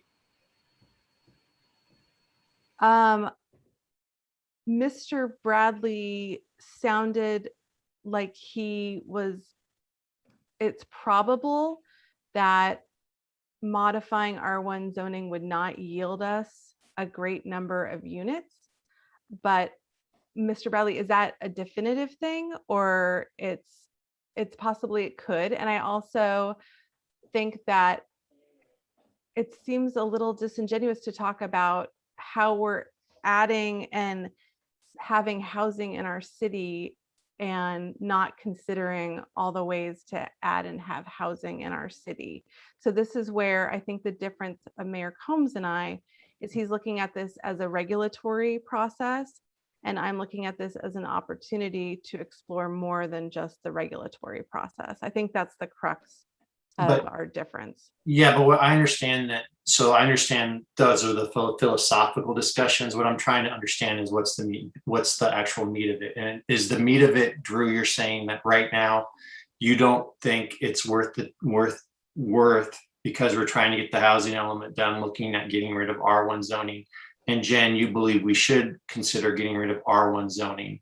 And we'll leave the reasons why out of it, but just at the end of the day, is that the thing that I'm being asked to look at? Between your approaches on this? I'm saying I would like it to be explored as a strategy. I'm not saying that it's going to be the strategy we pursue, but I would like to see it examined. Okay. So you would like us to examine getting rid of R1 zoning as part of the housing element process?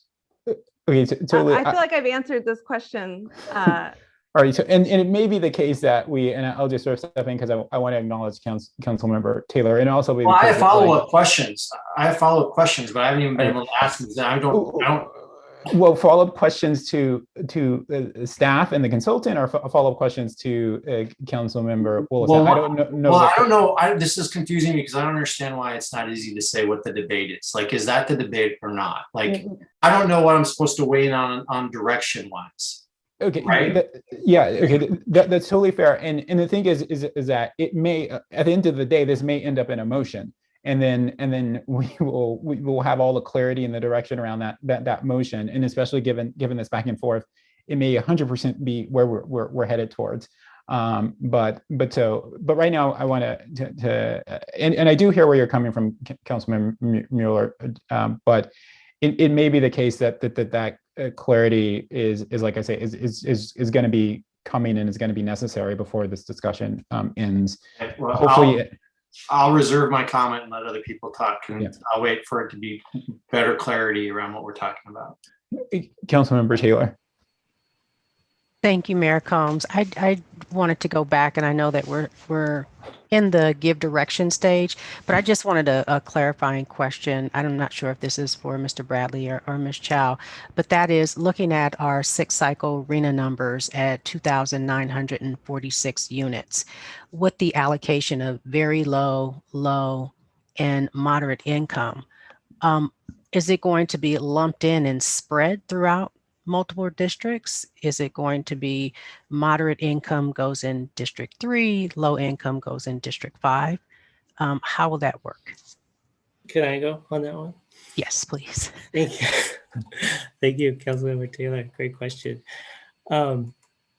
Generally, we would never seek to distribute the housing allocation on that basis that you described by segregating it by income category and organizing that way. My view would be that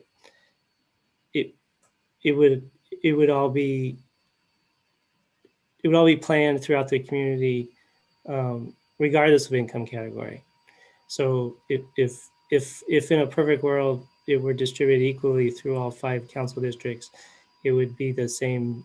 The percentages of different affordable levels would be the same. Thank you. And I remember, I think this came up, I want to say 2 years ago, I believe Councilmember Mueller was mayor at the time. And that was, since there's over 3,000 units being built in one district, do we get a pass for having RENA numbers in our community? Well, the interesting thing is that a lot of the development that you're seeing, what I call as in your pipeline right now, projects that have been filed, projects that are in the planning department going through review, projects that are coming to the planning commission and council for approval, like from like 6 months ago for like the next 6-9 months. If they get built, if they get approved and built, those units will count towards the next RENA cycle. And there's a significant number of units in the pipeline. It actually exceeds your RENA number, but most of it's market rate. And so the challenge will be in this planning effort for the next cycle to demonstrate that we're hitting all of the affordable housing categories in the 6th cycle. Does that make sense? Another item I wanted to sneak in. Deanna tried to save me. I was supposed to mention this during my presentation, but I forgot. The RENA we've described as this number of about 3,000 units.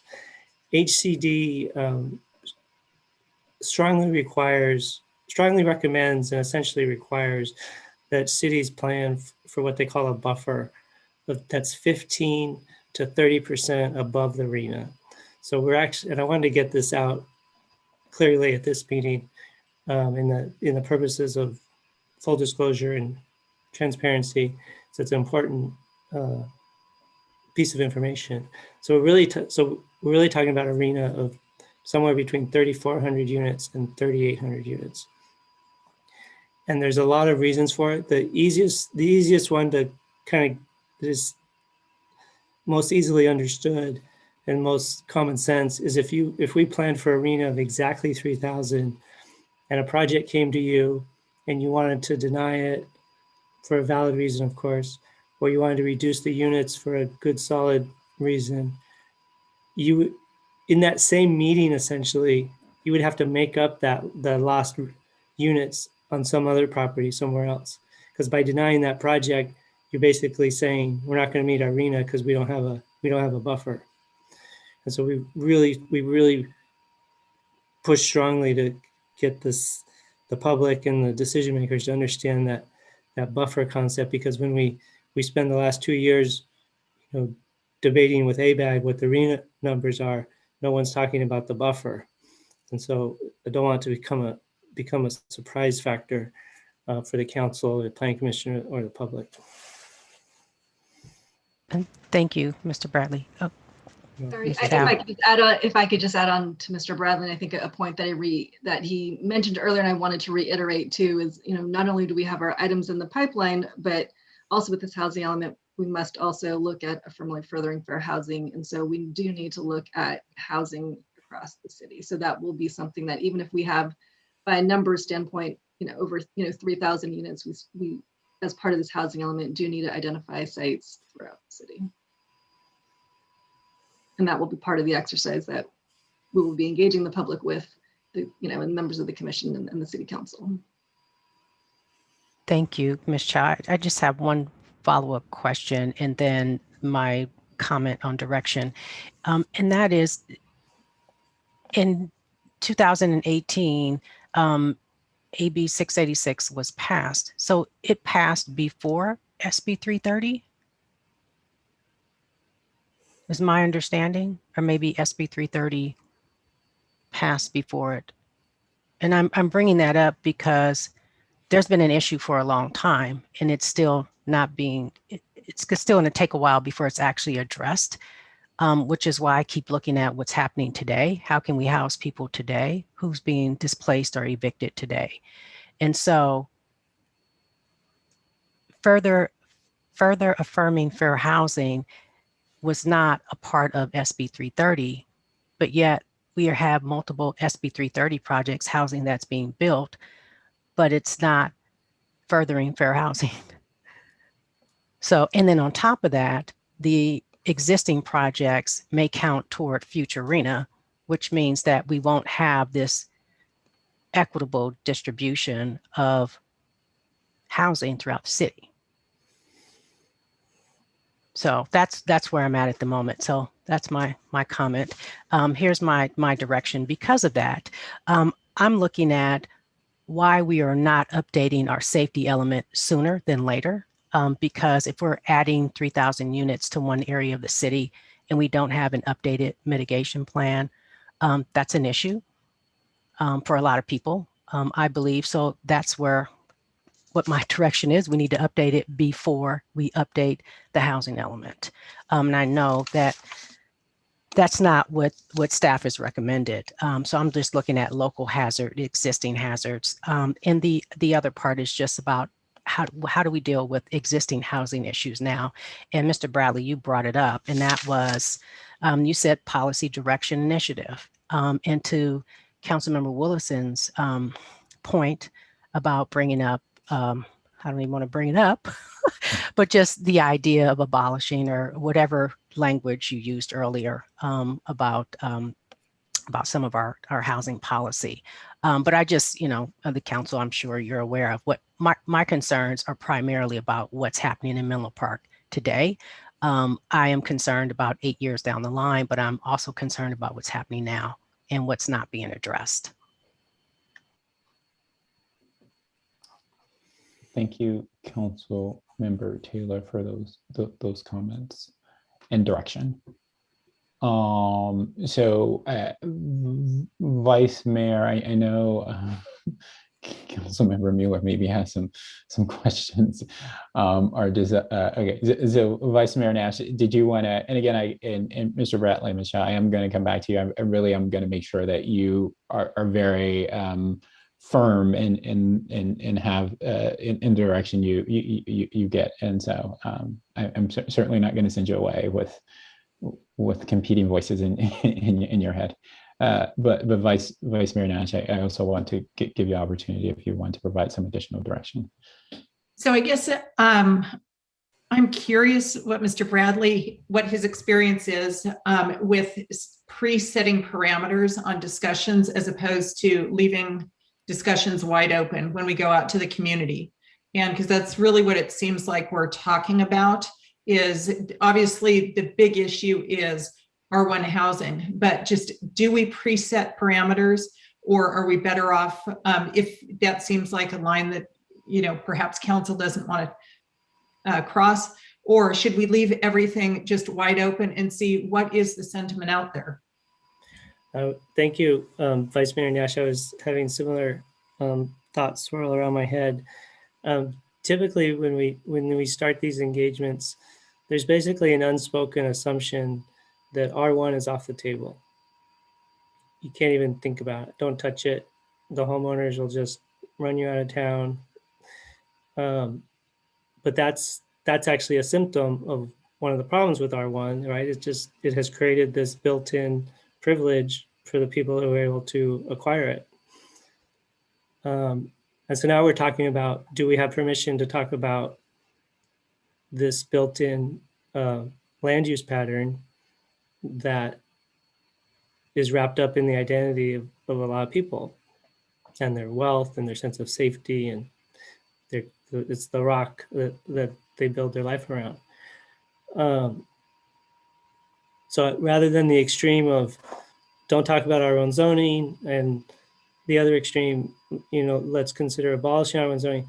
To me, it would be moving the needle significantly if we just had permission to even think about R1 zoning as a possible area to solve some of the city's housing challenges. And so that, to me, that would represent forward movement. Even if we have this big discussion with the community and it comes back, predominantly not a lot of support for changes in the R1 zoning. I mean, that would be my expectation as a practitioner. But there may be some exceptions or unique situations where if we really analyzed it and looked at it and talked to enough people, there may be some solutions within the R1 areas that we wouldn't be able to even think about in a normal engagement, where it's considered politically unpalatable to even consider even any kind of small change to the R1 framework.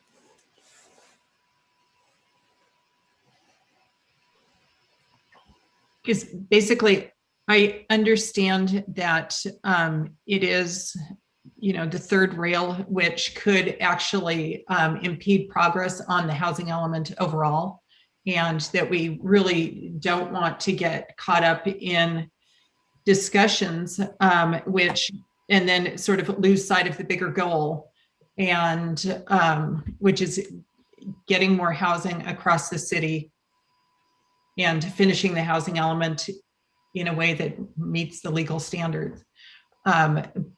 But it also seems to me that it's early to preclude any discussion, just because I think we all have some idea of what we believe the community wants, but we haven't, until they really hear about what is the housing element, what is required, what are we trying to do, what is the purpose.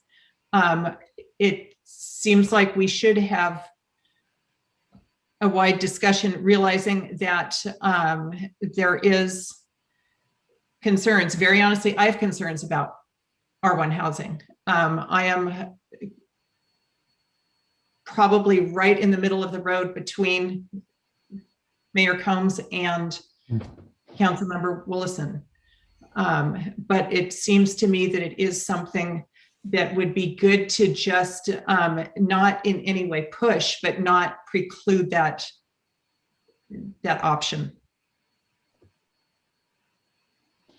Thank you, Vice Mayor Nash. And so it seems as though that just when it comes to this idea of giving direction, that's like the kind of one element. And so I'm just going to sort of set that aside, but everything else we seem to be mostly aligned and mostly comfortable with what we've been presented. I know there has been some individual feedback about communication and things of that nature. And I know that Councilmember Taylor brought up this idea of like, well, do they get a pass? And by they, I think she was talking about District 1, and I think that's totally fair. I think that's a policy question, and so I won't put staff and the consultant on the spot with regards to that. But certainly, I just want to note that that was heard, and I definitely think it's worth again putting it again and again as we have this discussion to your colleagues. And then the other issue had to do with sort of safety mitigations that you brought up, but it just seems like we're for the most part aligned, and there is this issue about should some discussion or debate around single family zoning be a part of this process or not, and I do think that's worth clarifying, only because, and again, separate from the fact that it is a contentious issue. It is something that will, if it is part of this process, consume time, like right on the staff side, on the consultant side, and certainly on with the engagement with residents, and so I do think it's worth, again, setting aside like all of the issues around it, around that topic, it is just in itself, it is something that will consume some time, and so I do think it's worth making it clear to staff that it is something, putting in that sort of the necessary resources to have those discussions is something that has the backing of a majority of council. So I think Ms. Chow and Mr. Bradley, I may have already answered the question that I said I was going to pose to you, but I'll go to Councilmember Mueller, and I would say that the extent to which there is a desire to make a motion around that, then certainly someone should be thinking of it. I'm happy to, but also again, happy to defer. And again, I do appreciate, at least where I hear that Councilman Ruelas and the Vice Mayor are at least sort of coming from, and that is just that they want a wide discussion, right? They want a wide discussion, and I can respect that. I don't want a wide discussion, and so, but Vice Mayor, since I seem to quote you, and I want to make sure I didn't misquote you, and you raised your hand, and then I'll go to Councilmember Mueller, possibly, yeah. So I guess I'm not talking necessarily about having a discussion, like initiating a discussion about it. It's more not disallowing it. It's not trying to totally close it off. So, I mean, it may end up in the same spot either way, but I'm not trying to promote it or even to get people to talk about it. It's just, it might, No, and totally fairness to that point. And again, I would just to be very firm, again, my position would be to be that this is not to provide a forum for the discussion, right?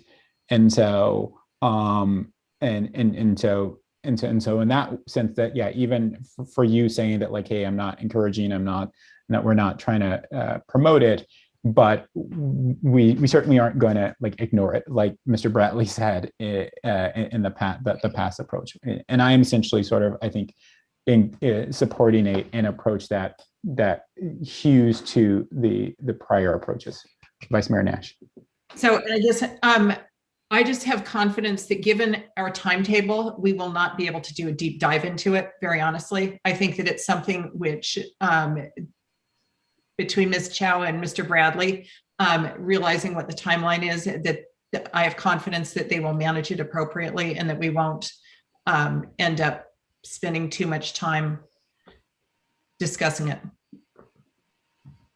But it might be something that is of interest. And if there's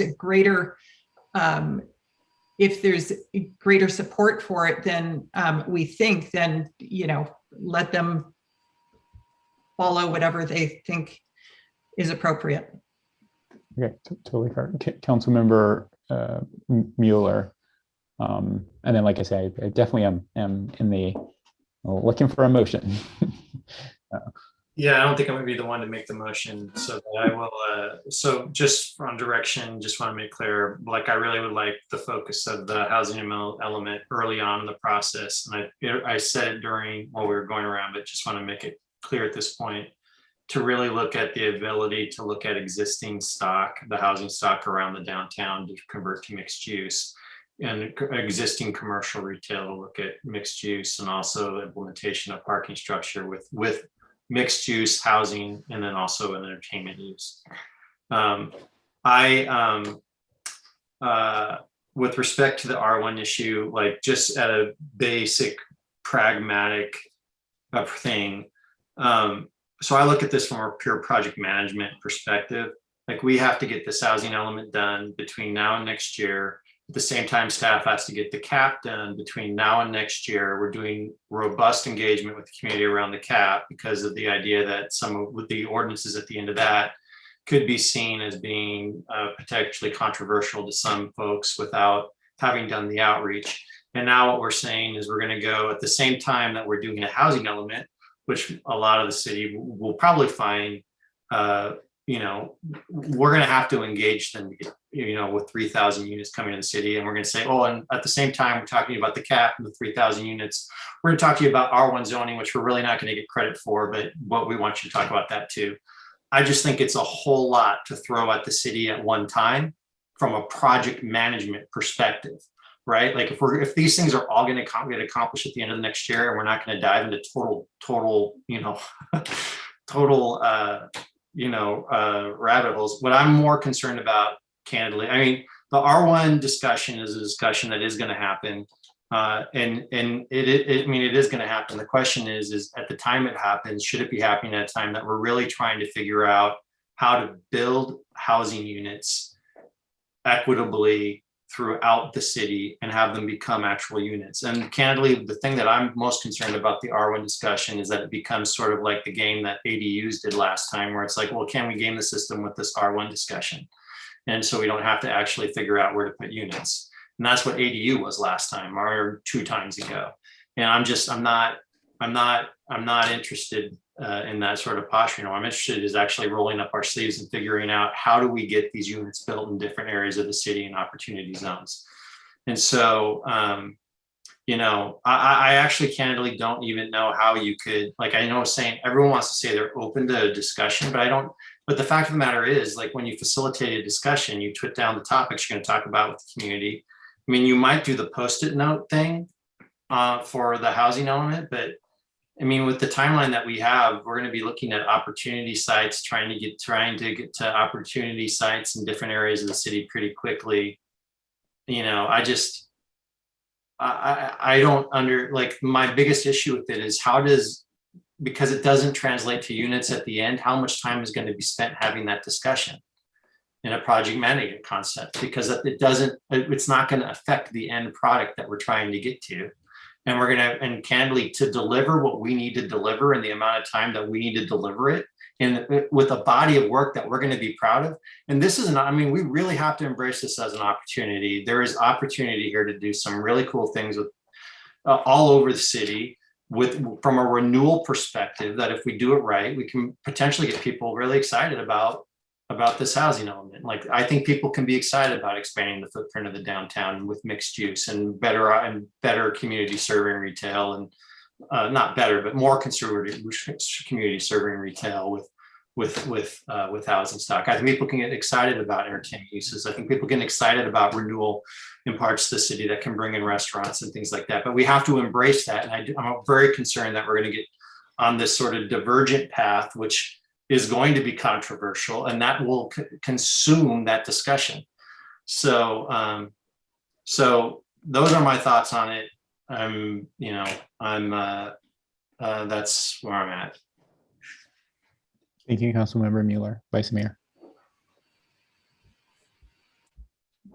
So I agree that we should not, and I think that, again, that it's up to staff to monitor this and not jive down that rabbit hole, that there is so much on our plate. But I also have to say, I am not, I think that bringing up entertainment centers and starting to get into that discussion also is another rabbit hole. And I think we really need to focus on housing and how that happens. And I guess, again, to staff, just good luck managing all these different aspects, and not, I will just state up front, I'm skeptical about I'm for the renewal of downtown and for whatever we can do to stimulate growth. I am very skeptical about the entertainment center, as I was last time. So just to the extent that we sort of stay on a more middle of the, focused on housing, that would be great. If I could just respond, Councilmember Nash, I'm not asking for us to actually approve a project. I'm just saying having zoning that will allow for that discussion. When you're looking at doing mixed use zoning, allow entertainment use to be a mixed use that would be allowable within the zoning. So if we look at and we've talked about a specific plan, and when you look at when people usually do renewal plans, the one thing they always forget is entertainment, and they always have to go back in at the end and try to figure out how to get it in. And so understanding that we can set aside some zoning for that in this process to start with will save us time at the back end later. And we don't need to talk about which projects. Councilmember Wilson. And then Councilmember. I'm ready to make a motion. Okay, cool. Thank you. I thought you'd like that, Mayor Combs. Although you might not like my motion, but I knew you'd like the idea that I was making one. But I'm actually looking for staff guidance. Given my goal is to not preclude any strategy. So how do I make what direction or clarity do you need for the wording of my motion? I would like some help from staff, given what Vice Mayor Nash and I have said. Anyone, or should I just take a stab at it? So I'll take a stab and you let me know if this is clear enough, I guess. So I guess I would move that the recommendations and the process outlined in the staff report are on track, and that the conversations around land strategies should not preclude any strategy at this early stage. That all options should be on the table. Is that clear enough for Mr. Bradley and Ms. Chow? Here comes the city attorney. She's not. I'm going to move this along. Yeah, I think that was a reasonable motion and is consistent with staff's recommendation of the policy objectives in the staff report. Okay. So do we have a second? Councilmember Taylor. I'll second. Second. Okay. City clerk. Hello. All right. So I have a motion by City Councilmember Wilson and a second by City Councilmember Taylor to approve the recommendations and process proposed, and to include all conversations around land strategies. They should not be precluded, and all strategies should be on the table. Any further City Council discussion or questions? I see no hands raised. So by a roll call vote, City Council Member Mueller. Yeah, so I'm going to be candid. I have a problem with the motion. I don't think it's transparent to the public if they were to read it. I'm going to be voting no against the motion. I do not think this is the right time to be discussing R1 zoning. I see Vice Mayor Nash has a hand raised. Well, I guess so I do not want to be promoting R1 zoning. And I'm curious if Councilmember Mueller would like to just, what would your, and maybe this is the right time, but I'm curious what your motion would be in this situation. Yeah, I'm only Vice Mayor gonna do a point of order.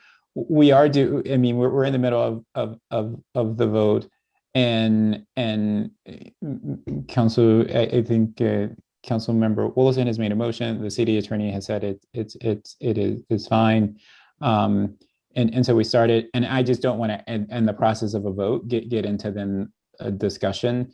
So I want to go through the vote, and then let's see how it ends. You can. Well, can I just? I'm sorry. Go. My concern is right now, Councilmember Mueller basically put me in the camp, to me, of supporting and promoting R1 zoning, and I am not there. I am just in the camp of trying not to, just let's let the outreach committee do their job. Wait, just so I can understand. I don't want to be in the camp of promoting R1 zoning. I'm just in the camp of let's just let people. Yeah, and I would only say that's why I'm reacting and trying to get it actually matters to my vote. And I can only say, obviously, Councilman Mueller can, as he votes, say whatever he wants to say, and I'm not going to try to govern or dictate that. And the same way, when you vote, you can say whatever you want to say, to sort of explain, your vote. But you said it seems as though he was putting you in the camp of supporting R1 zoning, or do you mean he was seeming to put you in the camp of being opposed to R1 zoning? Is that what you meant? Because Council Member, no, I actually thought he was saying, See, that's I'll bet you. I guess Council Vice Mayor Nash, all I'm saying is I don't think it's, I read the motion says that we would talk about all strategies, including getting rid of R1 zoning.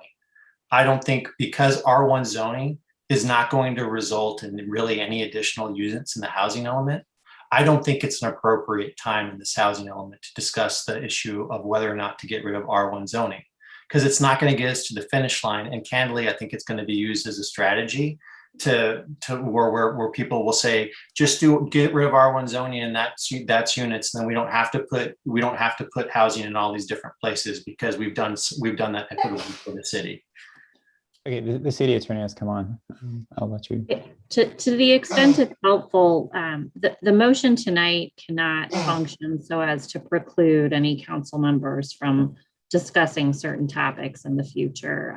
There are, First Amendment rights, of course, that would enable council members to raise anything in the future. And so I think what staff is looking for, and I look to the city manager and the community development director if they disagree, but I think what staff is looking for is just a conceptual approval of the policies articulated in the staff report, and the discussion of R1 zoning will inevitably come back following a showing of some of the statistics and analysis that Mr. Bradley is accustomed to providing when advising on housing elements. Respectfully, city attorney, that is not what his testimony was. His testimony was that he usually doesn't even do outreach on it because it's a third rate.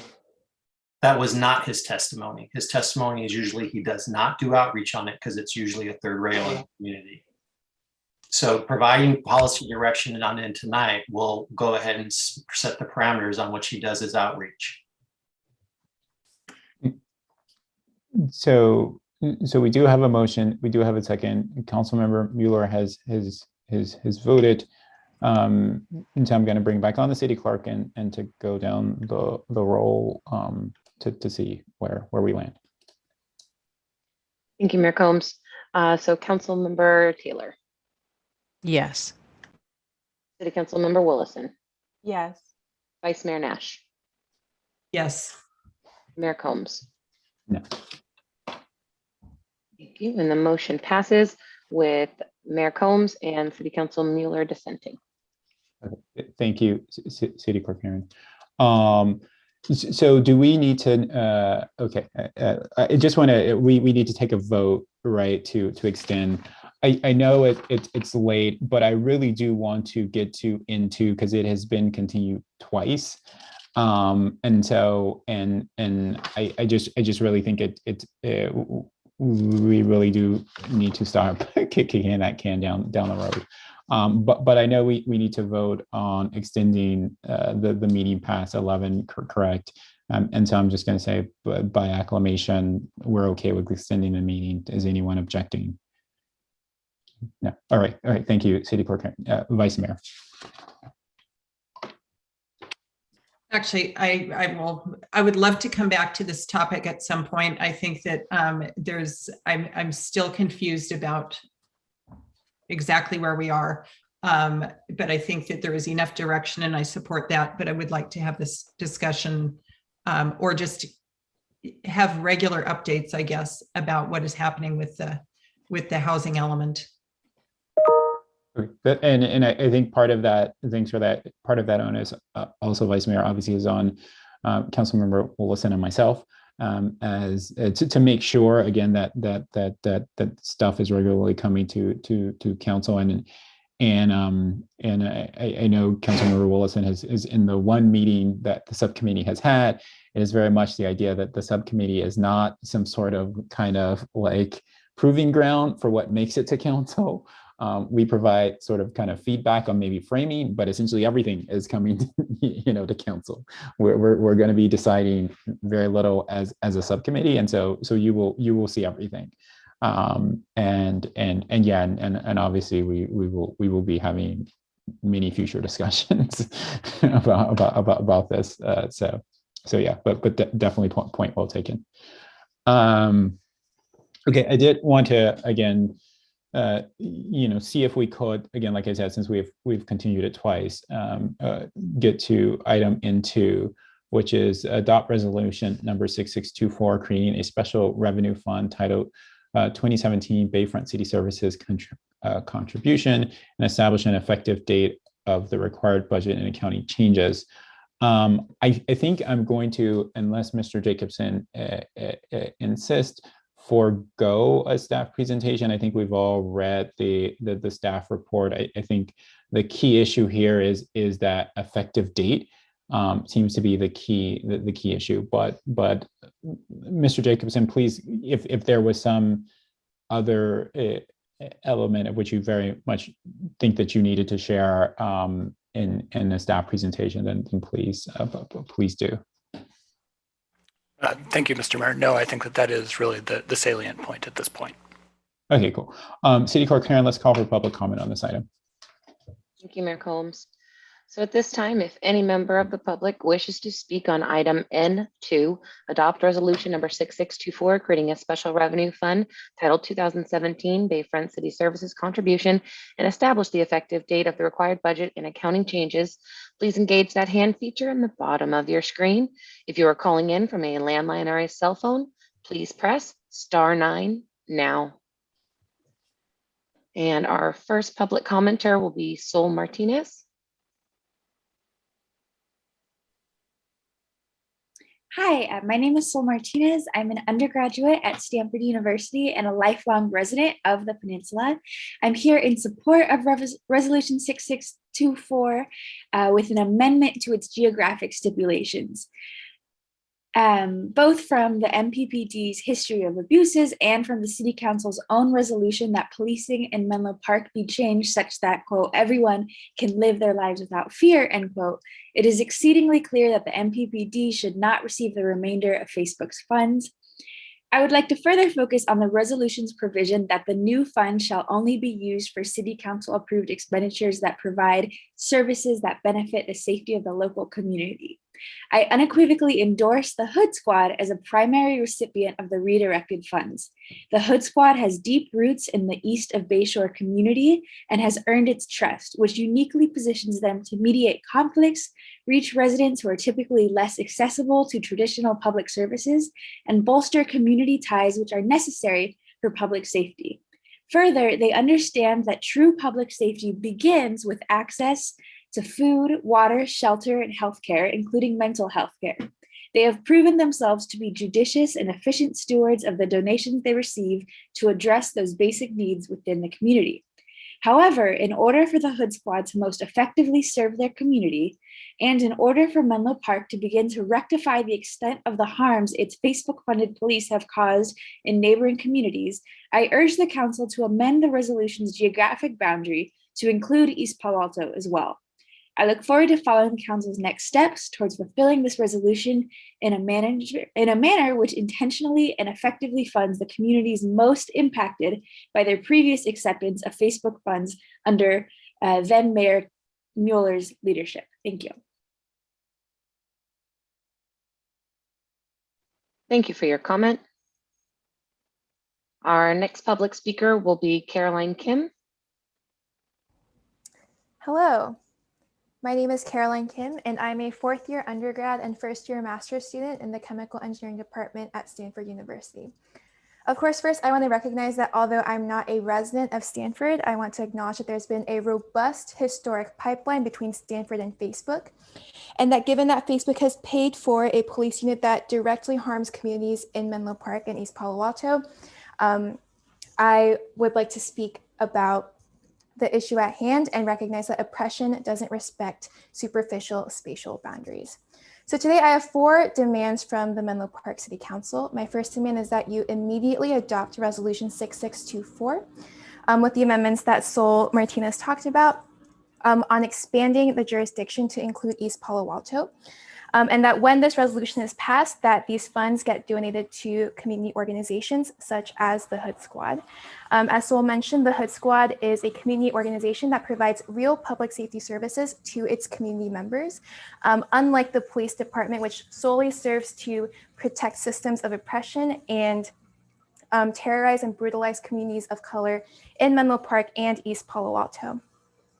And It is important that the City Council votes to pay reparations to these communities, not just in Menlo Park, but also in East Palo Alto. Once the City Council passes resolution 6624, my next demand is that moving forward, the City Council never again takes money from a private corporation, and especially to not serve the interests of said corporation. As we all know, Menlo Park City Council approved an $11.2 million from Facebook to bankroll a new police unit that patrols and terrorizes communities of color in Menlo Park and East Palo Alto. And this is absolutely unacceptable from our public servants. My fourth and final demand is that as the council moves forward, that you listen to the people that you serve, especially historically marginalized and disadvantaged communities. I'd like to remind the City Council that you serve the city and you serve the people in the city. You don't serve Facebook and you don't serve Mark Zuckerberg. Thank you, and I yield the rest of my time.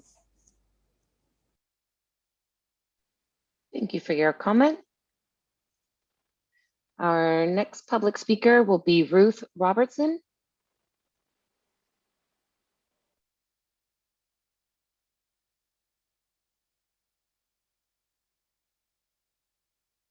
Can you hear me now? Yes, thank you. Okay, sorry, I'm an elderly granny. I'm just figuring all this high-tech stuff out. My name is Ruth Robertson, and I'm co-leader along with Gail Sherdanovic, who lives in Menlo Park, of the social justice organization, the Raging Grannies.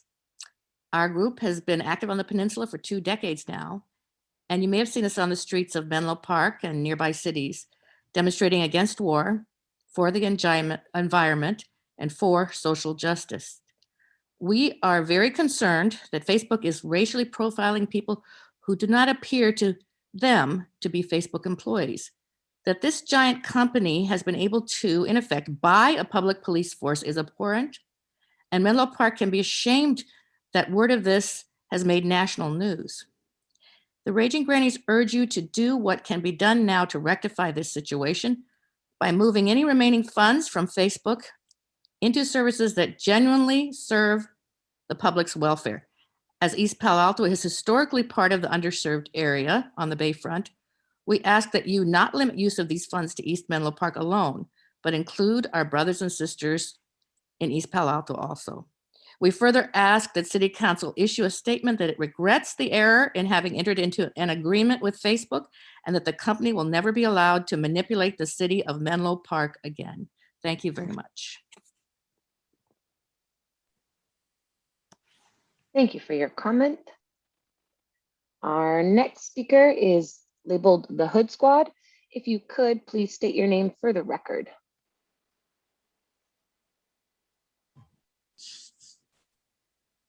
Hello, this is JT Faraji. I'm speaking on behalf of the people of East Palo Alto and Menlo Park. So one of the things I wanted to point out is that East Palo Alto is definitely affected and has been affected by the Bayfront precinct. The Menlo Park PD responds to calls from East Palo Alto PD. The Bayfront precinct shows up. Additionally, they drive through East Palo Alto, going to and from their station. And while they're doing so, they also respond to things that they see that they deem as unlawful. To me, this is patrolling the streets of East Palo Alto. Additionally, Menlo Park Police Department has a history of racially profiling East Palo Alto residents. It has a history of planting evidence, lying under oath, and all kinds of other unlawful behavior. And so the funds need to extend beyond the geographical locations of Menlo Park and go to serve, the peoples that are most affected by the Menlo Park Police, which is not just Menlo Park residents. Additionally, having public safety funded also in East Palo Alto keeps Menlo Park safer than it would be without having done so.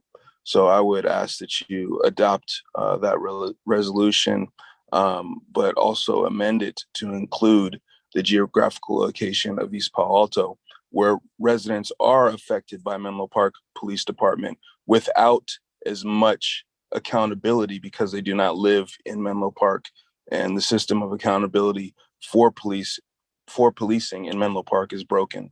And we'd like to see that issue resolved quickly and expeditiously. Thank you. Thank you for your comment. Our next public speaker will be NASA. Hi, my name is NASA Student Armstrong, and I'm a PhD student at Stanford University and a former employee of Facebook. I understand that the communities and histories of Stanford, Menlo Park, and East Palo Alto and other surrounding areas are intertwined. I'm here to support Resolution 6624 and all future policies which aim to repair the harm done by police by funding local organizations which provide authentic public safety for their neighbors. Facebook often likes to position itself as a savior of East Palo Alto, arguing that its presence has helped, quote, clean up the city, end quote. Yet EPA residents have made it clear that Facebook's greatest impact in the community has been their harassment of city's residents, not least their youth. Not only must we reject this white saviorist notion that Facebook is somehow here to save East Palo Alto, but we must similarly recognize the very real violence its presence has already enacted against the community. Adopting Resolution 6624 today is a small but important step towards pausing Facebook's ever-increasing grip on local politics, economies, and public systems. It is clear from their history of abuses that MPPD should unequivocally not receive the remainder of Facebook funds this year. Instead, the money should be put into programs which actually support the health and safety of our community. The Hood Squad's public health and safety program is perfectly positioned to do so. With deep roots in East Palo Alto and a consistent track record of addressing communities' needs since 2015, the Hood Squad has earned the trust of those most negatively impacted by Facebook's partnership with MPPD. This trust uniquely allows the Hood Squad to de-escalate and mediate conflict in the community, and additional funding would enable expansion of their community meals program, allow investment in a kitchen to scale up their operations, hire new partners, and continue their years of work in addressing the intersecting crises of racial injustice, homelessness, poverty, and police violence in the county and city. Therefore, I urge the council to vote to adopt Resolution 6624 and to fund the Hood Squad to use their experience and expertise to provide the resolution stipulated services that benefit the safety of the local community. Thank you. Thank you for your comment. Our next public speaker will be Lucky Jordan. Hi, thank you. In 2017, Facebook offered $11.2 million over 5 years to expand the Menlo Park Police Department, funding years of racial profiling and police harassment in Menlo Park and East Palo Alto. With over $2 million being considered for reallocation in the final year of funding, it's time to reinvest that money back into the community and back into the streets instead of into corporate-sponsored police terrorism. The funding should be used to reverse Facebook's impacts on community members and provide actual health and safety, such as by providing a community center, housing, food, water, clothing, and public health. Therefore, I urge the council to adopt Resolution 6624, effective as soon as possible, in order to begin this process. In addition, I want to specifically recommend the Hood Squad as an organization to give this funding to, due to their proven record of work in the community. It's also critical that we expand the scope of the resolution to include East Palo Alto as well. We cannot turn our backs on our neighbors who have been affected by Menlo Park PD because of arbitrary lines on the earth. It is clear from the history of abuses that the MPPD should unequivocally not receive the remainder of Facebook's funds this year. Instead, the money should be put into programs which actually support health and safety of our community. The police do not keep us safe, and they cannot undo the damage they've done.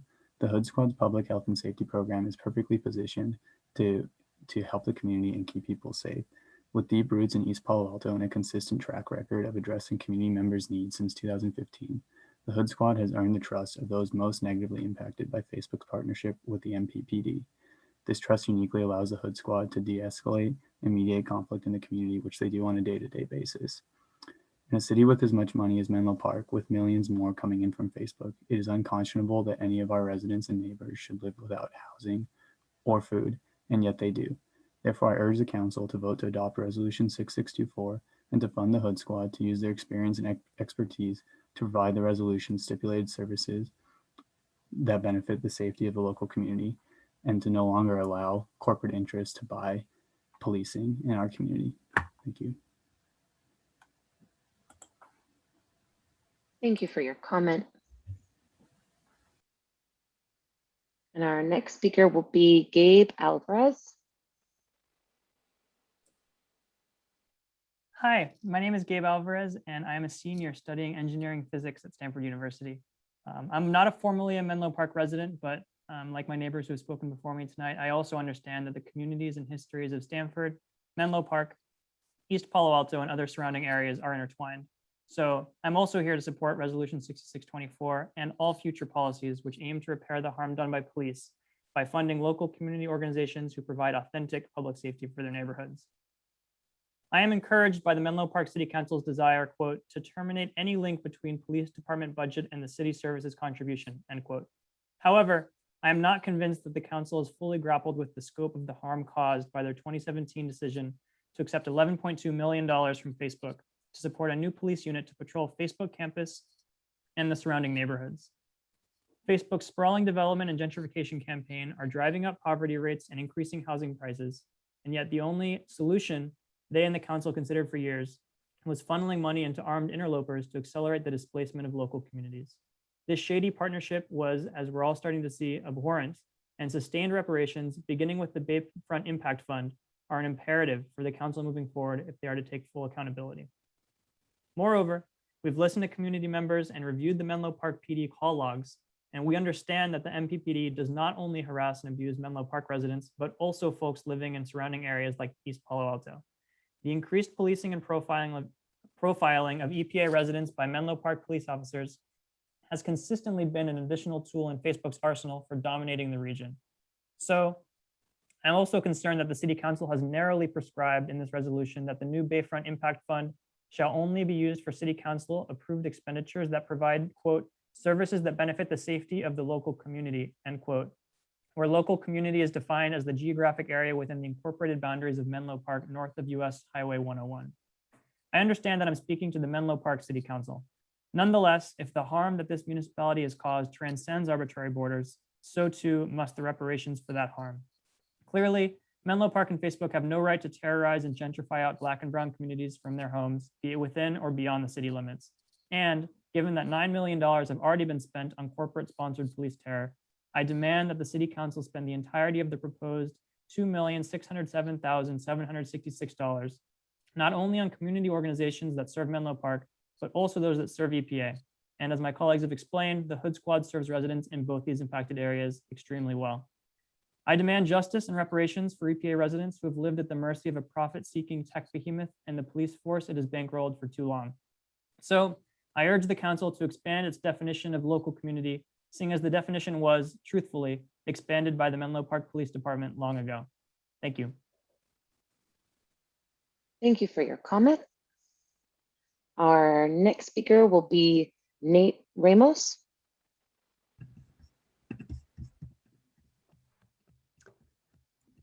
Hello, my name is Nate Ramos, and I'm a senior and a master's student at Stanford University.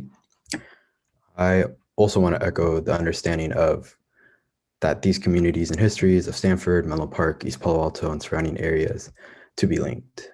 Although this is the Menlo Park City Council meeting, the harm caused by this municipality has transcended its borders, and so too must rectifying such harm. I support Resolution 6624 and all future policies that aim to repair the harm done by police by funding local community organizations, such as the Hood Squad, who provide authentic public safety for their neighborhoods. I also urge the council to expand its definition of local community in Resolution 6624, seeing as the definition was expanded by the MPPD, the Menlo Park Police Department long ago, as Gabe recently just said. Facebook's presence next to Belhaven impacts the neighborhood by increasing housing prices and other critical living costs, all while displacing people already shut out from the economic benefits in that industry. With Facebook also came increased policing. Facebook's relationship with Menlo Park's police department started in 2013 when they paid to offset the costs of building a police substation and then the salary of a police officer in Belhaven. Increasing police presence in a primarily Black and brown neighborhood does not reduce crime, but instead makes community members feel unsafe and at risk of racial profiling and brutality. Police respond to crime. addressing the conditions that lead to crime is key towards realizing public safety and well-being. Thus, I urge the City Council to fund the Hood Squad and to fund programs that truly support the health and safety of the communities in these areas. The Hood Squad's public health and safety program is perfectly positioned to do so. With its deep roots in East Palo Alto and a consistent track record of addressing community members' needs since 2015, the Hood Squad has earned the trust of those most negatively impacted by Facebook's partnership with MPPD and other local police departments. This trust uniquely allows the Hood Squad to de-escalate and mediate conflict in the community. Relying on donations and a 4-burner stove, they make 2,000 meals in a day for their neighbors. With $1 million budget, they can invest in a kitchen to scale up the operation, hire new partners, and continue their years of work to address the intersecting crises of racial injustice, homelessness, poverty, and police violence. Thus, I urge the Council to support Resolution 6624 and to fund the Hood Squad. Thank you. I yield my time. Thank you for your comment. Our next speaker will be Olivia Lamberti.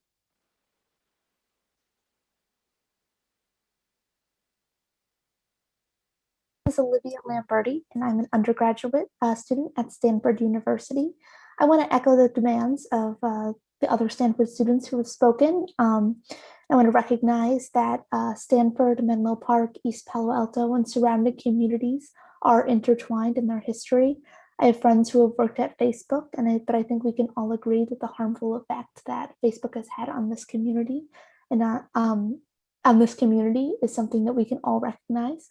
I'm here, like past speakers, to support Resolution 6624 and all future policies which aim to repair the harm done by police by funding local community organizations, such as the Hood Squad, to provide authentic public safety for their neighbors.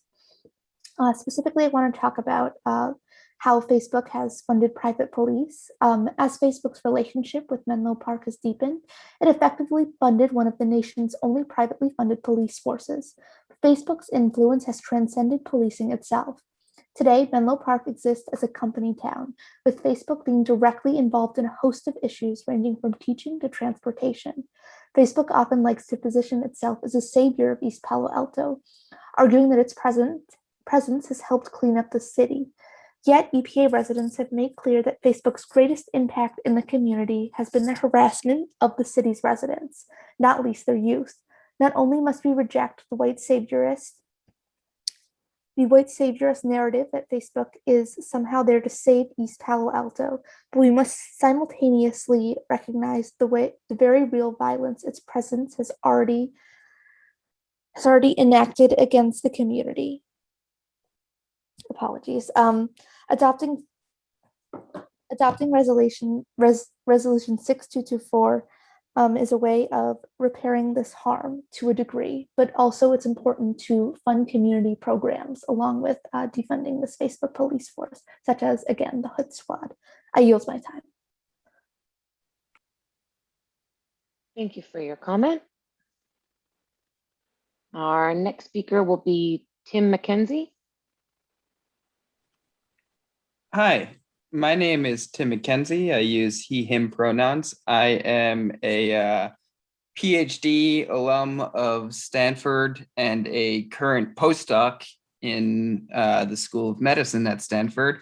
And I serve as advocacy coordinator for the SURPASS, the Postdoc Council, and I am a member of the Stanford Solidarity Network, although today I'm just speaking for myself as a member of the community in the Bay Area. And I want to speak in explicit support of Resolution 6624. Honestly, Stanford, it has its own weird public-private police force, and it feels weird to see it exported to Menlo Park with the Facebook public-private police force. This is an issue on Stanford campus. So many of my colleagues of color have been stopped and harassed by the Stanford police force. That is this weird public-private partnership that, again, appears to be being exported to Menlo Park, and basically making my colleagues feel as if they are not welcome. They're being profiled by the police. I'm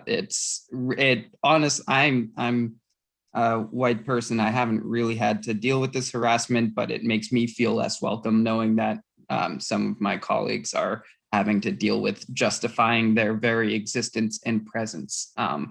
And hearing that this is going over to Menlo Park is really, honestly, it breaks my heart. There's a lot of things that Stanford does well, but this is a very bad one. And to see this practice exported is really sad for me. I strongly support the passage of Resolution 6624, move this money from private Facebook coffers instead of them funding their own private police force, nourish the community. The Hood Squad is amazing. Just as a resident of the Bay Area, I am constantly impressed with the work that they do. And if we're thinking about public safety, I always go back to Maslow's hierarchy of needs, where we need to take care of physiological needs before we get even to considering safety needs. And food, shelter, clothing, these sorts of things are primary to safety, and without having them, we can't even consider safety. And then safety is the next level, really taking care of the whole person, which is something that the Hood Squad does. And I would encourage as much money to be given to them as they are willing to take. Thank you very much. I yield my time. Thank you for your comment. Our next speaker will be Melody Yang. Hello, my name is Melody Yang, and I am an undergraduate and master's student at Stanford University. Like many of the other speakers before me, I'm here in support of Resolution 6624 and all future policies that aim to repair the harm done by police funding, by funding local community organizations to provide authentic public safety for their neighborhoods, and reinvest in community to begin to reverse the harm and the violence that Facebook money has been used for the past 4 years. For instance, many cops have stopped teens of color in the area for using Facebook bikes, stating that they simply do not look like Facebook employees. And in 2015, Menlo Park resident filed a lawsuit against the city of Menlo Park and 3 Menlo Park police officers who performed illegal searches, spat racist comments, and attempted intimidation during a traffic stop. And these officers, some of them had repeat allegations of misconduct, and this is just a symptom of the whole department, the history of racism and misconduct. Internal records make clear that Facebook's aims with the initial deal included increased patrolling of local Black and Brown communities, while former police chief Bertini asserted that the department was concerned with specific threats to the Facebook campus. An email from Facebook's John Tinnings made clear that the proposed new unit would not patrol the interior of the Facebook campus, but rather the surrounding neighborhood. Although the officers in this unit would still participate in the response to emergency, it's apparent that the overwhelming majority of their time is dedicated to policing the neighborhood into which Facebook inserted itself. It's unacceptable that Menlo Park should allocate millions to the patrolling of its own and neighboring communities of color.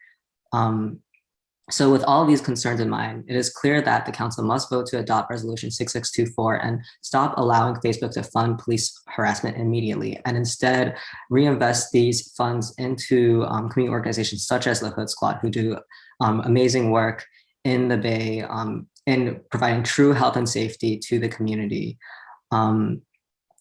Relying on donations and a 4-burner stove, they made 2,000 meals in a day for their neighborhoods. With $1 million budget, they could invest in a kitchen to scale up their operation, hire new partners, and continue their years of work to address the intersecting crises of racial injustice, homelessness, poverty, and police violence.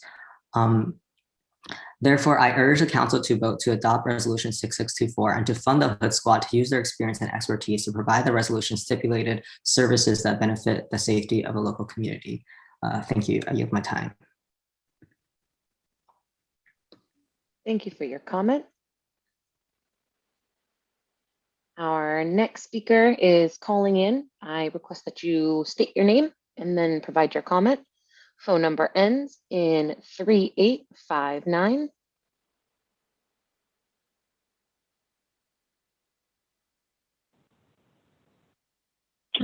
Good evening, Pamela Jones, resident of Menlo Park, the Bellhaven neighborhood. I am a still a little confused about there being two different, slightly different resolutions. One, A was by the council members, B by staff. And I just wanted to make sure that the council members that were working on this were satisfied with the attachment B as the staff recommended. I also prefer the Bay for Impact Fund is the name of this fund, as opposed to 2017 Bay for City Services Contribution Fund. I think that's very confusing, and I don't know what it addresses.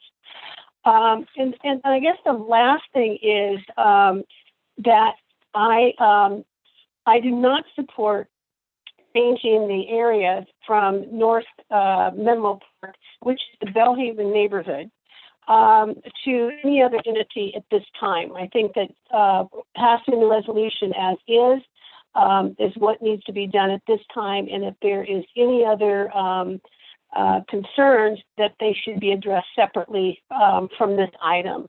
Although I do appreciate their concerns, and I also want to say I have supported the Hood Squad, so I am familiar with them and I am familiar with their work. But for now, this is about North Menlo Park and the Bellhaven neighborhood. Thank you. Thank you for your comment. Our next speaker will be Hannon McShay. Hello, hi. I'm Hannon McShay. I work as a biologist at Stanford, and I'm going to make this quick. The Hood Squad is one of the most principled, kind, and generous groups of people I have ever known. What they provide for the people of the peninsula, from food, shelter, and crisis support to art and literature, is a model of what public service can and should be. And thus, it's the exact type of organization the public fund should be used to support. It would be both reparations for a racist regime of policing and even more a vision of the sort of vibrant community building that government should strive to support. So I urge you to pass Resolution 6624 and to use the funds to support the Hood Squad. Thank you. I yield my time. Thank you for your comment. And our final speaker is Chris Tan. Yeah, hello. I'm Chris. I'm currently a senior at Stanford University. Like many of the speakers before me, I'm speaking in support of Resolution 6624, as well as like allocating all possible funds to support the work of the Hood Squad, especially given how necessary it is in making sure that people are being fed and have the resources they need. I'm also going to speak a little bit from my personal experience growing up in the East Bay. The police were very present, especially in our schools, which were majority minority, students of color. And like the police presence there often just felt like they were there to protect surrounding neighborhoods from us rather than to actually keep anyone safe. And for instance, rather than giving us food like some of our teachers would, because they saw students who just needed to be fed, the police were just there to police symptoms of people just not having what they need. So this is like very central to me, an issue of race and policing and how police can actually do anything to support the needs of the community, but rather are just there to continue inflicting violence on Black and Brown people. So yeah, like as many of the people who have spoken before me have said, it's unconscionable to continue using corporate money to fund police to protect like private interests, particularly ones of Facebook, given their history of harm in this area, in this entire region, as well as beyond. And yeah, like people have done the intellectual work to connect the relationship between Stanford to places like Menlo Park, East Palo Alto, all these places, like our histories are deeply interconnected. And yeah, that's about all I'm gonna say. I'm just gonna reiterate the call to fund the Hood Squad and anything that supports the actual needs of the community. Thank you for your comment. So we did have one more hand raised. Our next public speaker is Nadea. Hi, my name is Indea Berryman. I am here to ask that the council adopt resolution 6624 and amend it to also include the East Palo Alto area, as it is not uncommon to see Menlo Park police all throughout East Palo Alto. Whenever there's a call, you always see Menlo Park Police Department in East Palo Alto. I just want to also echo what Sol, Caroline, Ruth, JT, NASA, Lucky Jordan, Gabe, Nate, Olivia, Tim, Melody, Hannon, and Chris said previously. Thank you. I yield my time. Thank you for your comment.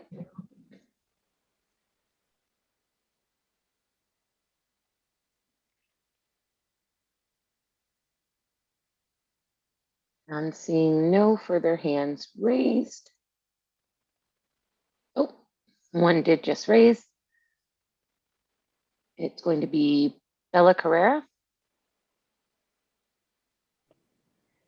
Hi, yes, my name is Bella Carrera. I am also a Stanford student. I am a master's student in the mechanical engineering department.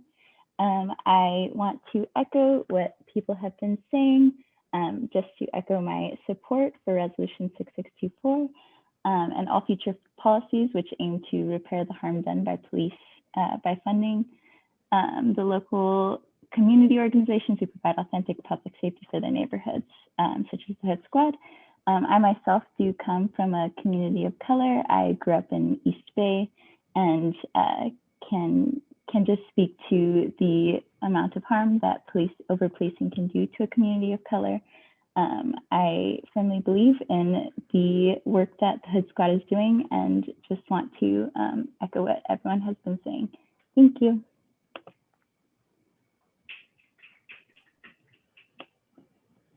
Thank you for your comment. All right.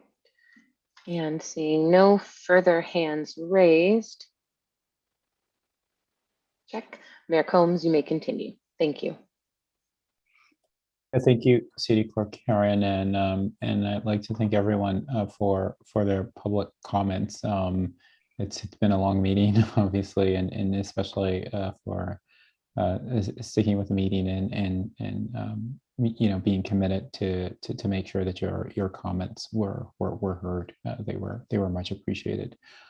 I see Councilmember Mueller's hand is up, and so I will go to him, and then go to, I know part of the past issue has been concerns that were raised by the Vice Mayor and Councilmember Taylor. So then I'll go to them to get some sense of where they're standing on this item. Okay, Councilmember Mueller. Yeah, so first, thank you, Mayor Combs. First thing I want to do is just correct. One of the speakers indicated this happened while I was mayor, that this was approved, and that's not accurate. This was approved in 2017. I wasn't mayor at the time, and actually the first time the item came to us, I was the one vote against this project. People can look it up. It was February 28th, 2017. I thought it was a bad idea. It was a 4-1 vote, or I voted against it. But what happened that night and what changed my vote is that there were some influential residents from Belhaven actually who spoke that evening in favor of this funding. And they thought that it would allow for better community policing, that there'd be two police officers in the car instead of one, that there'd be better interaction with the public because of it, because it would basically allow for a better ratio of police officers to population. People can go back and look at the tape. It's at the 2-hour 51 mark on February 28th, 2017. I went back after that meeting and tried to figure out a way to make it work with safeguards. But my first instincts on this were right. Eventually it came back to where people were critical of it. So that being said, we are moving forward tonight with this. And candidly, I still lean toward just wanting to just be rid of the whole thing. But I do want to speak to some of the suggestions that were raised this evening about whether or not we should give the money to the Hood Squad. And unfortunately, I don't support that. And the reason why I don't support that, number one, is I do want the money to as Ms. Jones indicated, to be in Menlo Park, in North Menlo Park. But also, there was an Instagram post last week by the Hood Squad that I think is worthy of note because I was disappointed in it. And it basically had a Menlo Park police officer bound, what looked like a Menlo Park police officer bound, surrounded by 4 hooded figures, one holding a machete, the other holding the officer's gun. And it was used in an advertisement to try to get people to come to a rally that was being held at the service center at Facebook, near Facebook. And people have their First Amendment rights, and they have the right to civil disobedience, and I support those rights. Those rights are important, but in this circumstance, I think I don't think that, as what was commented by the public, that it was indicative of escalating an issue in the community to take any person and I think it's really context specific to be organizing a rally at a police station with a flyer that shows a police officer bound and gagged and someone when 4 hooded figures with the machete standing behind them. I just think is not just de-escalating issues in a community. Candidly, I think that is actually escalating tensions. And I can't imagine that a police officer who saw that going to that civil disobedience event did not feel threatened as a result of that posting. So I appreciate the good works that certainly that the Hood Squad does in the community. It sounds like with their kitchens. But I do not think that relationship as being displayed with the Menlo Park Police Force is something that would bear investment in at this time.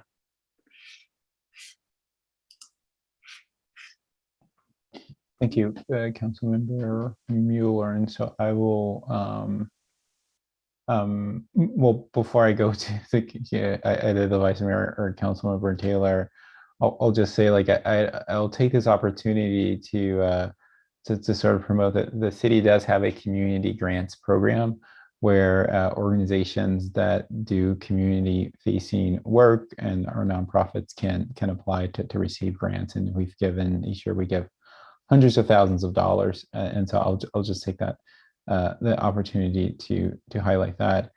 I will say that, like, just from my perspective, I'm not opposed to some future discussion about looking at the geographic area by which we might see as being able to avail itself of these funds. I would be not interested in having that discussion tonight because I just don't think that something like that has been properly sort of noticed in a sense of among the community to get some sense of what people thought about that. And so I just want to share my thinking on that. And then thirdly, I would say also take this as an opportunity to promote that we are planning and will hopefully in July have a study session where more broadly we look at policing in Menlo Park, looking at as an opportunity to look at sort of certain police practices and deployment, and so and of course a study session of which Chief Norris will play a prominent role. So that just as a way of promoting that will be coming in the next few weeks. Councilmember Willison. Yeah, I definitely want to hear from Vice Mayor Nash and Councilmember Taylor. I did just want to acknowledge the comments about the Menlo Park Police being in East Palo Alto a lot. And in that study session in July, I would appreciate it if staff or the police chief could maybe give us some data and information about that practice, because I've heard it raised before, but I don't have a really good picture of how much, what that looks like. So I just wanted to make that comment. And now I'd love to hear from my colleagues. Thanks.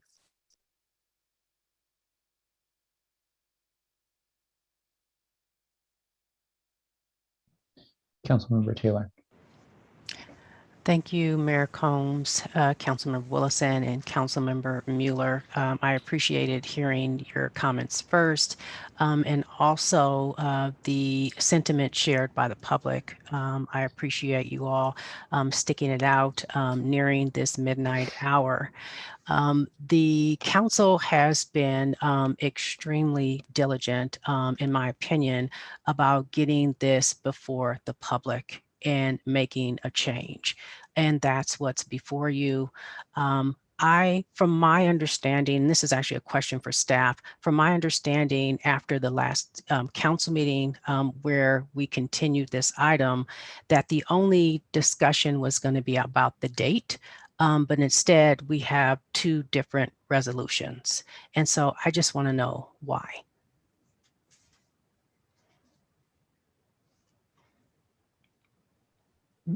Mr. Jacobson, I think it's probably, if the city manager could come on too, that would be helpful, but please go, Mr. Jacobson. Yes, thank you for the question, Councilmember Taylor. So there are two main reasons for the recommended changes. One is the naming convention. The recommended name reflects the origin of the source, which is the practice for special revenue funds, and does eliminate some potential naming confusion compared to some of the other fund names. So that's the first one. And then the second recommendation is to strike resolution number 4 from the proposed one. It does conflict internally with the rest of the resolution, and would create a separate, would require a separate set of practices to account for this fund differently than the rest of the city's funds. Thank you. And my, wasn't sure I paused, well, one, because I'm tired, but the other, I wasn't sure if the city manager was going to say something as well. I really think Mr. Jacobson covered it. I just, the mayor asked me to be present, and so I am. Thank you. So that was my first question. And the other part is that, just going back to something that Mayor Combs said, is I really appreciate you just explaining that we are moving forward, looking at policing, police services in the city, that will be on the agenda. And then also, I think that there was another discussion about how the money would be used. I think that should be covered in a separate meeting. This one was specific about earmarking the funds to be used differently. And so that's what we're going to cover in this meeting.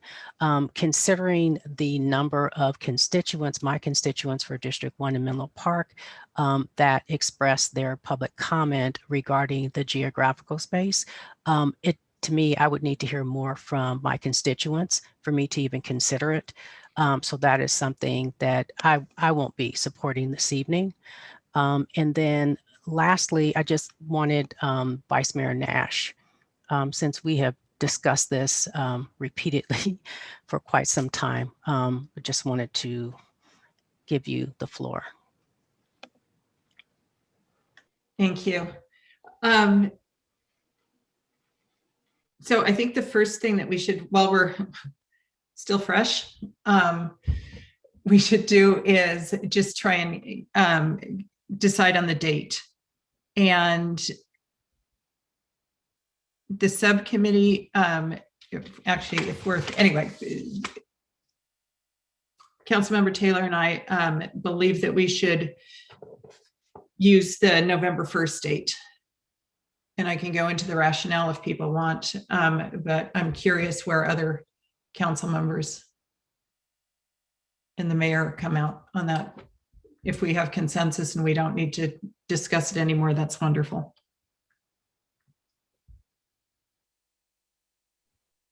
Councilmember Wilson. Oh.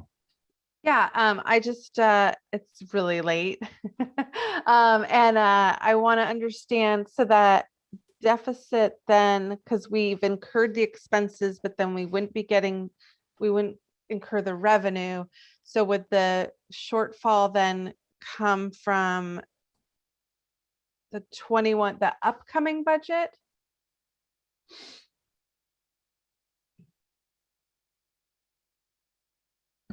So thank you, Councilmember Wilson. The deficit would come from fund balance within the general fund. So it would be handled as a budget amendment for the current year using fund balance to eliminate the deficit. Okay, so it'd be the current year. So it wouldn't affect because in one place it says the earlier in the fiscal year, if I'm looking at page 2.2, the earlier in the fiscal year 2021, the greater the impact on the general fund's estimated actual proposed for fiscal year 21-22, which sounds like the upcoming budget.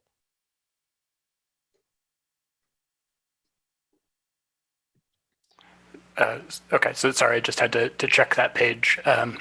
So the estimated actuals are prepared as part of the upcoming year's budget as a way to frame how the current fiscal year is done. So that is the reason that those were included there. Okay, but it's coming out. So the budget that is currently available on OpenGov. So is this being reflected anywhere in what we see when we look at the budget, or that's assuming the April 1st date? The budget as prepared and available currently assumes the April 1st date. With the actuals for 2021. Okay. Correct. Okay, thank you. Yeah, so I'll kick off. I mean, so as I understand it, the impact of like the November versus the April date is like an additional 780,000 from the general fund. I'm generally supportive of going with staff recommendation of April 1st for the cleanness to the budget. I understand where the vice mayor and Councilmember Taylor are coming from as far as like the date at which we've been, began discussing this, and that being sort of a landmark. I think my concern is that like we could backdate this as far as we can just sort of completely like backdate it. This is the time of which it is come to council, and we've made this. We're in the process of making this decision. It seems to be the most sort of clean and the least sort of problematic as far as sort of clawing sort of funds back out of the general fund. And so in that sense, I'm supportive. What this was about, certainly it was about the money, but it was mostly about sort of sending an indication to the community that we as a council had problems with this arrangement that had been created, and that we were very much focused on changing it, right, and ridding the city of this arrangement. And I think we are following through on that promise and on that commitment. And so in that sense, again, like I say, I'm willing to, as far as the exact sort of date, defer to staff in a way that sort of is a clean way of doing this as a budget item. But again, either way, I definitely want to see some resolution of this tonight. So that's where I'm thinking. Does anyone else? Councilmember Wilson.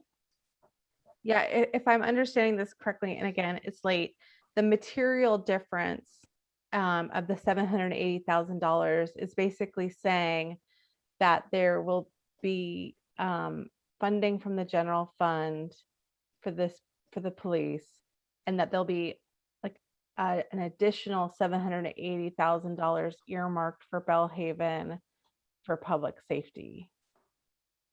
in a yet to be determined fashion. Yeah, I'll let Mr. Jacobson. So it's like if we go with the November date, it's just not just, but it's as I understand it, an extra $780,000 essentially that would go from general fund into this special fund because the money that came from, the money was already spent, right? In a lot of cases, we're talking about already spent money for policing services. So in theory, we would kind of swap out and say, okay, well, although we used those development funds for the policing services, we're going to replace that in a theory with general funds and move those funds obviously to this special purpose fund. I think the question is just, again, where do we, either way, we're sort of pulling from general funds a little bit from money spent. The question is, how far back do we go for money spent? Council Member Taylor and then Council Member Mueller. Thank you, Mayor Combs. I believe I brought this up at the last council meeting that we discussed this. It's my understanding that the amount of funds were never fully spent. There was always a residual. And that was the reason why I chose the initial date, start date, so that all the funds weren't used. It's my understanding, based on a staff report that I do not have in front of me, that there was a certain amount of money. There was somewhere around $4.5 million in this fund because it accumulated over the 3-year period because the funds weren't exhausted. And so that's why I have a little difficulty with the date changing to whether, I think before it was March 31st, or maybe that was just as of March 31st. But it's my understanding that the funds were never fully spent each year. So there was always an accumulation of funds. So I don't understand why it would set the city back. Fair question. Mr. Jacobson, since you came on, I'm assuming you want to respond or have a response. Yes, so thank you, Councilmember Taylor. I think the difference would be the assigned fund balance versus the amounts which are occurring in the current fiscal year. So the $2.6 million that is the assigned fund balance is the accumulated revenues over expenditures for these funds over the past years. And then the other issue at hand is the current year difference. So there was never, the budgeted amounts had revenues over expenditures in the current year. However, backdating them, given that the expenditures have already occurred, is the difference there. Councilmember Mueller and then the Vice Mayor.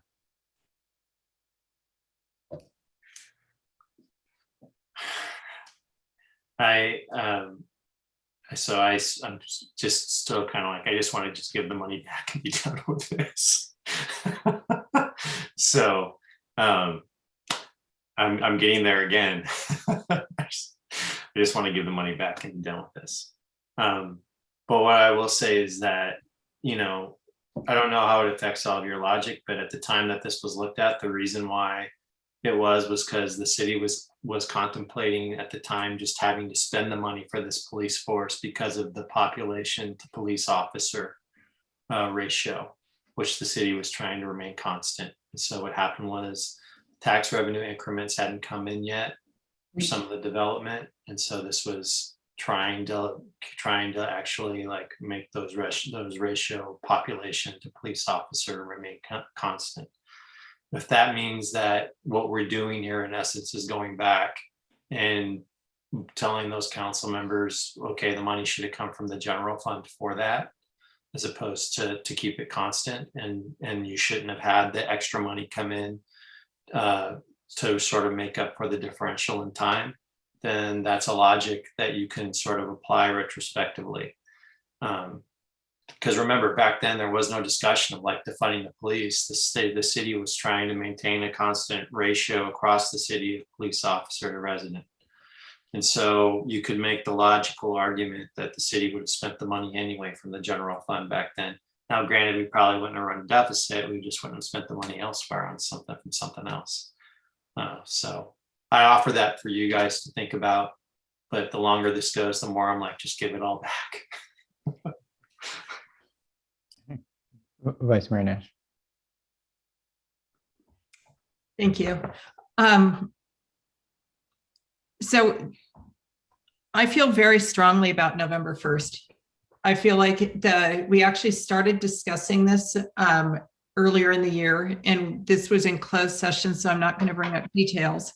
But there was, I believe November 1st is a solid date behind which we actually made this decision. And I think that any expenses after that are it's fair to bring them out of the general fund. That the money, the extra $779,000 is, to me, it belongs to the community, and they should be made whole to the extent that this does. It's we have a lot of documentation from October 15th that, that this is what we were doing, and it's November 1st to me is what I feel very strongly about. Okay, so hold right there, because I think I'm going to come back to you and see how strongly you feel about making a motion.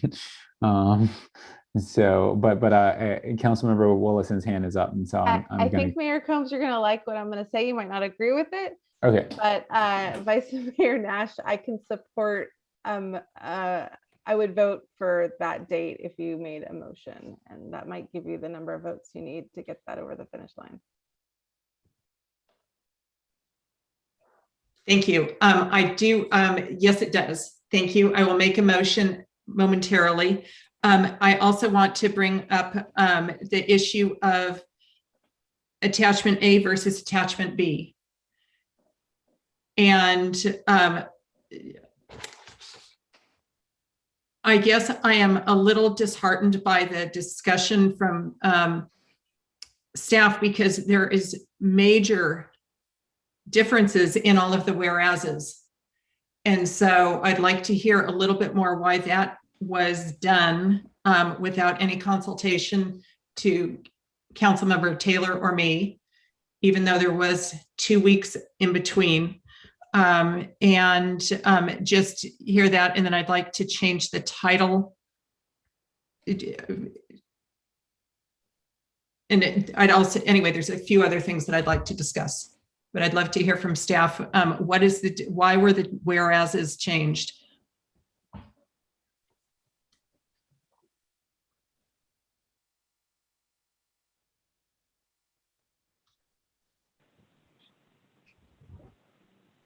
Mr. Picaris. Yes. Good evening, Mr. Mayor, Vice Mayor Nash. I think you need to bring your mic down. There we go. Yeah. Thank you, Mayor and Council, for taking this item this evening. Just in the interest of time, the resolution that was presented at the last council meeting was amended in a way that introduced terminology and restrictions that, or terminology and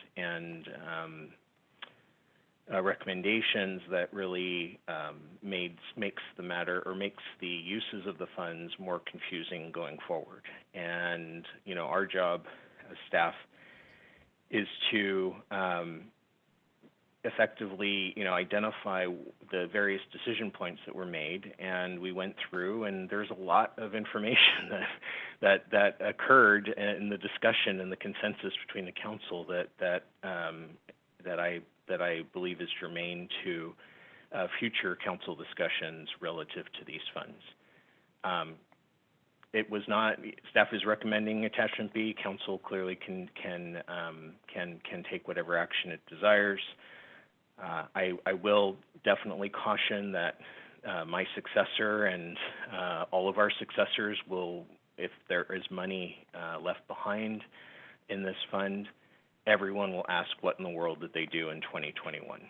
And I believe that the resolution that is presented as attachment A documents the legislative history of the monies and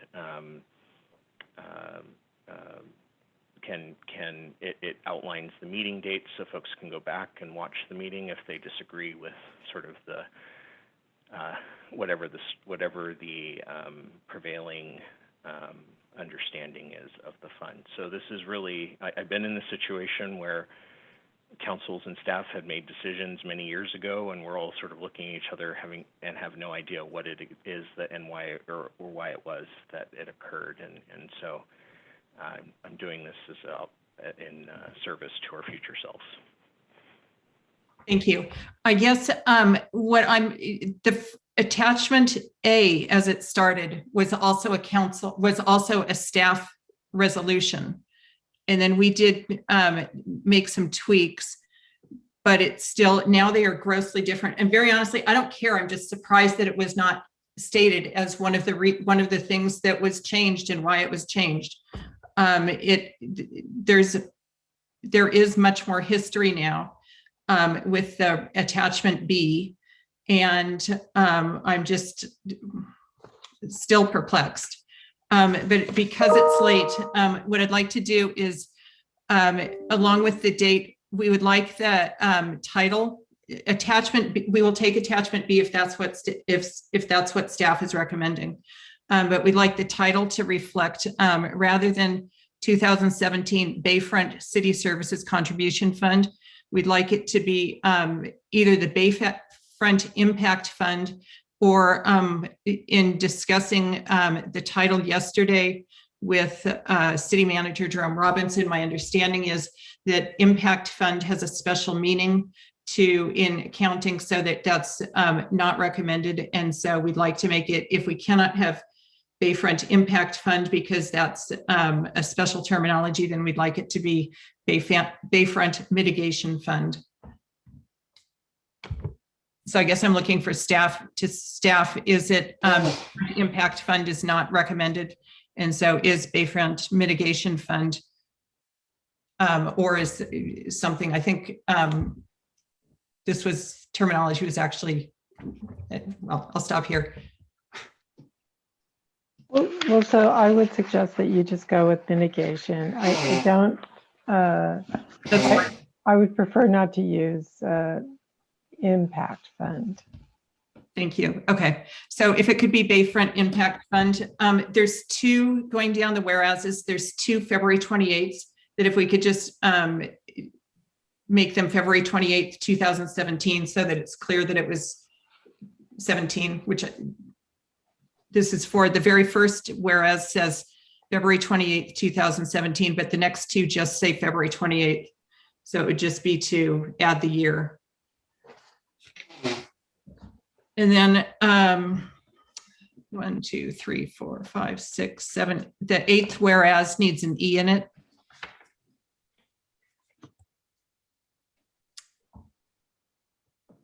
And then we actually, the number, I believe when in discussing number 4, I think you actually meant number 3, which is the city council hereby specifies that any and all expenditures will come before city council for approval. And we would like that to stay in the resolution, please. And I believe that this morning, City Manager Jerome Robinson said that that was acceptable, but I want to confirm that that is.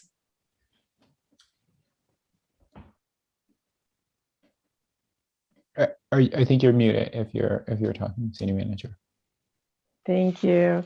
It is acceptable. I think it's just differentiating between budget and expenditure. Once the council has budgeted something, then the expenditure would be consistent with the budget, or would it need to come back again? So basically, it's just to make sure that every expenditure goes through, no matter what size, everything goes in front of council. Well, that's the purpose of a budget. Okay, but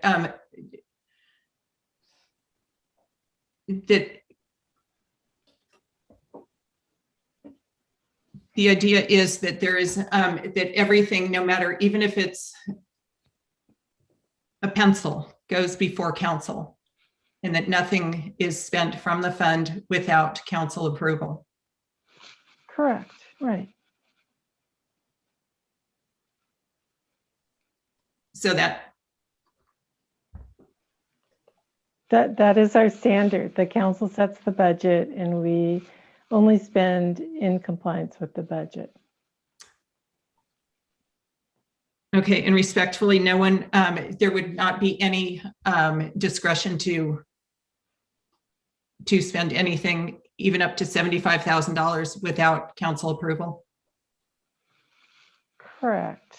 Very honestly, this is just for transparency with this specific fund where there is, you know, a lot of history and eyes, and I'm just looking forward to make sure that everybody is comfortable with it. Understood. I mean, the purpose of the council setting the budget is that it sets the standard for which the funds can be spent. And so that is sort of the universal standard. We can, but we can make it more complex than that if you wish, but I think that is really the universal standard. Councilmember Taylor, any thoughts? I think Councilmember Mueller's had his hand up for quite some time. I didn't even see that. Okay, we're getting to last call territory. Was Vice Mayor Nash, was that a motion? Well, actually, so I'm ready to make a motion. I'm still trying to make sure that the number 3 is not going to be tremendously onerous. But yes, I'm ready to make a motion, but I do want to. Okay, Councilmember Mueller, and then I'll come back to you. Yeah, so I actually feel really compelled right now to make a statement, guys. There was a lot of comment in public comment about a reign of terror of the Menlo Park Police, and just a bunch of statements pertaining to our police department and their conduct that, candidly, as a city council member, like, I've seen no data regarding. Like, to say that we are adopting this resolution tonight because we want to do good public policy is one thing, but I want to make sure that we're not saying to the public that we are, by doing this, ratifying the claims that have been made about the police department. Because I don't think that's appropriate. Like, there's just, you reach a point where the rhetoric has just gotten out of, where you have pictures of police officers bound with machetes behind them, and then comments about, reign of terror and reparations. Like, this wasn't a good public policy decision in order to fund it. It looks bad, but I do not think that with a message right now that I want to make it clear that in adopting this language, we're not sending a message to the community that our police department acted in some sort of corrupt, manner for the last 4 years. Like, I want that. I think that needs to be said. I think it needs to be said for our police department and for our city and to our public. There just isn't data to support that. So, so when we're talking about like an impact fund, we're trying to impact the city in a positive way, but we're not, and if you guys disagree with me, let me know. I don't think you do disagree with me. If you disagree with me, let me know.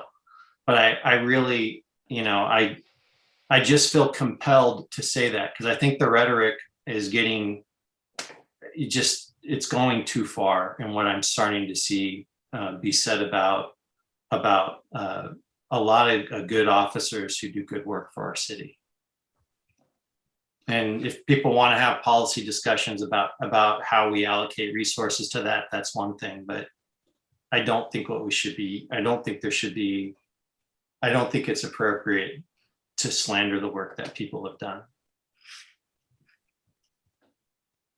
Yeah, thank you for those comments, Councilmember Mueller. I mean, our action tonight that we've this has started in three prior council meetings, again, which didn't have public comments. The tenor of which we got tonight is about prior council action, right? And what we want to say and do when it comes to the funding of police. And in my mind, that's what this is about. This action is about like what we want to say and what we want to do when it comes to how police in the city are funded. Obviously, people have who provide a public comment have certain rights, First Amendment rights, to say whatever they want. But I think it's clear if you look at the record of what we're doing here that this is about is about sort of us and the issue of how police are funded in Menlo Park. There will be, again, like I said, in the future, a debate about policing services, of which I imagine that we will get comments, and then I think it will be provide a better forum to respond, because again, to your point, Councilman Mueller, I certainly don't accept the characterization of the police department that was made in the comments, but I do think, to the extent to which there are legitimate concerns and a legitimate history in the community, that certainly needs a response. Again, like I say, I think that there will be a future forum to do that. That's my thoughts. Anyone else, feel free to add, or we can certainly. I'll just sort of say that I know I think that the Vice Mayor is trying to wrap up. Again, some of the lingering concerns. I have concerns about the November dating, but I too can be supportive of that, if that is what the motion entails or has. Vice Mayor Nash. Thank you. I guess my question to Councilmember Mueller is, are you more comfortable with attachment A or attachment B? Because anyway. So at the end of the day, what it comes down to me, Councilmember and Vice Mayor Nash, is are people, so at the end of the day, I know that going back in time, I really strongly believe the council, if it hadn't taken the money at that time, would have just figured out a way to make the ratio right.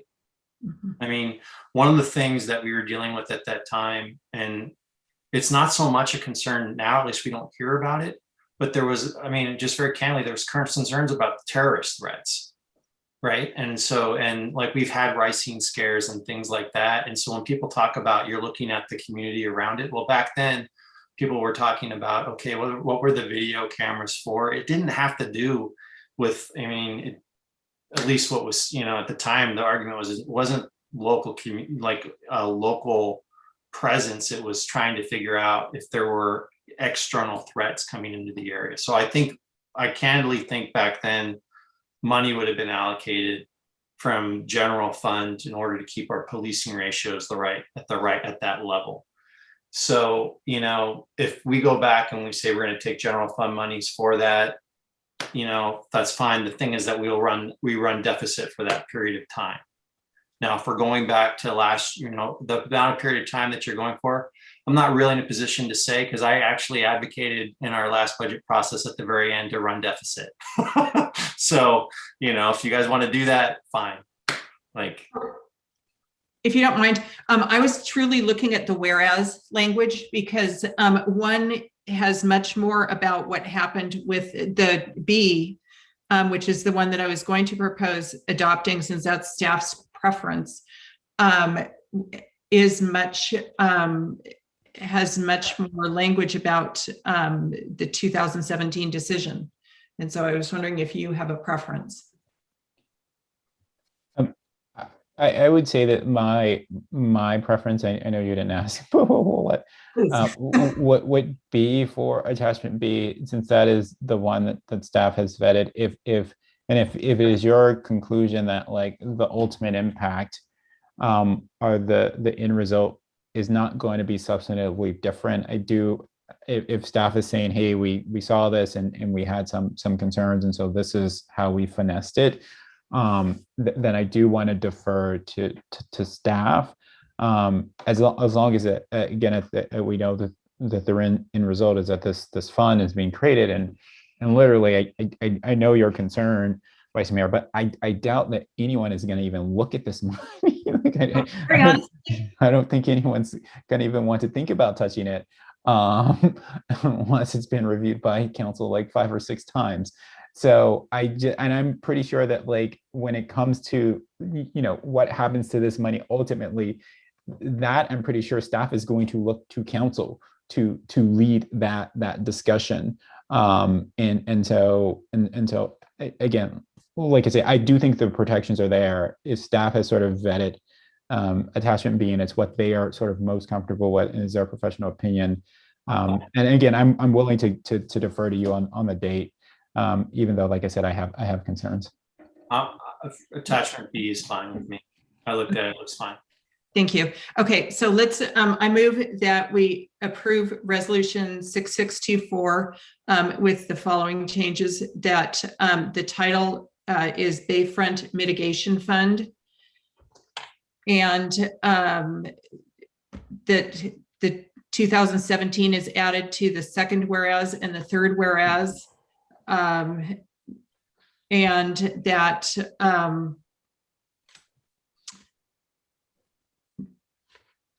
the effective date will be November 1st, 2020. Is there a second? Councilmember Taylor. Okay, is seconding correct? All right, City Clerk Karen. Thank you, Mayor Combs. So I have a motion by Vice Mayor Nash and a second by City Council Member Taylor to adopt a resolution number 6624 as attachment B, creating a special revenue fund titled Bayfront Mitigation Fund, updating the February 28th date to include 2017 and an effective date of November 1st, 2020. Any further City Council questions or discussions? Seeing no hands, by roll call vote, City Council Member Mueller. Yes. City Council Member Taylor. Yes. City Council Member Willison. Yes. Vice Mayor Nash. Yes. Mayor Combs. Yes. The motion passes unanimously. Okay, thank you, City Clerk Karen. So we have like the informational items. Do we have to, I guess we have to call for public comment on the informational items. So I'm going to go, informational items are transmitted to the City Council and staff's effort to provide an update on matters of importance to the City Council. Informational items are not action items. However, a City Council member, city staff member, or a member of the public may request to make a comment or ask a question on any of the informational items. City Clerk Karen, can you call for public comment on the informational items? Yes, thank you, Mayor Combs. So if any member of the public wishes to speak on our informational items, 01, City Council agenda topics, and 02, a printer-friendly version of the City Manager's proposed budget, please engage that hand feature in the bottom of your screen. If you are calling in, please press *9. Final call for public comment on informational items 01 and 02. Seeing no hands, Mayor Combs, you may continue. Okay, thanks. And then we have City Council reports. Unless there is something of really a time pressing issue, I was hoping only to entertain Council Member Taylor's report, which is a request in connection with the emergency ordinance. That being said, I see the Vice Mayor has raised her hand, so I will acknowledge her. Thank you. I just wanted to thank staff for the, under information items, for the printer-friendly version of the proposed budget. Ditto on that. Okay, so Councilmember Taylor, you wanted to request the agendizing of the consideration of an emergency ordinance, right, in connection to with fireworks, illegal fireworks, obviously. Yeah. Yes, yes, Mayor Combs. I'm not sure how many of the council members have received have been contacted by their constituents or any constituents in Menlo Park just about the illegal fireworks. And so I would like to agendize having an urgency ordinance, something that would go into effect before 4th of July. I did have a brief discussion with the city attorney about it. And that's my request. Yeah, and just so in the ordinance would be something that mirrors the county's ordinance, right, where they sort of increased fines related to possession, use of illegal fireworks. So where does the council feel about that? I'll also bring on the city manager and the Chief Norris, just if they want to provide any additional comment on this, and also the city attorney if she'd like to provide some additional comment on this request.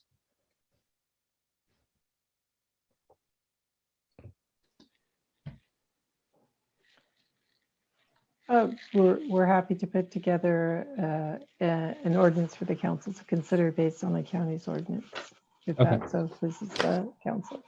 Yeah, I think that there is. I saw one thumbs up, but I didn't see any head shakes. So, okay, cool. Okay, all right. So there you go. Thank you, City Manager Robinson. Okay, and okay, with that, I'm planning to adjourn the meeting. Does that work for everyone? City Manager Jerome Robinson, we skipped the city manager's report. Is that good with you? I don't want to sort of, if there was something very important that you needed to share.